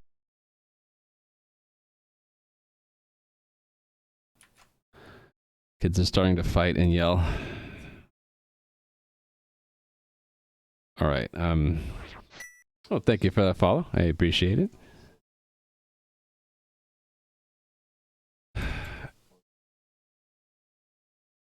Create array elements does this, right? Yes.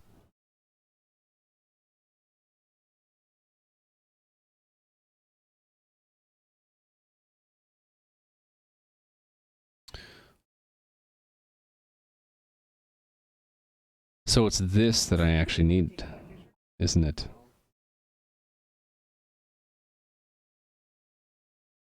Yeah, something like that. Yep. Okay, which means I'm going to need the diagnostic sender also. Hold on, is that right?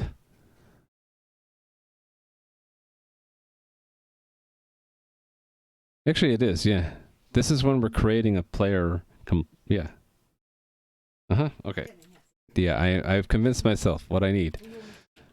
I need that here, and I also... So, this is actually the body inside here with more things. But yeah, I also need this guy because I'm doing the whole loop now, not just part of it. So I should have pinned this. Let's pin it now. There we go. My project's still doing good, Price Slice Gold. How are you doing? I am deep in the midst of migrating data from JSON to a database right now, and it's getting kind of hairy.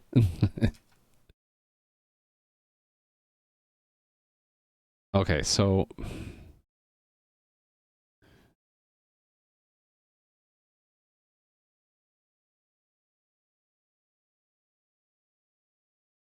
Yes, it's going to be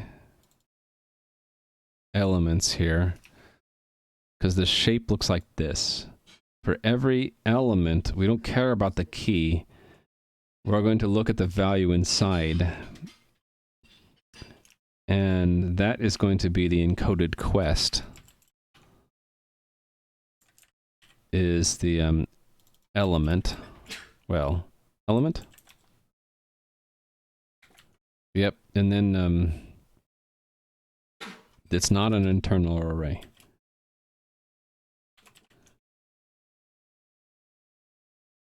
Yes, so I don't need to do that, but I do need to reset the statement. I do need to reset it. And I do need to step it. Yes, okay.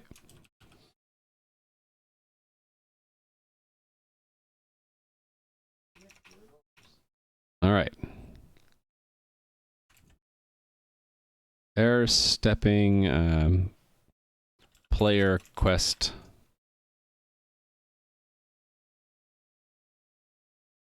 Create statement. Okay. So elements is going to map to this object is elements. So in that elements, we're looking at all of the key value pairs, and we're only looking at each value, which is an encoded quest. And from that value, right, we're extracting out the completed entity in progress fields and binding that to the statement, and then stepping it. So that should create this entry, this row in the database. Thank you for the follow. Okay, and then update is more complicated. Update, we have to compare old and new, and then we either create, redelete, or we update, right? So let's steal from the boilerplate for that. That was... Don't need that anymore. It's down here under update array elements. Hey there, too, bud. How are you today? Good evening to you. Update array elements. So I need this chunk, right? Yes, you need all this. Well, yeah, some of this. I am migrating the data from JSON to SQLite database.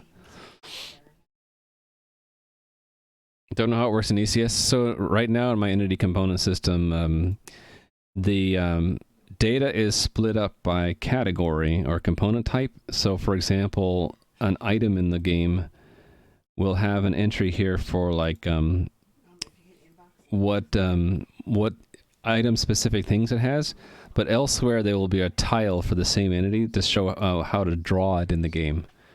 And I'm trying to translate this from this JSON format to a SQL database by making each component type a table, and then each entry is a row and each field is a column. But it gets a little hairy when we're talking about like the player table, for example, because this one has inner tables.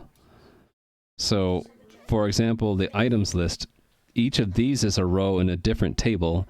Each quest that you're on is a different row in a different table. So there are actually 4 tables here. There's the overall player table, and then there's the player equipment table, and then the player inventory table, and the player quest table. Hey there, Oblivioner. How are you doing? Who is this JSON migrator? I know. It's me, Raimu. Okay, I'm a little stressed right now because there's a lot of chatter and talking right behind me. So, but that's okay. It's past. I should be winding up the stream soon. I kind of want to get the player. I want to get the player data migrated. That's my goal. Then that'll be a good stopping point. And I'll have to refactor this code later. It's a real mess right now. So that's the create statement. Now we're working on the update elements, and I had that in the clipboard, so I'm just going to paste. Here's the junk that I need for update. Okay, we don't actually need to fetch them because the caller is going to do that for us and giving it to us with old elements, right? So I don't need that. Hey there, Jackamus. Rewrite JSON into Rust win. I have a response for you, Atomic Nibble. There's my response. It's like a bajillion Primogen Rust emotes. That's my response. There, Jackimus. Okay. So encoded old objects are really old elements, and this should be like what? Old quest? Old element? Yeah, because I don't technically need the quest keys, do I? Or do I? No, we can go by the entity. That's what we can do, right? No, we ought to go by the key. That's easier. So this would be quest key. And this is old quest is old element value. Okay. And then if the new elements has the same quest key in it, then we're doing an update, which is more complicated, right? So we don't need the... Hold on. What is this? Oh, that's when they were arrays. So we're not doing that. Yeah, we're not doing this. We're doing an update instead. So it's this, right? Right here.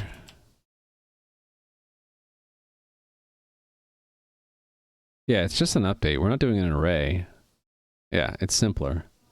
All this stuff goes away.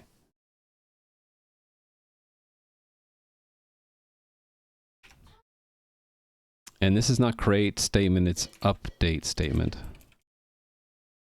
And we don't actually need the old quest, do we? Hold on. Yeah, I don't need the old quest. It's the new quest that I need. So the new quest is the new elements quest key. And then we're going to pull from the new quest the completed entity in progress. Actually, I don't need to update the entity, do I? And entity, I remember this. The entity was the last one, so it goes completed progress entity, right? Completed progress. Oh, entity and quest. Aha. So I do need the quest entity there. Yes. Right, so it's basically we're updating the completed in progress where the entity is something and the quest entity is a different. This is the player entity, quest entity, right? Okay, so this is stepping update statement.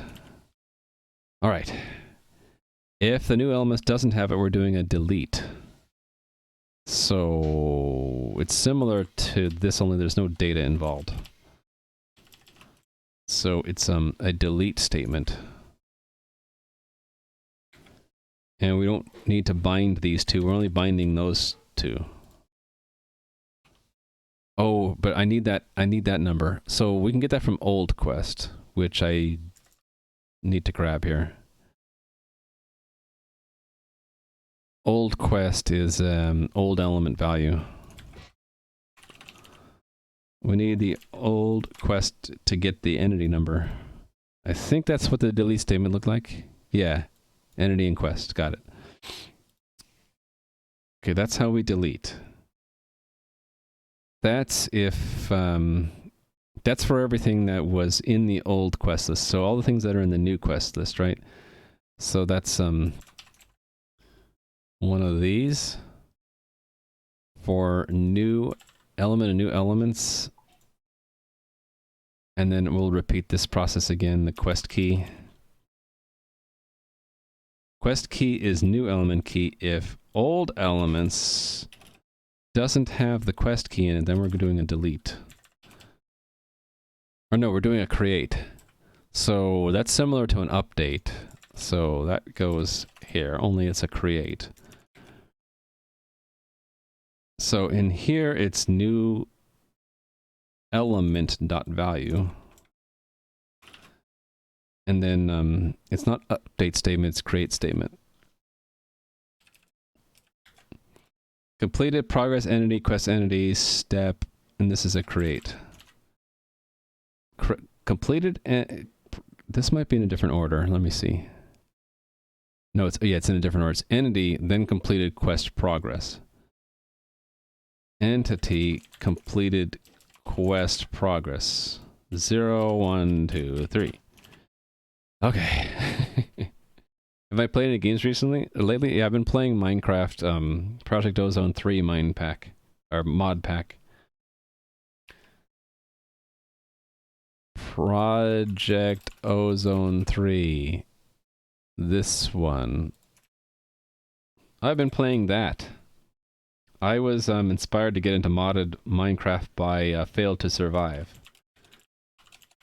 who you should check out if you're interested in that kind of thing. I don't think he's streaming today, but he's probably streaming tomorrow. Basically, it's Minecraft with 300 different modifications attached to it that completely changes how you play the game. And there's like a ton of stuff to do. Been playing that, and also about 6 hours a week I play World of Warcraft raiding with some in real life friends. So that's all I really have time for. That and this, and then doing off stream work. Sounds hard to run. You have to set up. It only works for the Java edition of Minecraft, and you have to set it up with 8 gigabytes of RAM. If you're feeling he'll be on tonight? Oh, really? Nice. So Toulouse has a little bit more insight into Failed to Survive than most people. Yeah, it needs more RAM, it needs more patience to load up, and it's not something that the completionists will find easy. I mean, just ask Failed to Survive. It's hard to finish it. Thank you for the follow, by the way. All right, this build. Okay, so I have the delegates ready. I just need to create the framework that uses this stuff. Okay, so then, where am I going to do this? Probably in the same place where I access these other things, right? So if I search for that simple.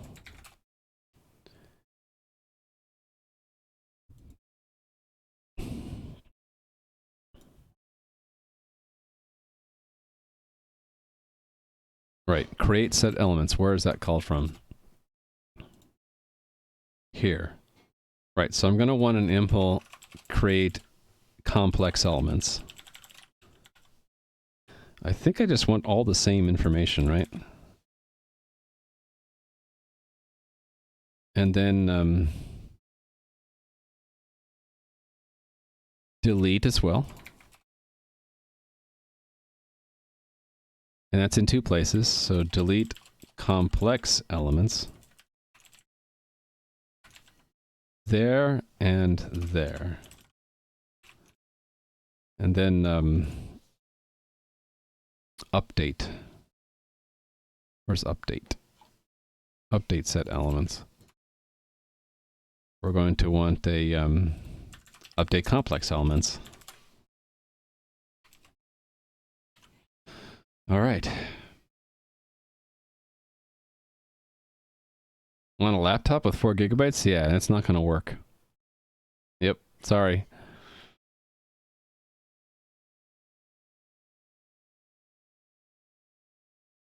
All right, one at a time.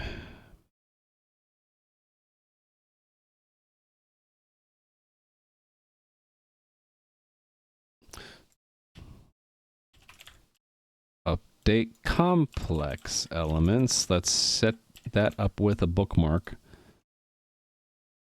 right here. Whoops.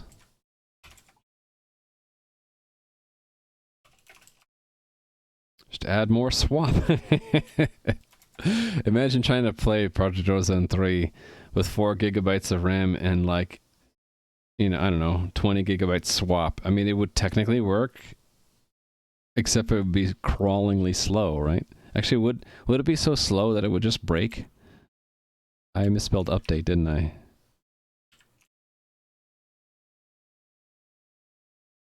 Did I misspell it in more than one place? Let's see. Nope, just here. All right, so then I need delete and create. delete complex elements, and I never bookmarked the last one like I said I would. I will go do that in a moment.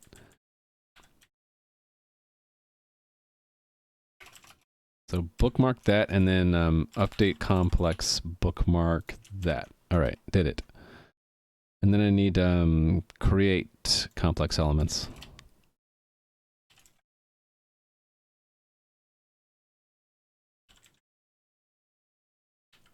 And I'm gonna have to do all this stuff again for retrieve, aren't I? It's gonna be a retrieve complex elements. Okay, so this should compile and link now. It just won't work. Nope, there's a problem. 3559. Oh, how did that happen? I don't know, but that should be this. Oh, I know why. I copied it from somewhere else.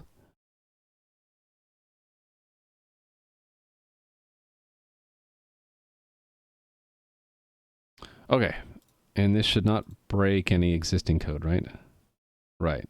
Okay, so then following my bookmarks back, let's do create first, I guess. So it's going to begin the same way as this, right?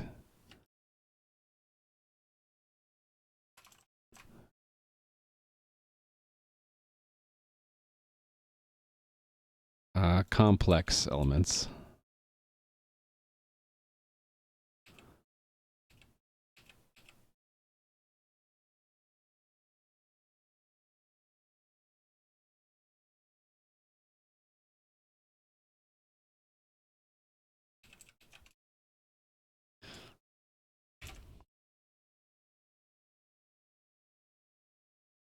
Right.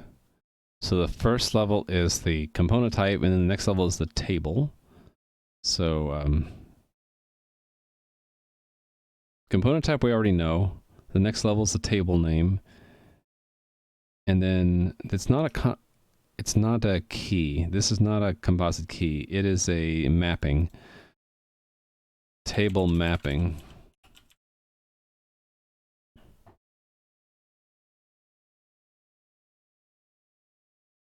And then what is this?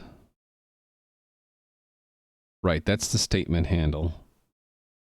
So I would just call it, right? This is a function, right? Come on, IntelliSense, help me out here. No, that's a prepared statement handle, right? Because we need to construct it. So the construction of it is through the table mapping. Construct create statement. Oh, but I have to, okay, I need the boilerplate for that. So this is the statement. So const auto create statement equals that. And let's look at what, not this, not that. Let's look at what this is doing. Right. It does a DB. Let's just copy this stuff.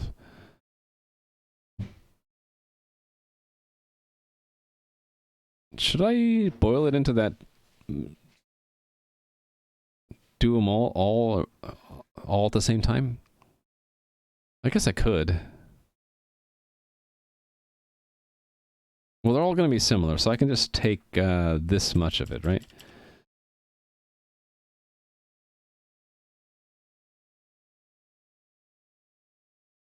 And down to there. Yeah, okay.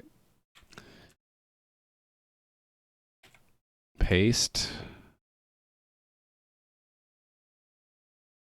Oh, that's why I made a wrapper for it, because there's an early exit. Okay, so I should have, I should just make a function for this then. Construct, just copy what I had here. Construct complex element statements. And there are more of them, right? Right, okay. Then I don't need that. I can just pass the table mapping. Why did this one create one of them and... Oh, is it because it goes and reuses it? Yeah, that's why. Yeah, okay, so then it's the same thing here. This goes...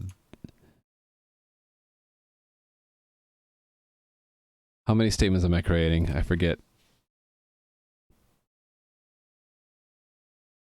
where this one's declared.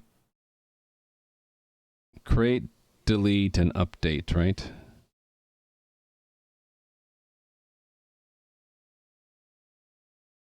Wait, am I missing one? I think I am missing one. There should be the singular delete element. Oh, yeah, yes.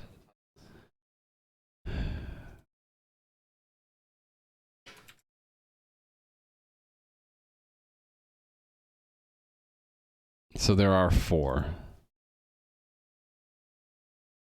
Create, right, and then delete complex element, delete complex elements, and then why didn't this? Oh, right, set didn't have an update. That's right. Set doesn't have an update. It only has create and delete. But this one does have an update complex elements. Cool. And then after we do that, we would then call the create complex elements statement, right? No, we would call the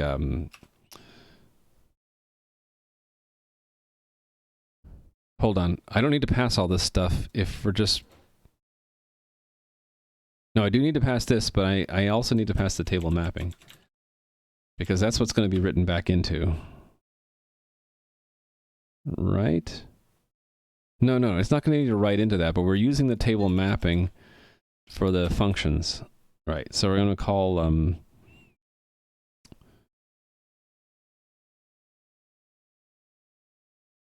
bind, right. Right. Okay, so...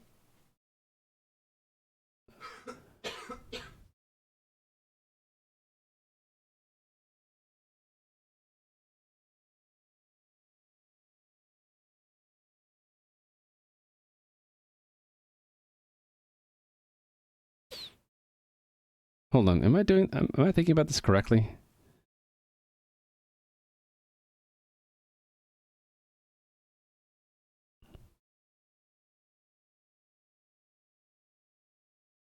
Don't I need to do this more than once?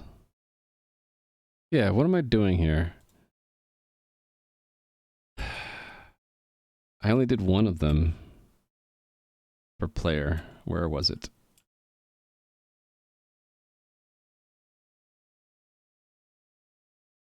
Oh, I changed it. It's not, it shouldn't be called bind create statement anymore. It should be just called create elements. Yes. Okay.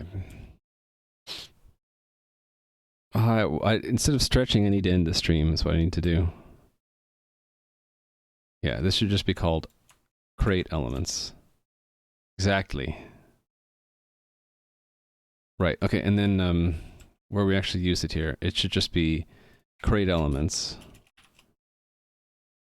The statement handle is create complex element. And then I forget. It's elements, so that's...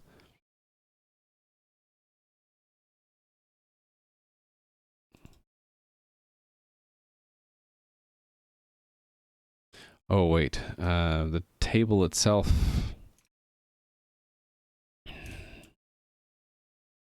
Look at the table itself again. Has a JSON key in it. Okay, so we need to actually navigate that. Okay, where did I do that navigation? That was right here, right? Yep. Get from object using composite key. Exactly. Need to do that after we construct it, so right here.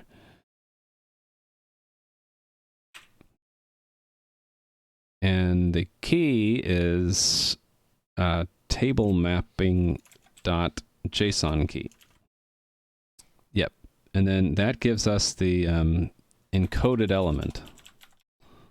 elements. And that goes here, right? Elements, right.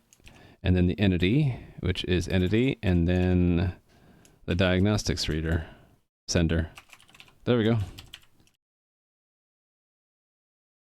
You sent me an insignificant pull request. Oh, thank you for the pull request, Nui. I should give you a point for giving me a pull request. There we go. All right. Means I need to declare this thing. Getting there, though, because once I implement this, then we should be storing quest information. I still need to do the update and delete, but we can, yeah, I still need to do those, but we'll get there. Okay. So let's go to where these are all declared. Construct set, I guess, yeah.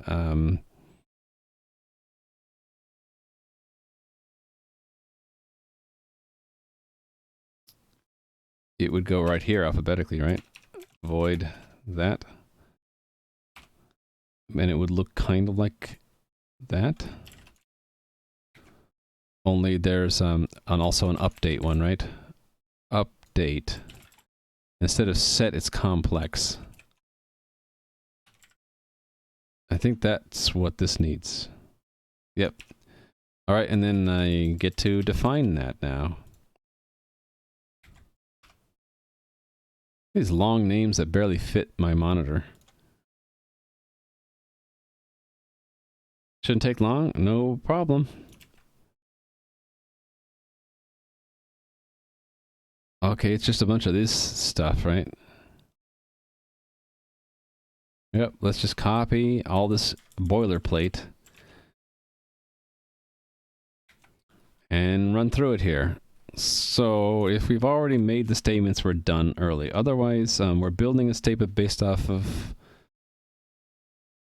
Oh, I need the table mapping, don't I?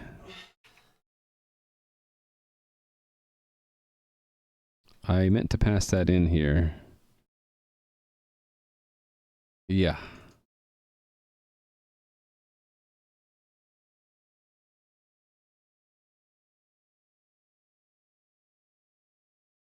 Yep, I need the table mapping.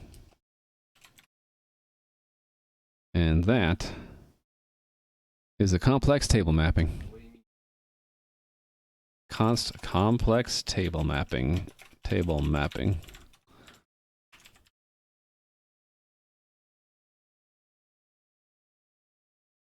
It's not going to be able to find that again, is it? If I go here, though, it'll find it. There we go.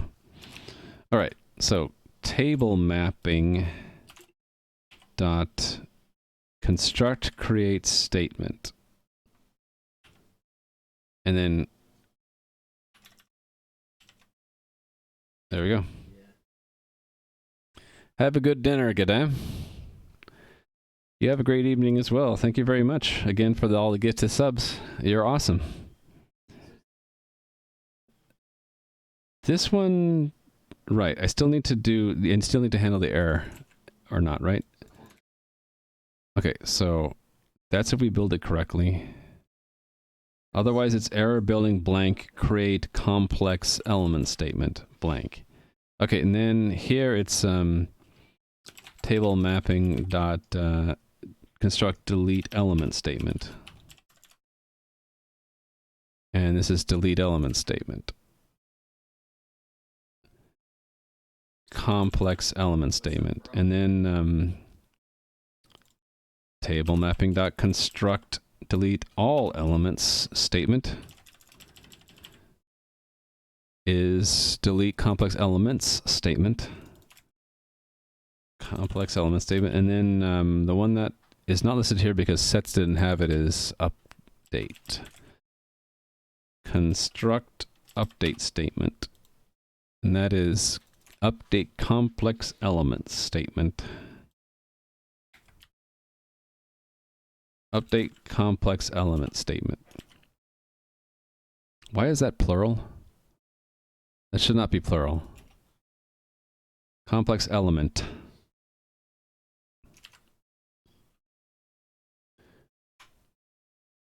That should not be plural. Okay. So that constructs them all, hopefully. And then we call that from here before we actually tell it to create. And then, yeah, okay. So then this should just work and then I can go eat. Actually, I'm not done. This is just the create. I still need to do the update and the delete.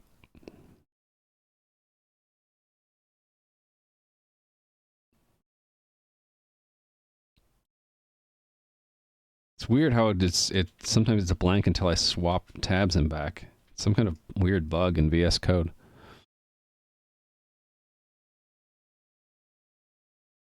All right. Yeah, I need to call it quits soon because the chance of me putting more bugs in and bad design goes up the longer I go without rest.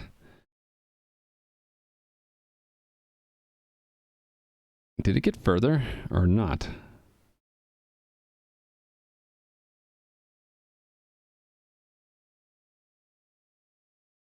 It did not work. It got a 0 instead of a null. Oh, because this is...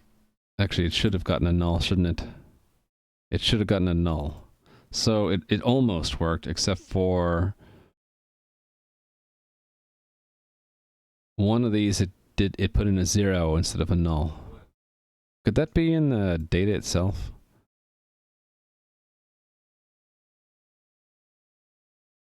No, it's just missing. Oh, the code is naive and doesn't check to see if it has it. So I know where that is. That's in here. Right here. We have to say if encoded quest has progress, then bind it to the progress. Otherwise, we gotta bind it to null. Otherwise, bind it to null. There we go.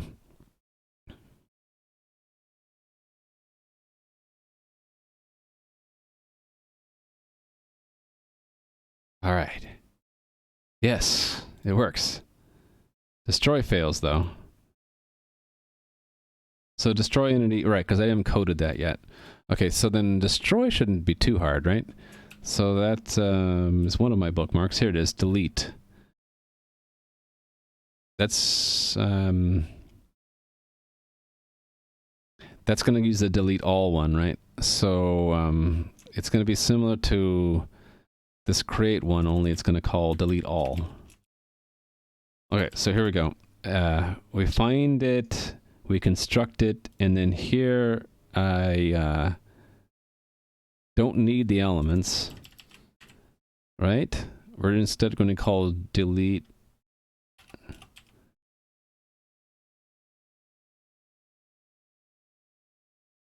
Oh, there's no function. Oh, right, because we don't need a function.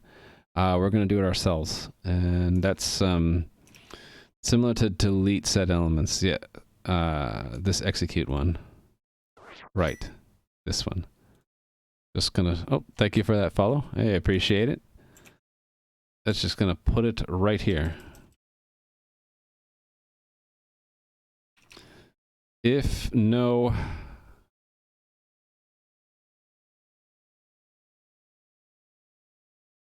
I need delete complex elements, right? Thank you for the other follow. I appreciate it.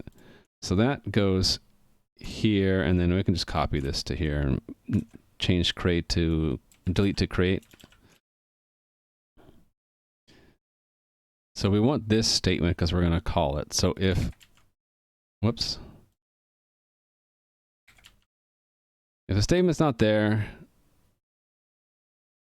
then we can't do it. Otherwise, we're going to reset and step it. And error stepping, we have the table name, right?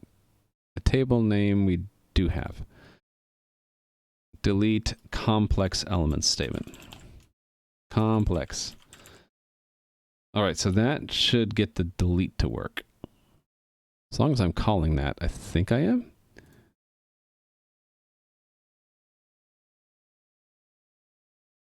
Yay, look at that. 3 out of 4. So set involves create, delete, and update of individual elements. So that's the last one. I've saved the best for last.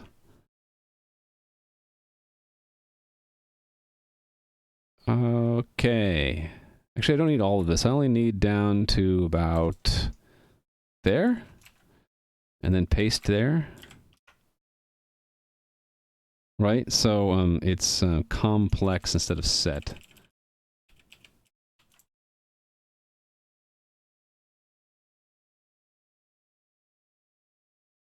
So actually, I don't need any of these. So this is repeated 4 times, actually. It's create, delete, singular and plural, and then update, singular. And this also is...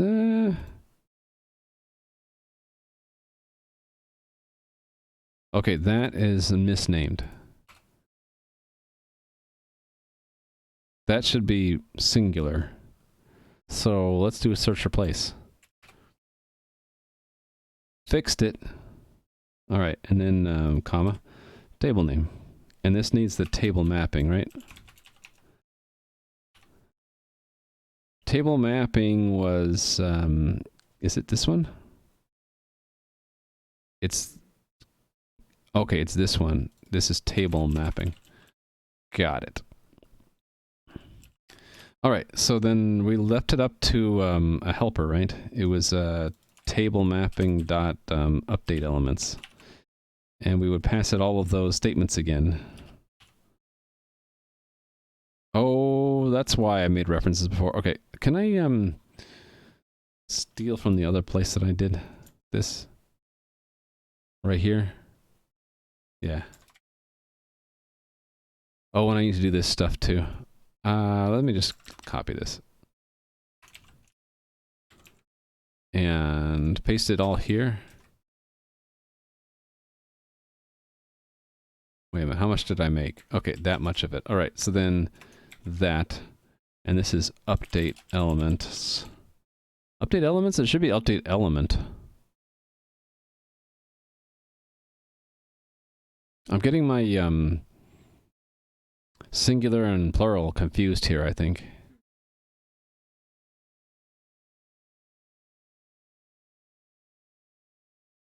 Actually, it is elements, isn't it? But I have element meaning 2 different things when I think about it.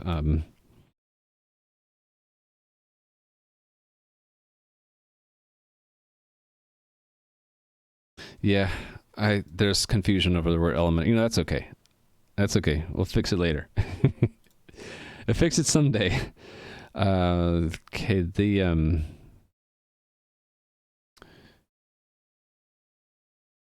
oh, I need to pass both, don't I? The old and the new? Yep, old and new. All right, so then this is old elements, and that's old component. And I need to dereference it in the new as well, because we are passing the create, the update, the delete, old, new. So, right, so create, update, and delete. And so that's this one here, and delete is this one here. We're not using the plural one. Right, so create, update, delete, and then it's old and new, right? Old elements, new elements, and then the entity number and the diagnostic reporter. Yes. When all the red lines go away, I'm happy. What a horrendous looking boilerplate this is.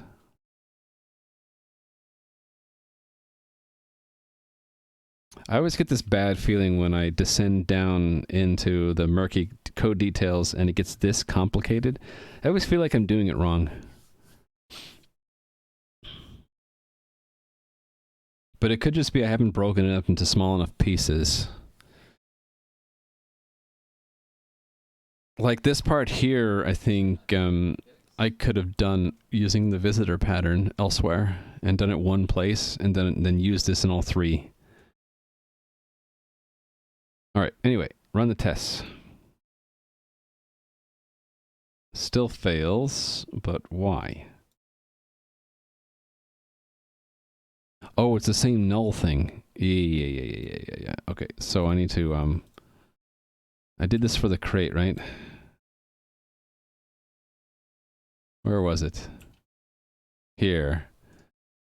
This needs to be done also down here for progress. If the new quest has progress, bind argument 3 to the progress, otherwise bind it to null. And this is update statement. There we go.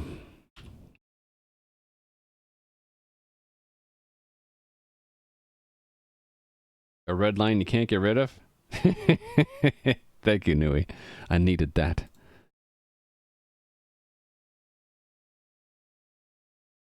Interesting. It still is failing. Progress is 1, but it expected to be 1, but it's null.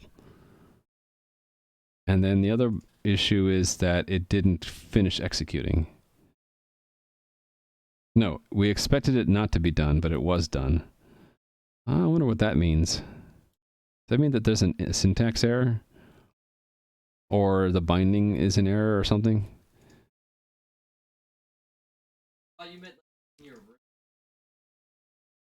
Let's single step through this.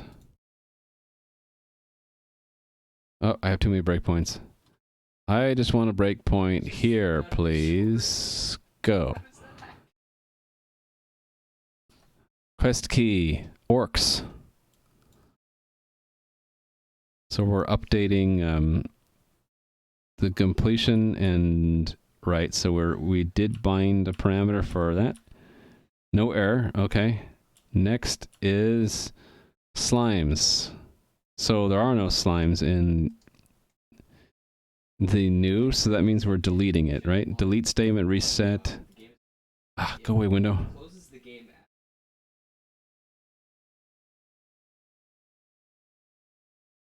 No error, okay. And then we're done. And then should be a new element, right? Right, the goblins, I remember that. So the old didn't have it, so then we're doing a crate statement. And that didn't error either. And the other ones, it should just bypass them. Okay. So it's still failing. Wonder why. Let's look specifically what failed. 368. So the progress for one of the quests should have been 1 and it was null. So this one, I guess? Oh, did I not order these correctly? It should have been ordered by quest. Huh.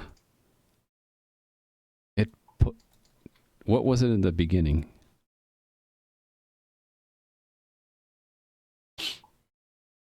What's this about JSON file storage not being real databases? Take it you're not an Access fan? I don't know what you're talking about. All data is imaginary? I don't agree with that.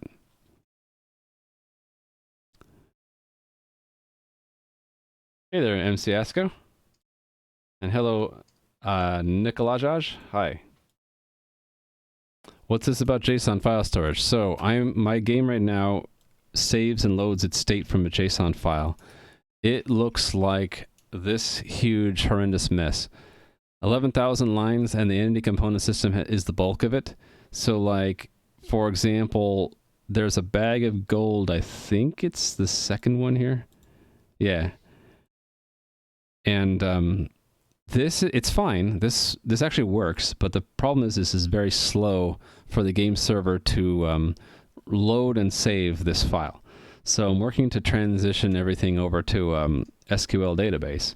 I'm on step 1 right now, where in parallel with reading and writing to a JSON file, we're also going to write to SQLite. The intent is then when the SQLite database has the same data that the JSON file has, then we would drop the JSON file and we would also be retrieving from the database. And then this should be a lot faster than the JSON. And I've already tested this the prototype of this was I did this for my stream helper. My stream helper went from taking like 30 seconds to load to down to 1 second. So I know it should improve it quite a bit. Improvements to readability sure existed. Gotcha. I don't know what you mean by that, but okay. So I have to do this table by table because the schema for each table is different. Some of these tables are a lot easier. So like that item table we were looking at before. Oh, Ketchup Admirer. Thank you for subscribing with your Twitch Prime. I appreciate that. So some of these tables are ridiculously simple, right? This item table just has 5 columns in it, and this is the primary key. Easy, right? But then compare that to what I've been working on today, which is the player table. It has some fields which are scalars, but it also has inner tables, the equipment slots, the inventory slots, the quests that you're on. These are all inner tables that I have to deal with. The object property names were a bit confusing. What does A, B, and C mean? Right, these are abbreviated for item, right? This is entity number. So this is like the key, which object in the game we're talking about. This is the type of item, the name of the item, the quantity. So this means that this is a stack of 230 gold, and the max stack is 1,000.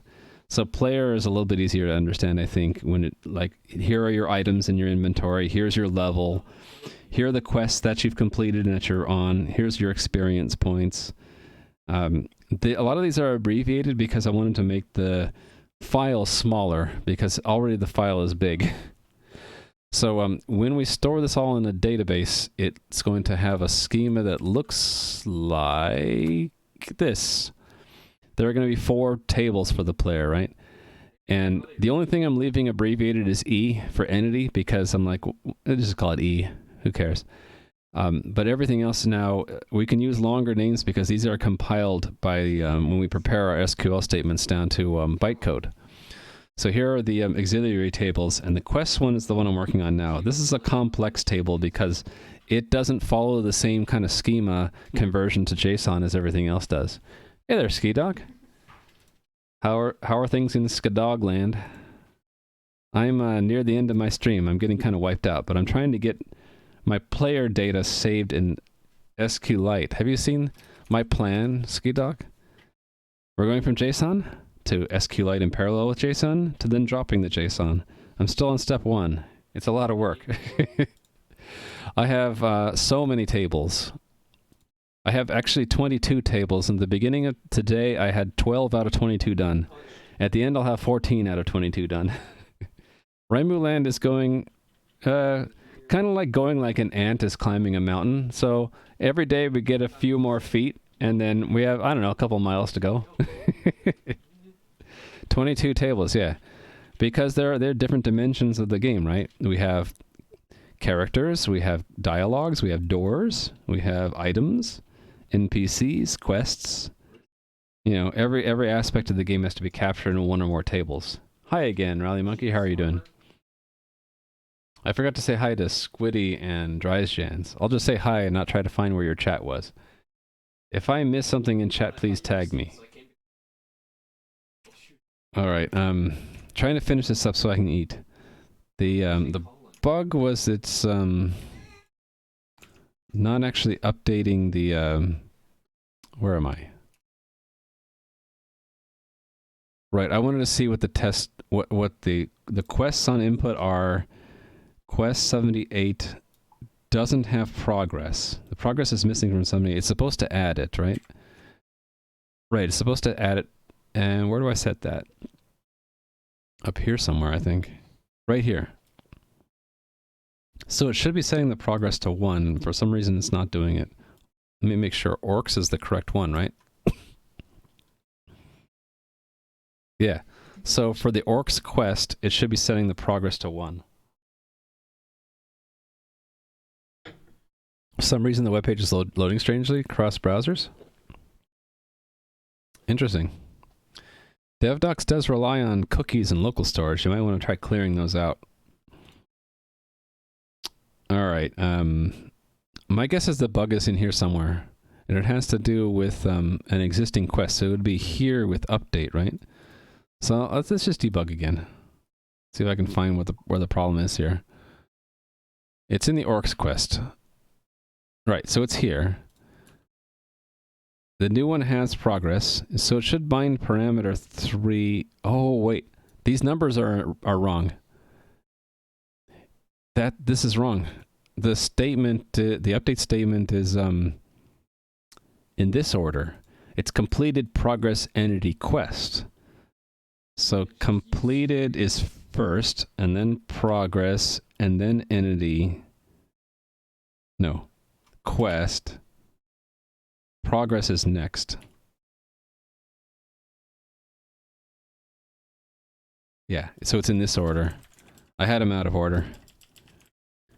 Right? It's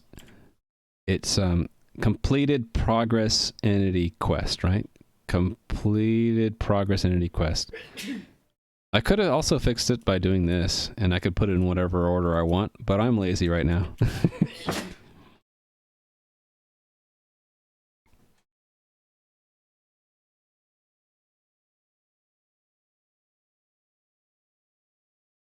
Both my kids are having allergy stuff. Yeah, background person I think has allergies. Hopefully doesn't have the coronavirus. Monka shake. Okay, so we got down to the last stage. Down here.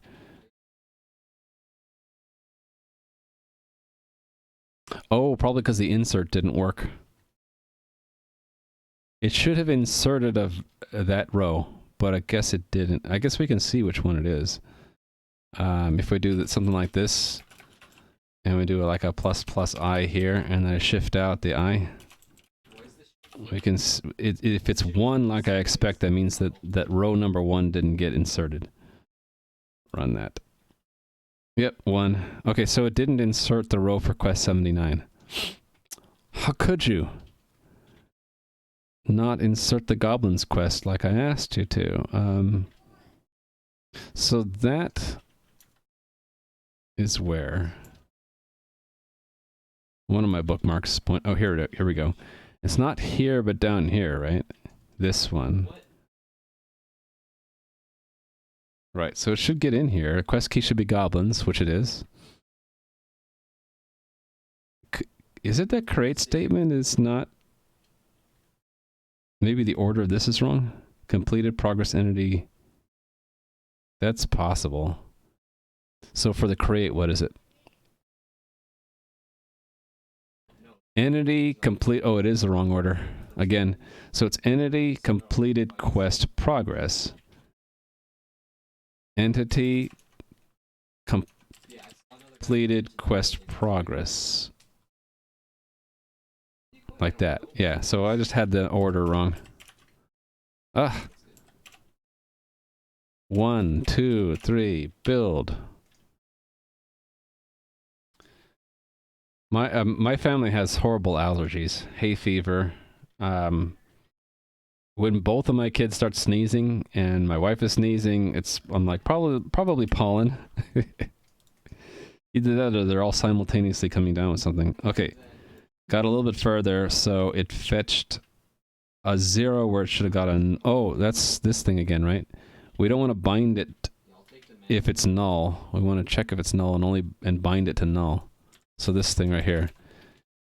Down here for progress. I'm sorry about the indenting. I need to fix this. Okay, so if we have progress, we're going to bind parameter 3 to the progress. Otherwise, we're going to bind it to null.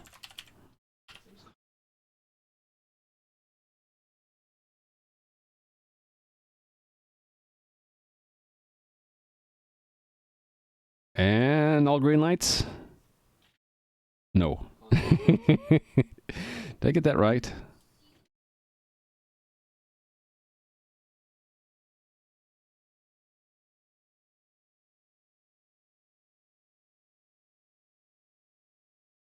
What's wrong here?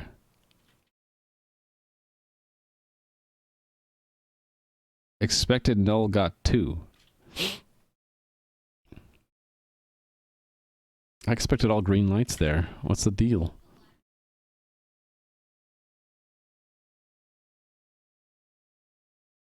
What are we getting 2 for that? Just to make sure I'm not going crazy, that should be the second loop, right? It should be 1 and not 0. Yeah, it's 1. Okay, so it should be null, and we got 2 instead. Why did we get 2? Probably because we didn't bind it correctly. So maybe I messed up again on the order. Alright, let me review one more time. This is an insert into, right? Oh. No. 1, 2, 0, 1, 2, 3, right? So 3 is the progress. Oh, I did the wrong statement, and no one caught me on that. No one told me I got it wrong. No one looked and saw that. That's something that Toulouse totally would have been able to spot if he was not working. So Toulouse must be working again. Or maybe he left. All right, all green lights. Green lights are good. Should I risk running the entire test suite? This should take a couple minutes. Don't notice the CPP to catch it. It's more of like a catching an eye with your eye. Like when you see that everything is create until we have a break there, then like it should be like, well, shouldn't that be create also? Hey there, Randy Kim Luke. Yeah, Toulouse would have caught it 100%, no problem. You click some sites and DevDoc seems to work for you. Yeah, weird. Oh, Toulouse is still here. Maybe he just was in a meeting or something. What am I failing here? I shouldn't be failing anything. What am I failing down here? Ooh. Exception handler caught. This is not good.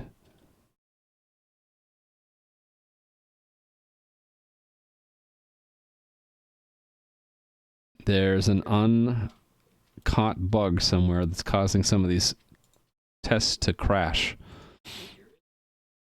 I bet you if I run those tests again, it'll pass.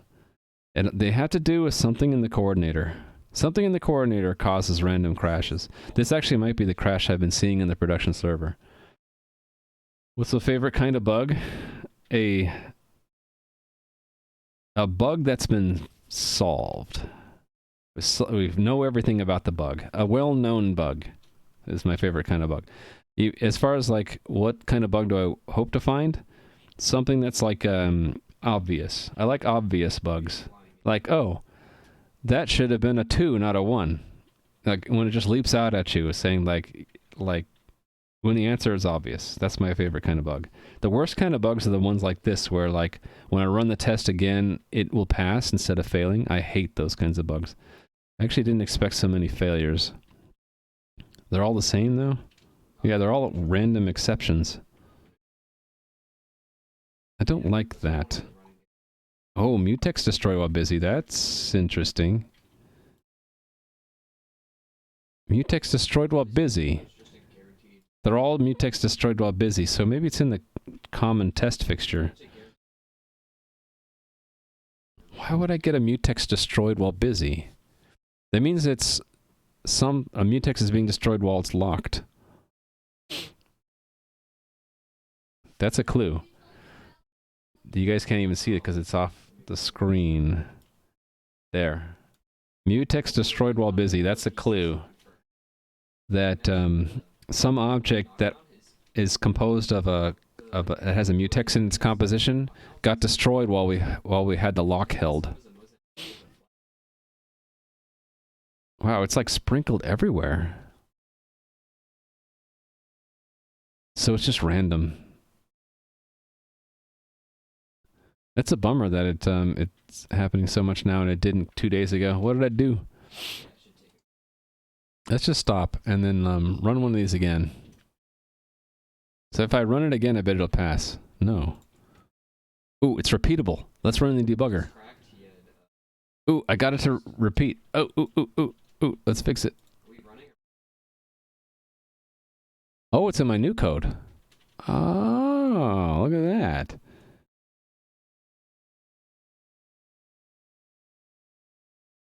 Okay. I think I might know why. This doesn't do an early return, does it? Hold on. Yeah, we get a null.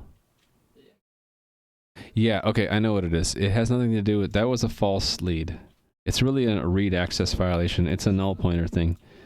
It's that this doesn't actually check to make sure that the table actually is non-null.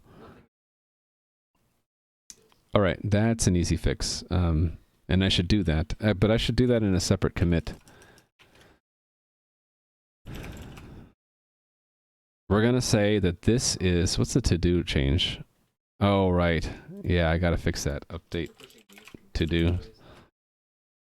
Someone found a critical bug in production, and I need to fix that later. So, but this is all work in progress migrating JSON to SQLite. And this is add player tables. All right, now to fix this problem. Yeah. Just out of curiosity, where exactly is this failing? Player type? Oh, with missing things in it? Oh, right, because a lot of my tests will create empty players. Yeah. Okay. So this will only really happen in the unit test framework. We should still fix it, though. It should say, like, if there's no table to encode, we just skip it. Yeah, we'll just do an early out here. We'll say if encoded table dot, well, it's either a table or an array. So it's, I guess here, if get type is not equal to JSON, I can collapse this now. JSON value type object, then continue. And if we get down to here and it's not an array, then we need to continue also. And then I probably need to do this in update array elements.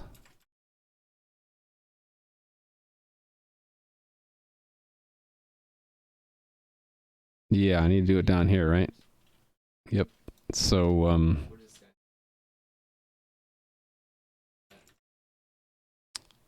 should I do if either of them is not an object? Why do you always use a star in my commit message? It's just a way to do a bulleted list. Yeah. The alternative is a minus sign or a dash. Anybody here ever read the entire C standard? That would be quite the feat. I've read parts of the C standard.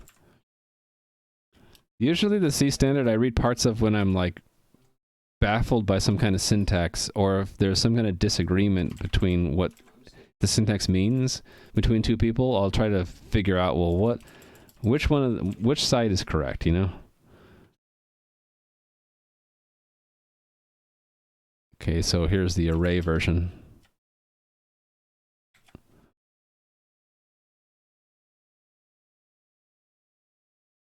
Old array, new array is not equal to array, then we got a problem. We'll just punt. Basically punt if that happens. So that was updating crate. Do I need to delete? Don't remember if I had this. Nah, it just does a delete.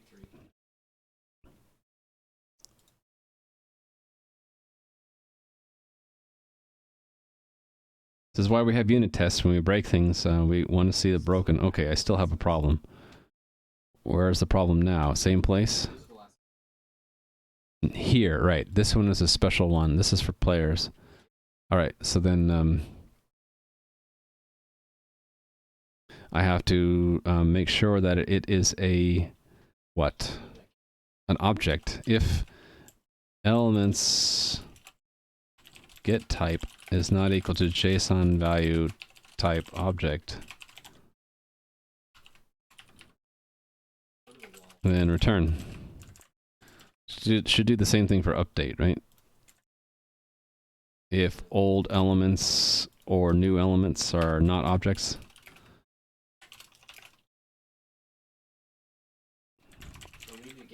New elements. There we go.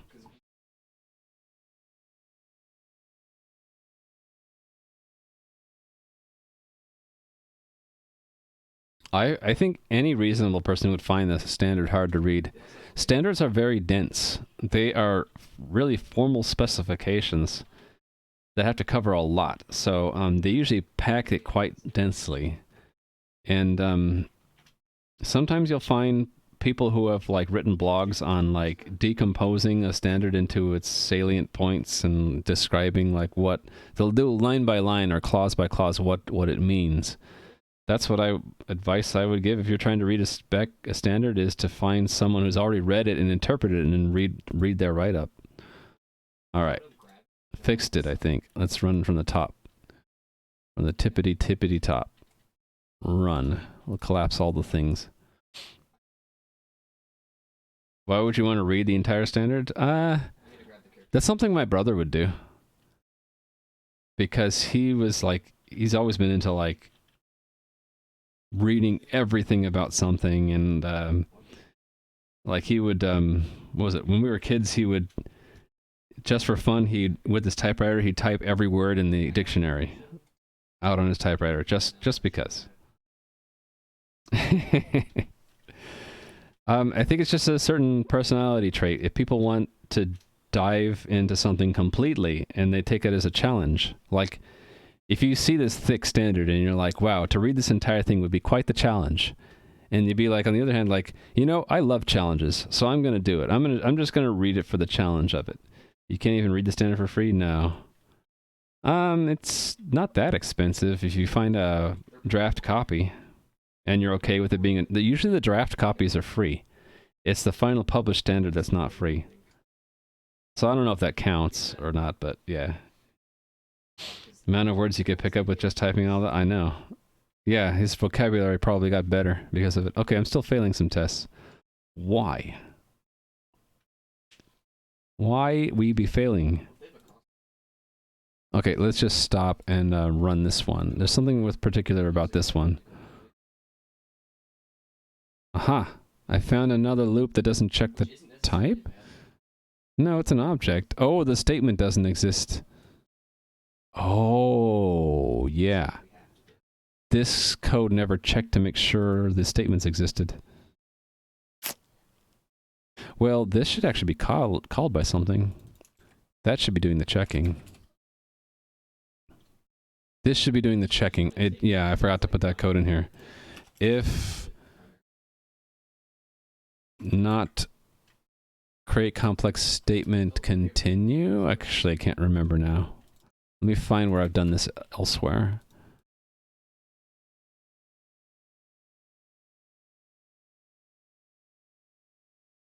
Okay, this isn't good. Well, okay, inside of here it probably checks, right? Yeah. So it just does an early return. So here we can just break, I think. Yeah, break. Break! Yeah, I will break you. See, if we couldn't we can do that even earlier, right? If we couldn't construct the statements, then we're just going to give up. And actually, I need that in all three places, don't I? I need it here. Oh, no, I already had it here. Okay, I was just missing it in that place.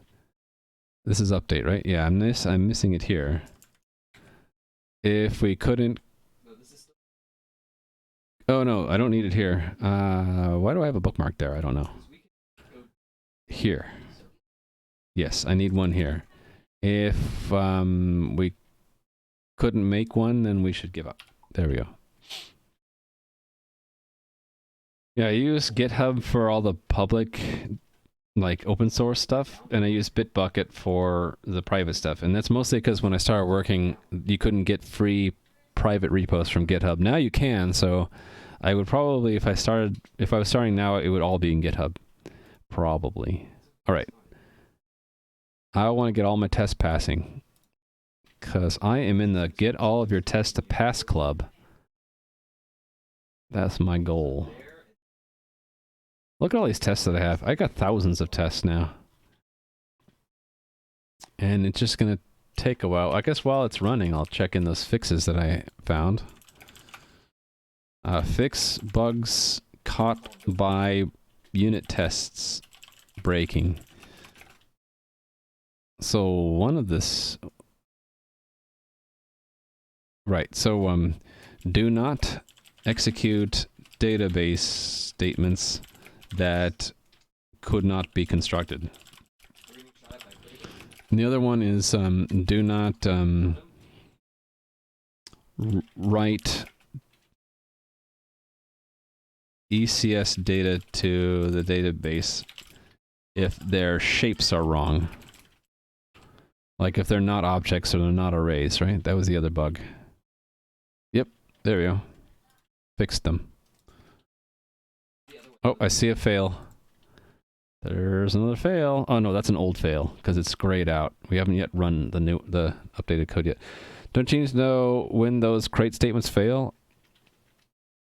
It's because I do lazy loading.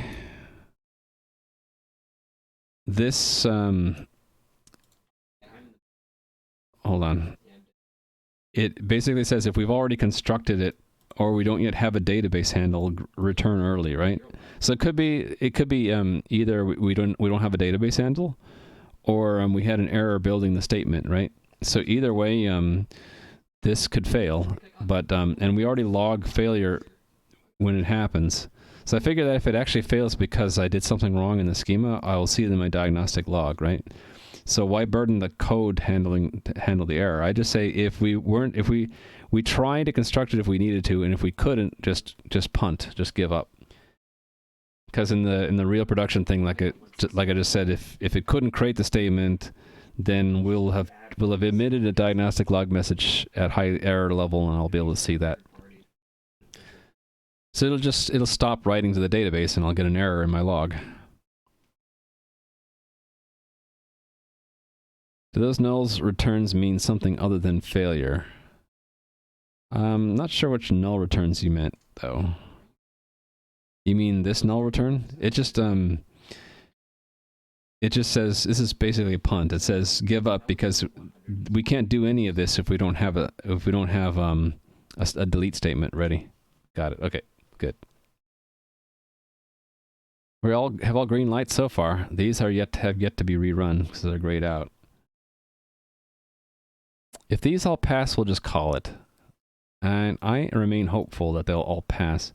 So then that means the players are persisted in the database, which is excellent. And that means I have I have so much work to do. I have to decide whether or not I continue doing the database migration, even if it takes several weeks, or if I take a break and do some other part of the work. Does this test run multi-threaded? Not yet. Nui gave me some pointers on things to try to get it to run multi-threaded. Right now it's all sequential. Some of the tests have to be in sequence because they're writing to the same file. So you can't run them in parallel because they step on each other. Unless I made the tests use a unique file name for every test. Why do those say they only took seconds when they cleared it? I think that's just the test runner. The way it works is it's running the test runner individually for each one, and then the overhead between them is not counted. So this is the time of actual execution, not the not including the overhead to start and stop the process and collect the results. And I think he has to do that. He has to run each test separately now because the command line was too long. Do you guys remember when it stopped, the overall run all tests stopped working, and we found out it was because the command line was too long?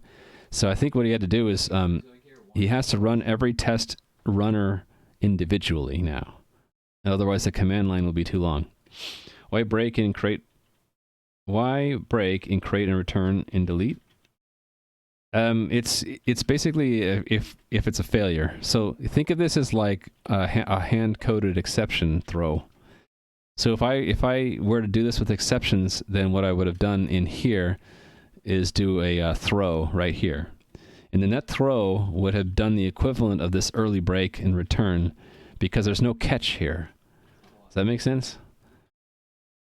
In a sense, I did a catch all and discard at an upper level because that's what this break is really doing, right? It basically says stop the loop but then continue running without stopping the program.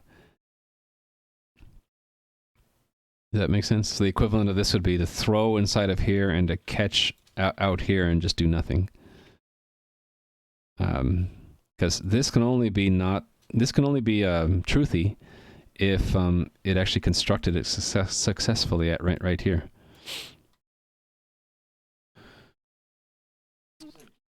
Wow. Yeah, running these runners one at a time does slow it down significantly, doesn't it? Is this stalled? Did this stall? I think this might have stalled. Oh, wait a minute.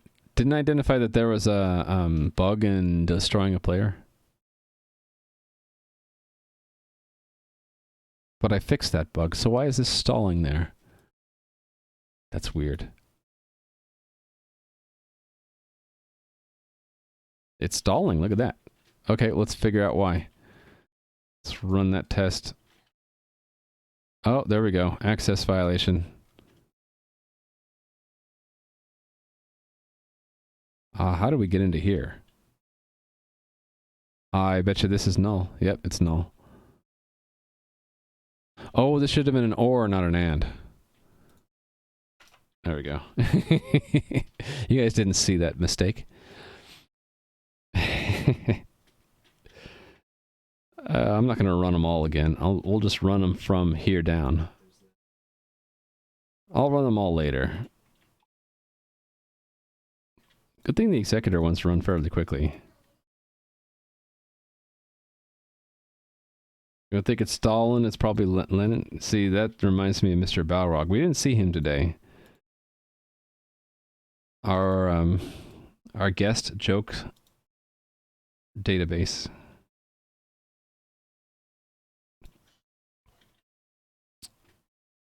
It's kind of tedious to... I wish there was a way to say run everything from here down. That would be convenient. Or run all tests we didn't run last time. I have a feeling that these are all going to pass. I'm just going to call it. Shift select. I don't think that actually works. Oh, it did. It worked. Atomic Nibble, you're a genius. So I could pick all of these, shift select and hit run on them all, right? Ooh, brilliant. Why did I not think of that? I don't know. I'm dumb. It's just a guess. It was a very, very clever, wise guess, so I could actually just run all of these over again, right? All the ones that aren't lit. Oh, and those two. I need to run those two also, but we're already running. Okay, I'm pretty sure this is all going to pass. Let's check in this final bug fix. Fix silly bug. That's self-evident, to me at least. If either one, not both, are invalid. Alright. I need to go eat lunch. I hope you guys enjoyed the stream. I will be back tomorrow for more, either more grueling database work, or maybe I'll do something different. So, yeah, I'll just leave that going while I pick someone else.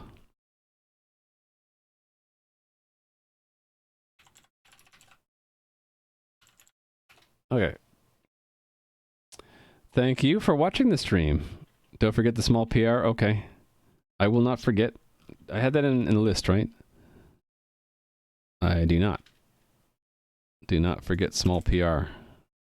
There we go. Forget, right? All right. You guys have a good one too. Let me pick someone to raid. How about we raid Team Tolima? Chris Griffin raided Team Tolima 2 days ago or 1 day ago, and I hung out in her channel. She's learning C++ today. Maybe we can help. So let's go raid Team Tolima. I'm hitting the raid button. You guys ready? Team Tolima is learning C++. Maybe we can help. Or maybe she doesn't need help. We'll see. Starting the raid now.